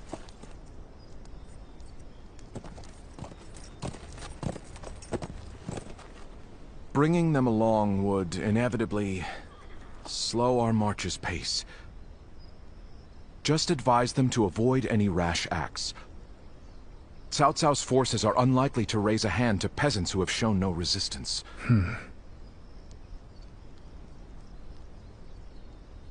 Zhuge Liang.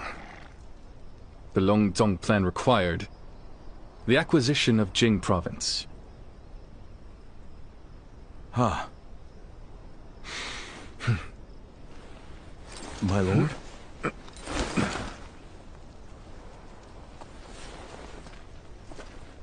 And now, I have taken Jing province.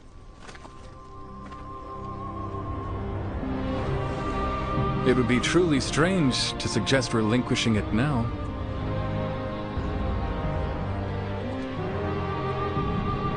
My apologies.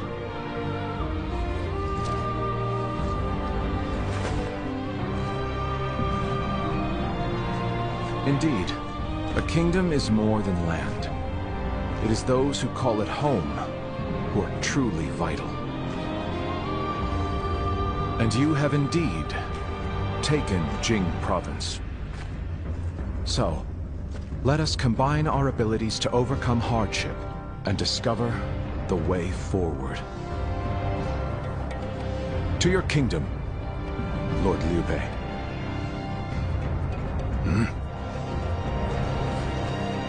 Forgive me, everyone.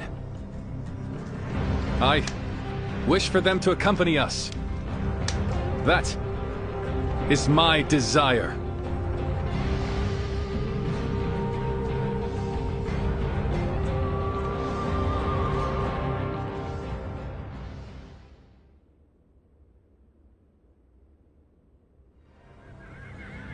Our advance is far too slow. We need to put some distance between us and Cao Cao's forces, but at this rate, they'll catch up to us. The cause is fairly obvious. I cannot just leave those who came to me seeking help. Yes, I understand that. And it is my job to do something about our current predicament. Well said. I will now head to Jiangxia. The governor there, Lord Liu Qi, owes me a favor. We may be able to ask him for protection. A favor, eh? Just what kind of scheme did you pull? Oh. It was nothing, really.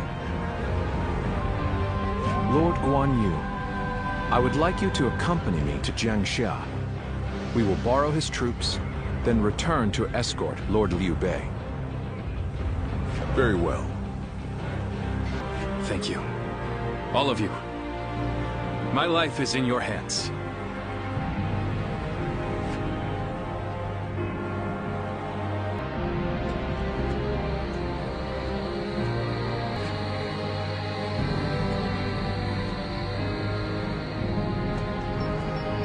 There you are, Zuluan. I see you are still with Liu Bei, assisting him in his struggle to stop Cao Cao. That is good. But what is going on? What is Liu Bei trying to do by taking this many commoners with him as he flees? Impossible. Cao Cao's army will inevitably catch up to them. Whatever his reason is, this will most likely end in a great deal of casualties. Why will he not run and leave the people behind? Even Cao Cao would not attack commoners who are away from their lord. And why would they not try to leave Liu Bei? This many individuals displaying such loyalty to one man at the risk of their own lives, that is absurd. I had only thought of Liu Bei as a simple tool, but... What? Spreading his beliefs and dragging his people into war. I suppose that is befitting of what people usually call a hero. And as with all so-called heroes, wherever Liu Bei goes, destruction and violence follow. No matter the words they use to glorify their cause, in the end, each of them sacrifices people for their goals. And judging from how dire this current situation is, perhaps he is even more dangerous than Cao Cao. I see Cao Cao's army has caught up. So, what will Liu Bei do now? Cling on to his conviction, accept the casualties, and continue on. I shall watch carefully.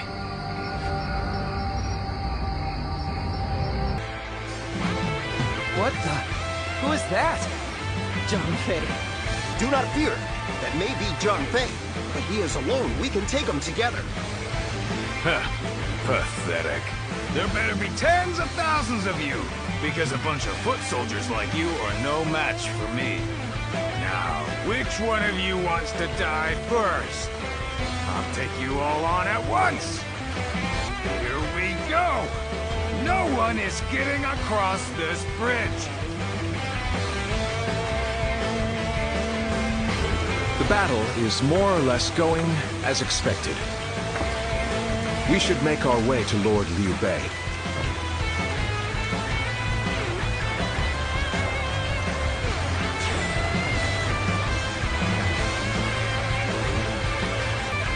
My apologies for the wait. We've come with forces borrowed from Jiansha.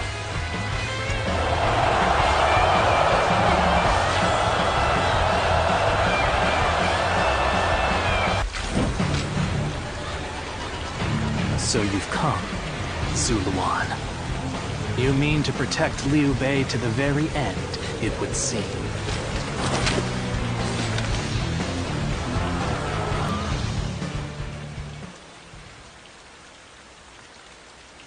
Do you mean to kill me, Zuluan?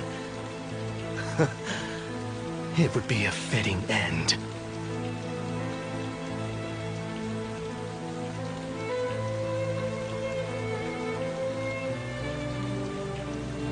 But as long as these heroes exist in the world, there will always be someone like me who opposes them.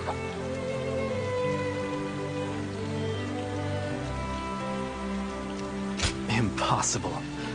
Our village was destroyed, and Juha is dead. Neither of us will be returning anywhere. However, I do not yet have the strength to defeat Liu Bei. If you won't kill me here, then my only choice is to flee for now.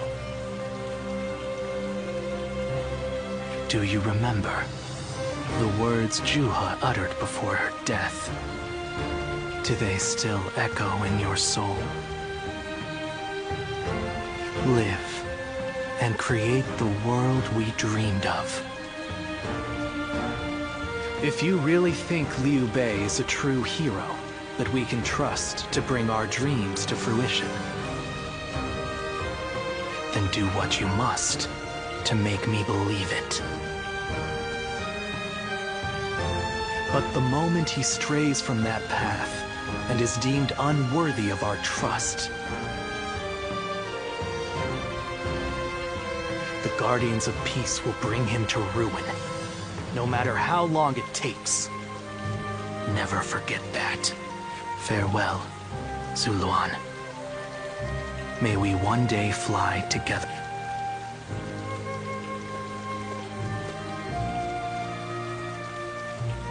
Those who have been long divided must unite, while those who have been long united must diverge. Thus has it always been for empires and their people alike. Guardian of Peace, the time has come to part ways. One will champion heroes, striving to bring peace to the world. The other will lurk in the shadows, keeping the heroes true to their path. That is the new way of the Guardians of Peace. And thus shall our purpose be fulfilled. This is the last time I appear before you. Well, it is said that the founders of our order were mystical beings. That they had the faces of children, with hair as white as snow, and eyes as blue as the surface of a frozen lake, and that no number of years could ever age them. You must go now. Let your eyes guide you along your true path, and carry all that has been entrusted to you.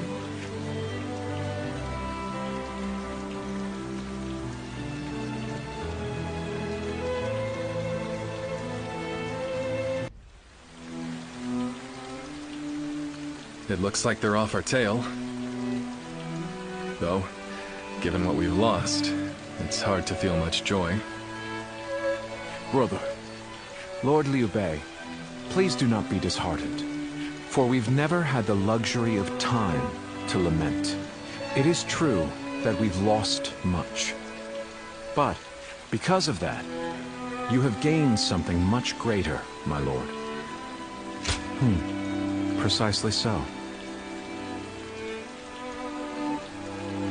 We will be attempting to put the Longzong plan into action. If it succeeds, your strength will grow to rival that of Cao Cao and Sun Quan. Cao Cao will most likely continue his southward advance. In order to stop him, we must ally with Wu, who also opposes him. Hold on. You say we're to ally with Wu, but will they be willing to take on Cao Cao? Judging from what I hear of Wu, they would be likely to prioritize peace within their borders and among their own people. If they are hesitant to fight and opt to surrender, would that not cause everything to fall apart? Indeed. And I do not intend to drag Lord Liu Biao, nor Lord Sun Quan, into a conflict. Even more so if they are unwilling to go to war. I'm fairly certain that, like us, those in Wu do not wish to see Jing fall into Cao Cao's hands. They must know that he will be their enemy eventually. It may, but for now, let us reorganize our forces in Jiangxia. That is the first step.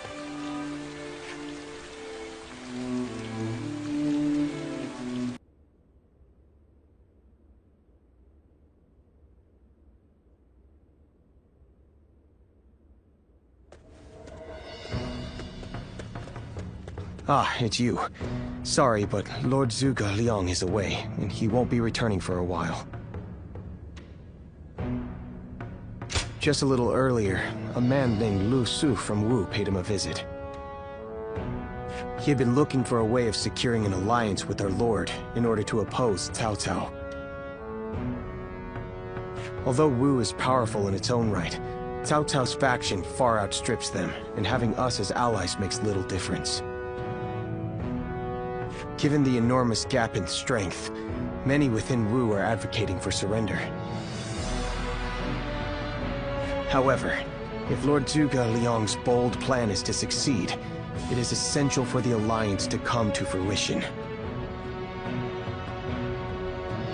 As such, Lord Zhuge Liang proposed that he himself would act as an envoy to Wu.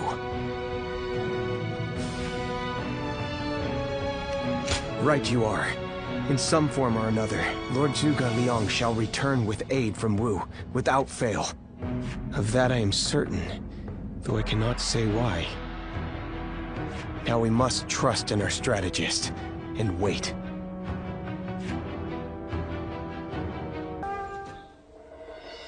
Lord Lu Qi, the ruler of Chengsha, and an acquaintance of Lord Chugu Lian, has promised to lend us his aid. But as I'm sure you know, Cao Cao's forces will neither bend nor break so easily. The many talented officers under his banner will no doubt demonstrate their might and their cunning on the battlefield.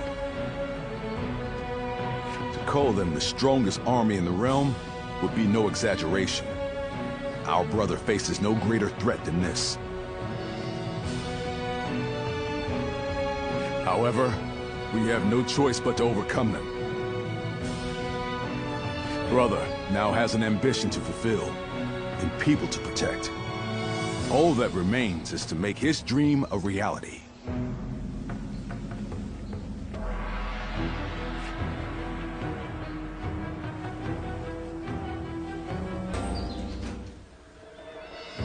I have to say, Cao Cao's persistence is becoming a real pain.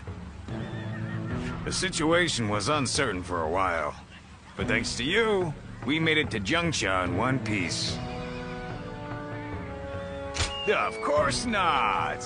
As if the great Zhang Fei of Yan could even be scratched by the likes of them. We were outnumbered, but it was nothing we couldn't handle. Definitely not compared to the battles brother has awaiting him. I can barely even imagine how much work it's gonna take to build his ideal world. A place where everyone can live as they wish. I ain't nearly as cunning as Zhuge Liang, but if he points my blade in the right direction, that's where I'll swing. You know, I've thought it over often enough, but in the end, fighting's about all I can bring to the table. Anyway, if brother's gonna be taking on overwhelming odds, I guess I'll just have to use my overwhelming might to clear a path for him. Well, that may be what I always do, but having a clear goal in mind takes some of the weight off of my shoulders for some reason. I don't really like the way Zhuge Liang talks, but I guess I ought to give credit where credit is due.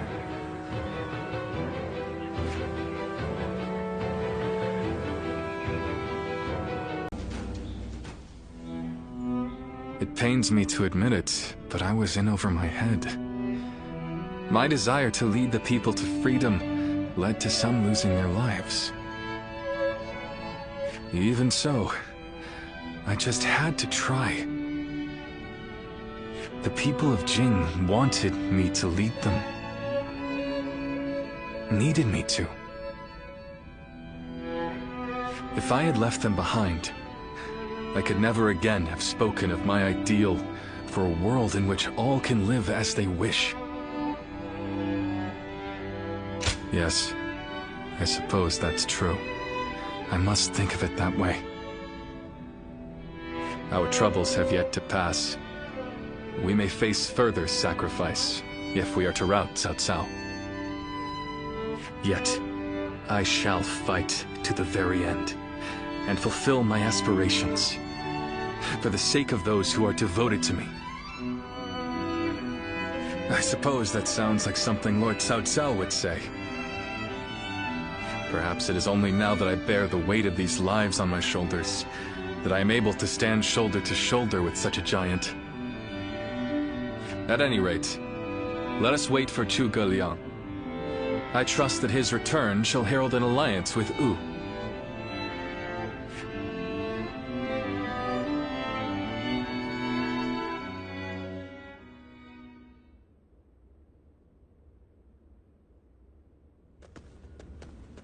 We have returned. Oh, greetings, my friends. How went negotiations? The fleet commanded by Wu's General Zhou Yu awaits at Fan Ko, ready for battle. Before long, they shall take up arms against Cao Cao's advance force. Then that means... Indeed. Lord Xuan Chuan has decided to join hands with Lord Liu Bei in his fight against Cao Cao. Well, auspicious news indeed. You have my sincere thanks, Lord Lu Su. I fear that without Zhuge Liang's tenacity, Wu may have long since chosen surrender. Tenacity, you say? I suppose it was necessary to draw those advocating surrender into a debate. He acted as quite the villain, to put it lightly. No need to hold back. I'm sure he wasn't acting. After all, he's always had a disagreeable personality. We're in front of the man himself. Allow me to keep my opinions to myself. Even if we've secured an alliance with Wu, the fact remains that our forces are scarce in number. That Lord Sun Quan decided to fight with us means he must have seen some chance of winning. And what is this path to victory that you have envisaged? To compensate for our numerical disadvantage, we will intercept the enemy on the river. After discussions with Lord Zhou Yu, we decided the battle would take place at Chibi in Jing. There, we will rendezvous with Wu's navy. So, we're taking the fight to the water. Perhaps that may offer some chance of winning. Most of Cao Cao's men were raised north of the Central Plains. To speak plainly, they are inexperienced when it comes to naval combat. The people of Wu, conversely, were practically born with their sea legs.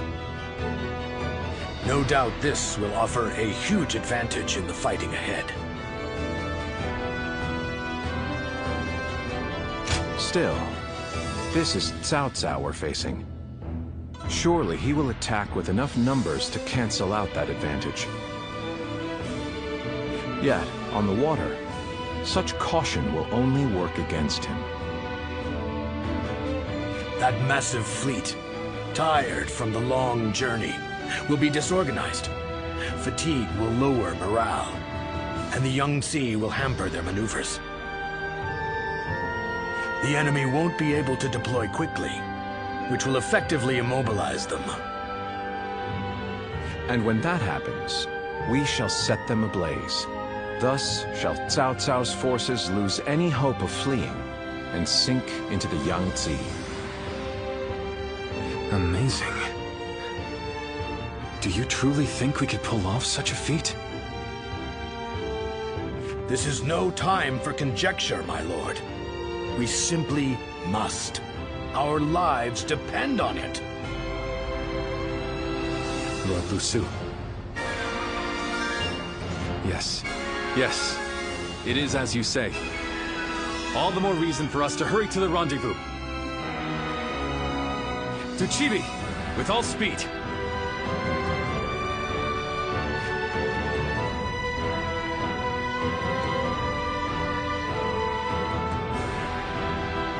A moment, Peng Tong.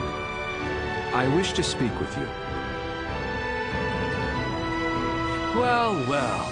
So you're the one to call on me this time, Liang. I distinctly expressed that I've no intention of putting... Even for me, the very idea of dragging a dear friend into battle pains me to no end. All the more reason to leave then, don't you think?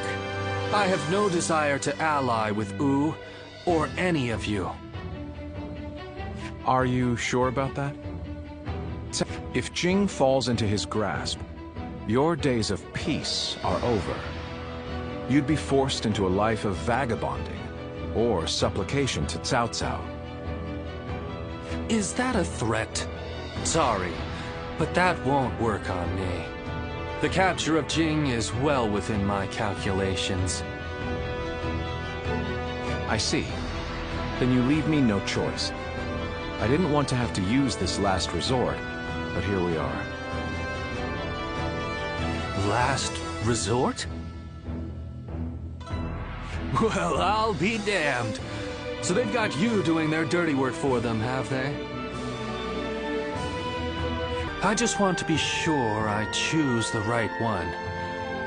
I need to know that they have what it takes to rule the land. That's why I have my heart set on minding my own business, until I find the right lord. Well, oh, if it were anyone but you. I don't think I could ever bring myself to refuse if it meant damaging your reputation. You're as insidious as ever, Zhuge Liang. Fine, fine. Just this once. Your support is most appreciated, Pang Tong. Just remember that I will support you as I see fit, and at my discretion. Still, I don't mean to cause you any trouble. Don't you worry about that.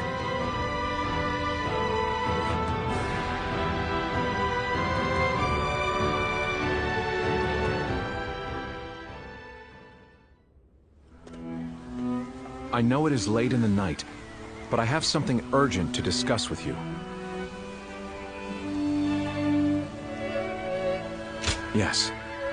There is a task that I wish to entrust to you. A highly significant one at that. The plan I shared with Lord Liu Bei, setting fire to Cao Cao's ships. Such a strategy is no assured victory. There is one major hole in the plan. Cao Cao's forces will march southward, and thus, they will naturally take up camp to our north. This time of year, the winds of the Yangtze River Basin blow from the west and the north. But if we simply set Cao Cao's ships ablaze, the northern wind will scatter the flames, preventing them from spreading to the entire fleet. Cao Cao knows this very well, and likely intends to take up position to the north. Oh no, the plan shall surely succeed, as long as we have your power.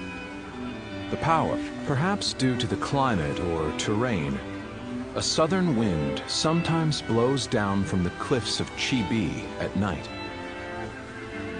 I need you to sense that change coming, and give the signal to loose our flames.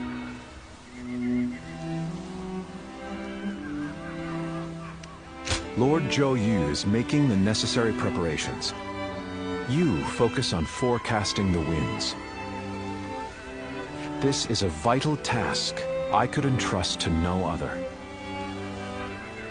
Perhaps I shouldn't say this, but we're counting on that power of yours. Victory.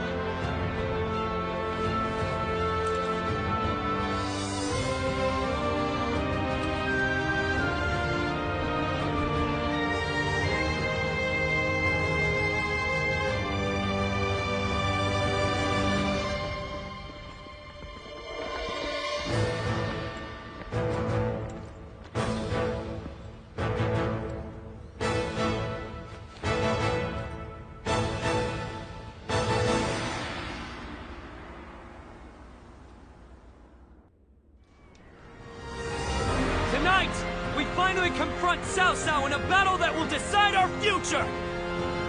We prepared as best we can. All that's left is for us to believe in each other and fight through to the end.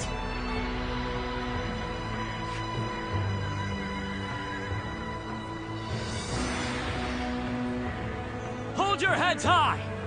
This is a fight we will win!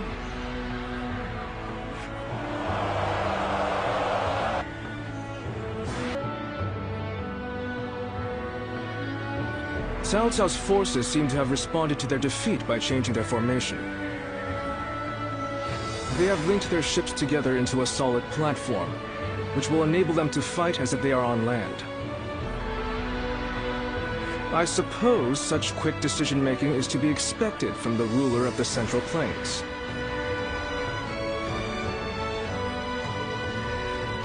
But this time, those quick wits of his will be the cause of his downfall.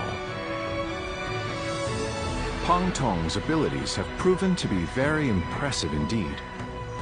For one so reluctant to join us, he has greatly exceeded expectations.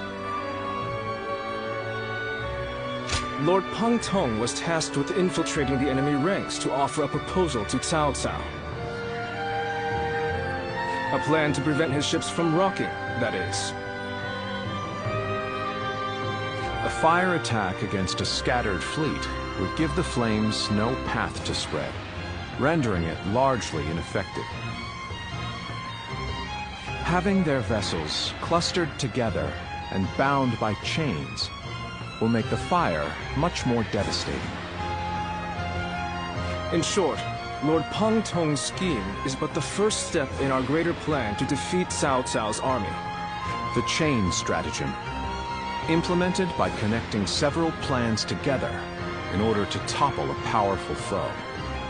Still, we must keep in mind that a chain is only as strong as its weakest link. And for that reason, we cannot abide even a single failure. We must all be aware of the consequences of the slightest mistake.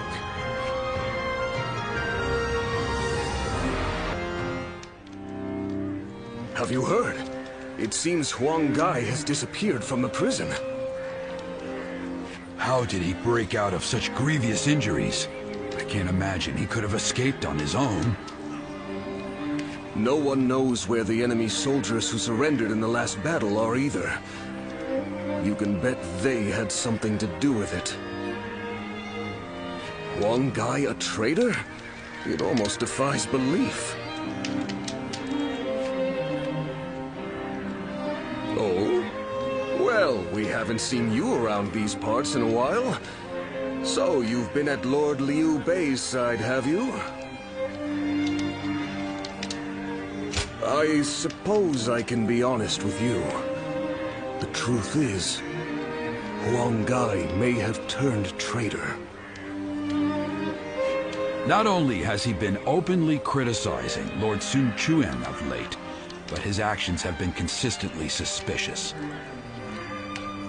What's more, when Zhou Yu questioned him on his behavior, he carelessly spoke of having made contact with Cao Cao. After that, he was flogged and thrown into the prison.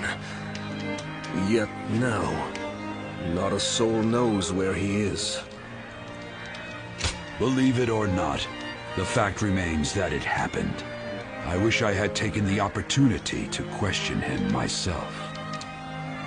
Regardless, if Huang Gai has defected to the enemy, Cao Cao may be aware of our plans. We must proceed with the utmost caution in the next battle.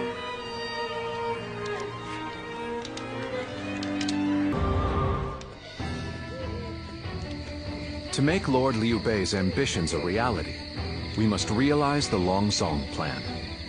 And, in order to do so, we must first win this battle without fail. I'll say it again, but this mission relies on the outcome of the fire attack. As such, we will give the command to go into battle the moment you sense a change in the wind. Has the wind shown any sign of changing soon?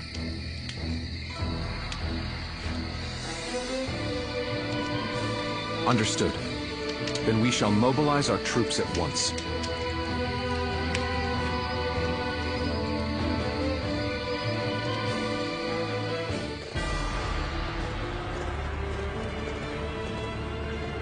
Let's begin.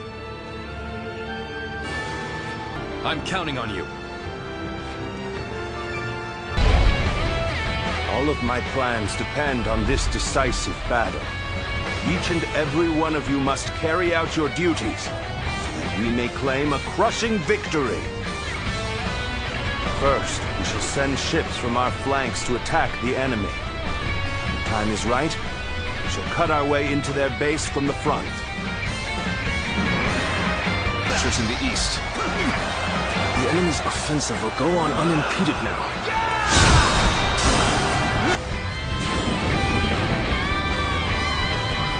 Oh, the signal!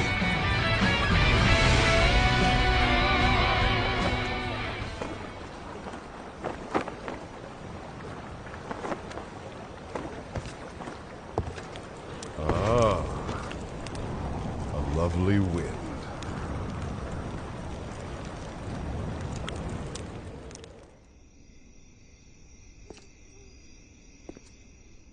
To truly bury Cao Cao's forces in flames, one must strike them from deep within. Who better than I for the task?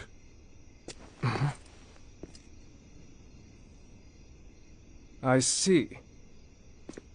Given that you've been willing to oppose even allies in the name of Wu, everyone would find your defection believable. But doing this will result in much grief for you, Lord Huanggai. Are you still willing?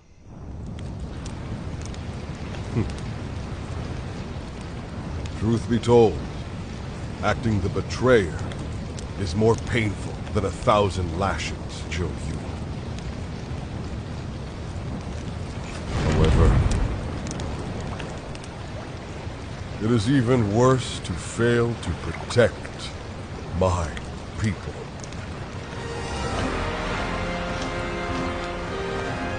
Lord Cao Cao, this is where you and I part ways. So please accept this grand apology! Flames on! The roar of ooze! Counterattack!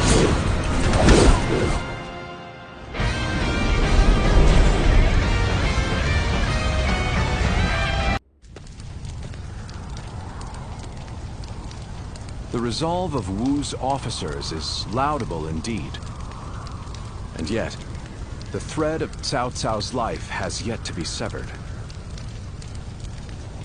It would seem he means to converge with his rearguard from Huarong Path.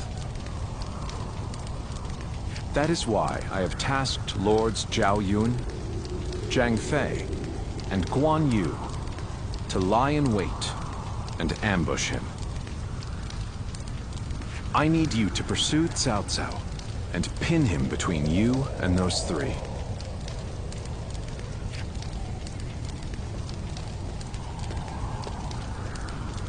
Now then, let's see what our next move is.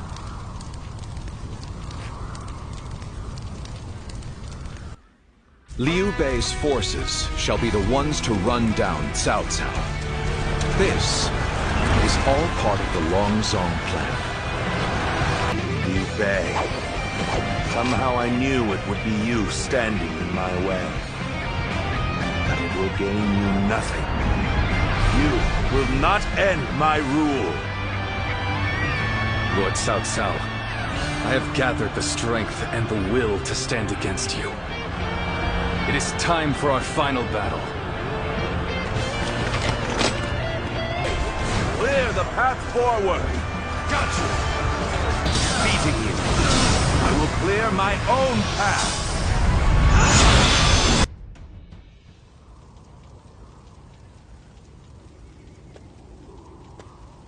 Go, Lord Cao Cao. You won't cut me down. I shall not. You saved the lives of people dear to me, and my brother, and so I owe you a deep debt of gratitude. Disregarding that would not be a righteous act, and would not lead towards the future my brother dreams of. Still, remember well, Cao Cao. One day, Liu Bei will surely surpass you.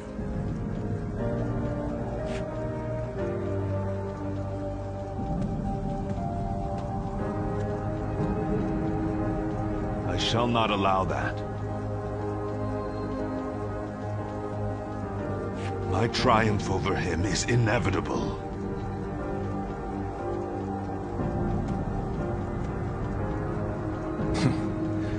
With this, I have repaid my debt.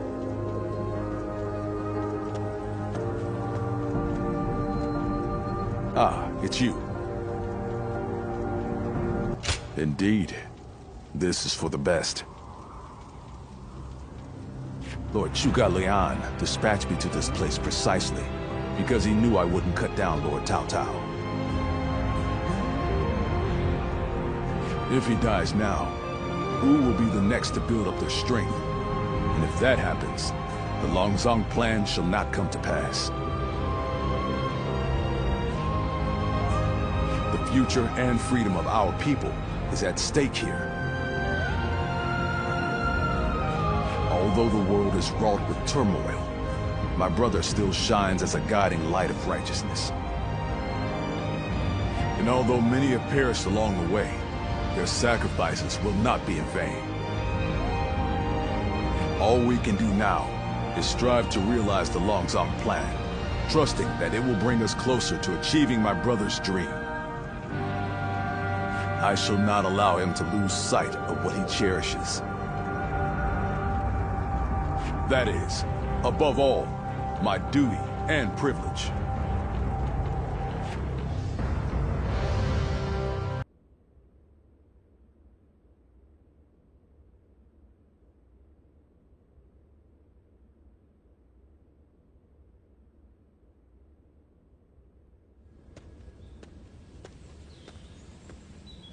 I'm afraid he just left a moment ago. Probably went to help in the fields near here. There's a lot to take care of after that battle, so you may as well rest up today.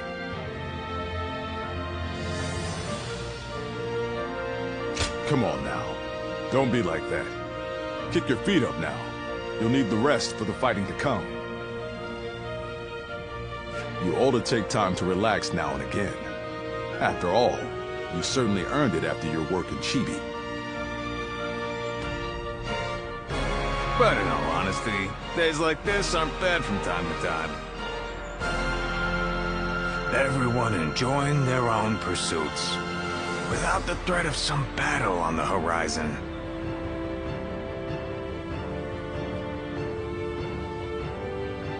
This might be exactly what Brother is aiming for. You're right. This is exactly what he dreams of. And we fight to make it a lasting reality. We always have, and always will. Oh, what perfect timing. Didn't expect to see all of you here. Sorry, but could you lend a hand? A bear has appeared in the fields. A bear, you say? Very well. Leave it to me.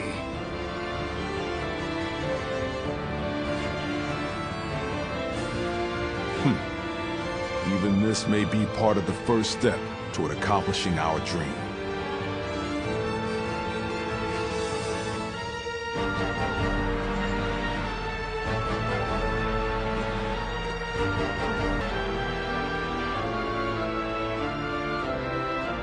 Without a doubt, your deeds in the last battle were heroic. According to military regulations, you must be rewarded with a rank and command befitting your achievements. Then again, your ability to act freely is your strong point, isn't it? I get the feeling a position like this wouldn't suit you all that well.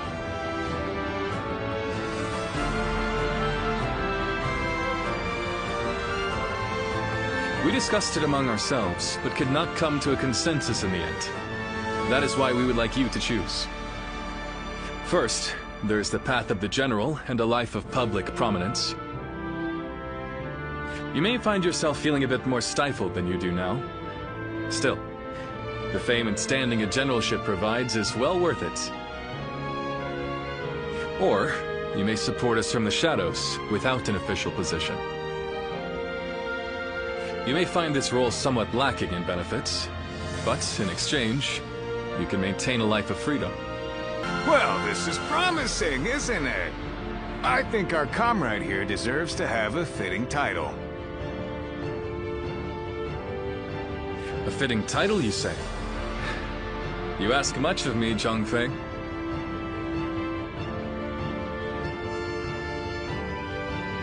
That said, I do owe you a great deal.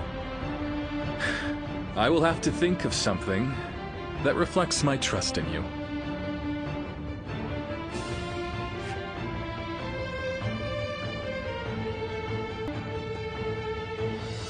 How can I ever thank you enough for curing my father of that dreadful disease? It is I who should be thanking you. Your request allowed me to gain yet another valuable experience as a doctor. And I am always glad to be of service. Please tell him to take care of himself as he recovers. I will. By the way, Master Yuan Hua, do you plan on leaving town already? Yes, I do. I've received word that my companion is waiting for me outside the castle. But I am not really sure where we will be going next. And with that, I bid you farewell. I hope you never need to see me again.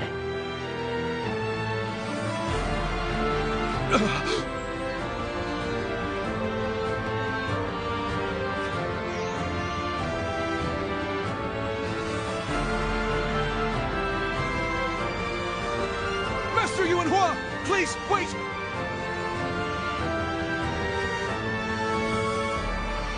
Didn't I just say I hoped you'd never need to see me again? Is something wrong? Have I left something behind, perhaps? No, it's just...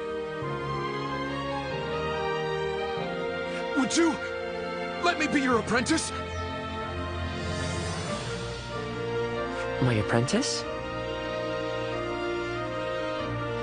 I've already discussed it with my father.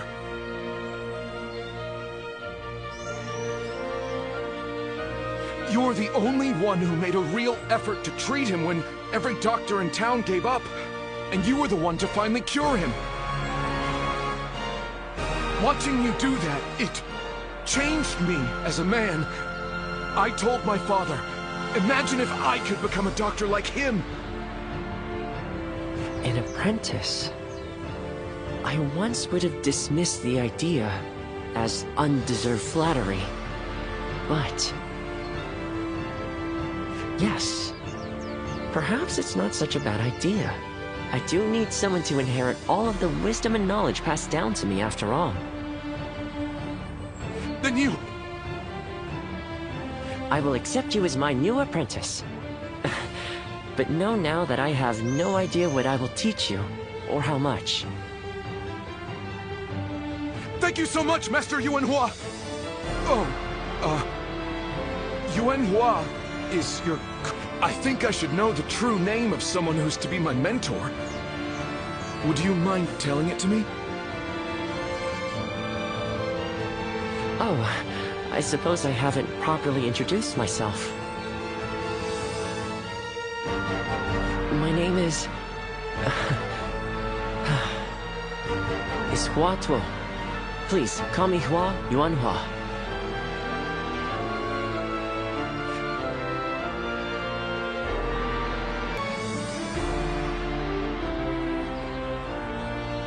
All right, it's a race!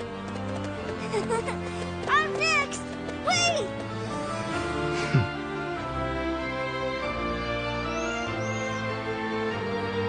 I am a bird with no wings, dashed against the earth. Blood clouds my sight. blinding me to the true hero's visage.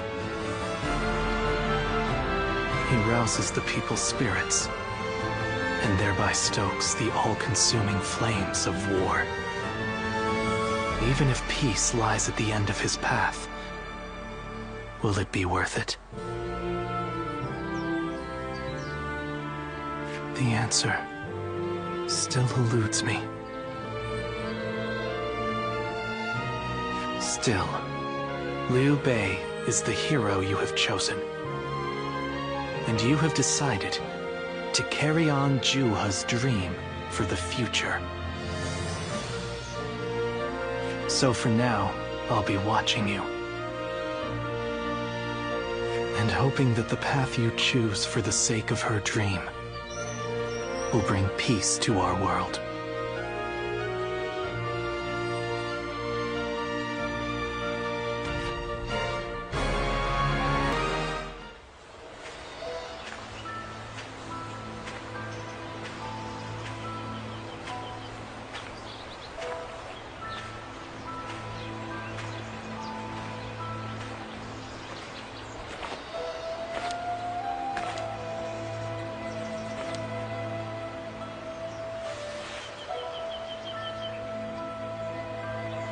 Go, Ziluan.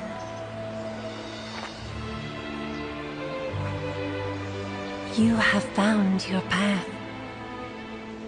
You found comrades to accompany you.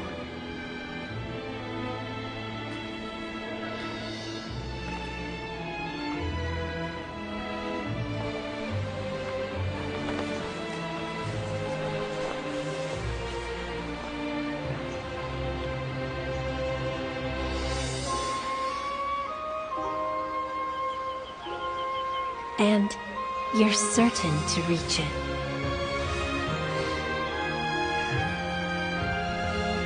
A land of peace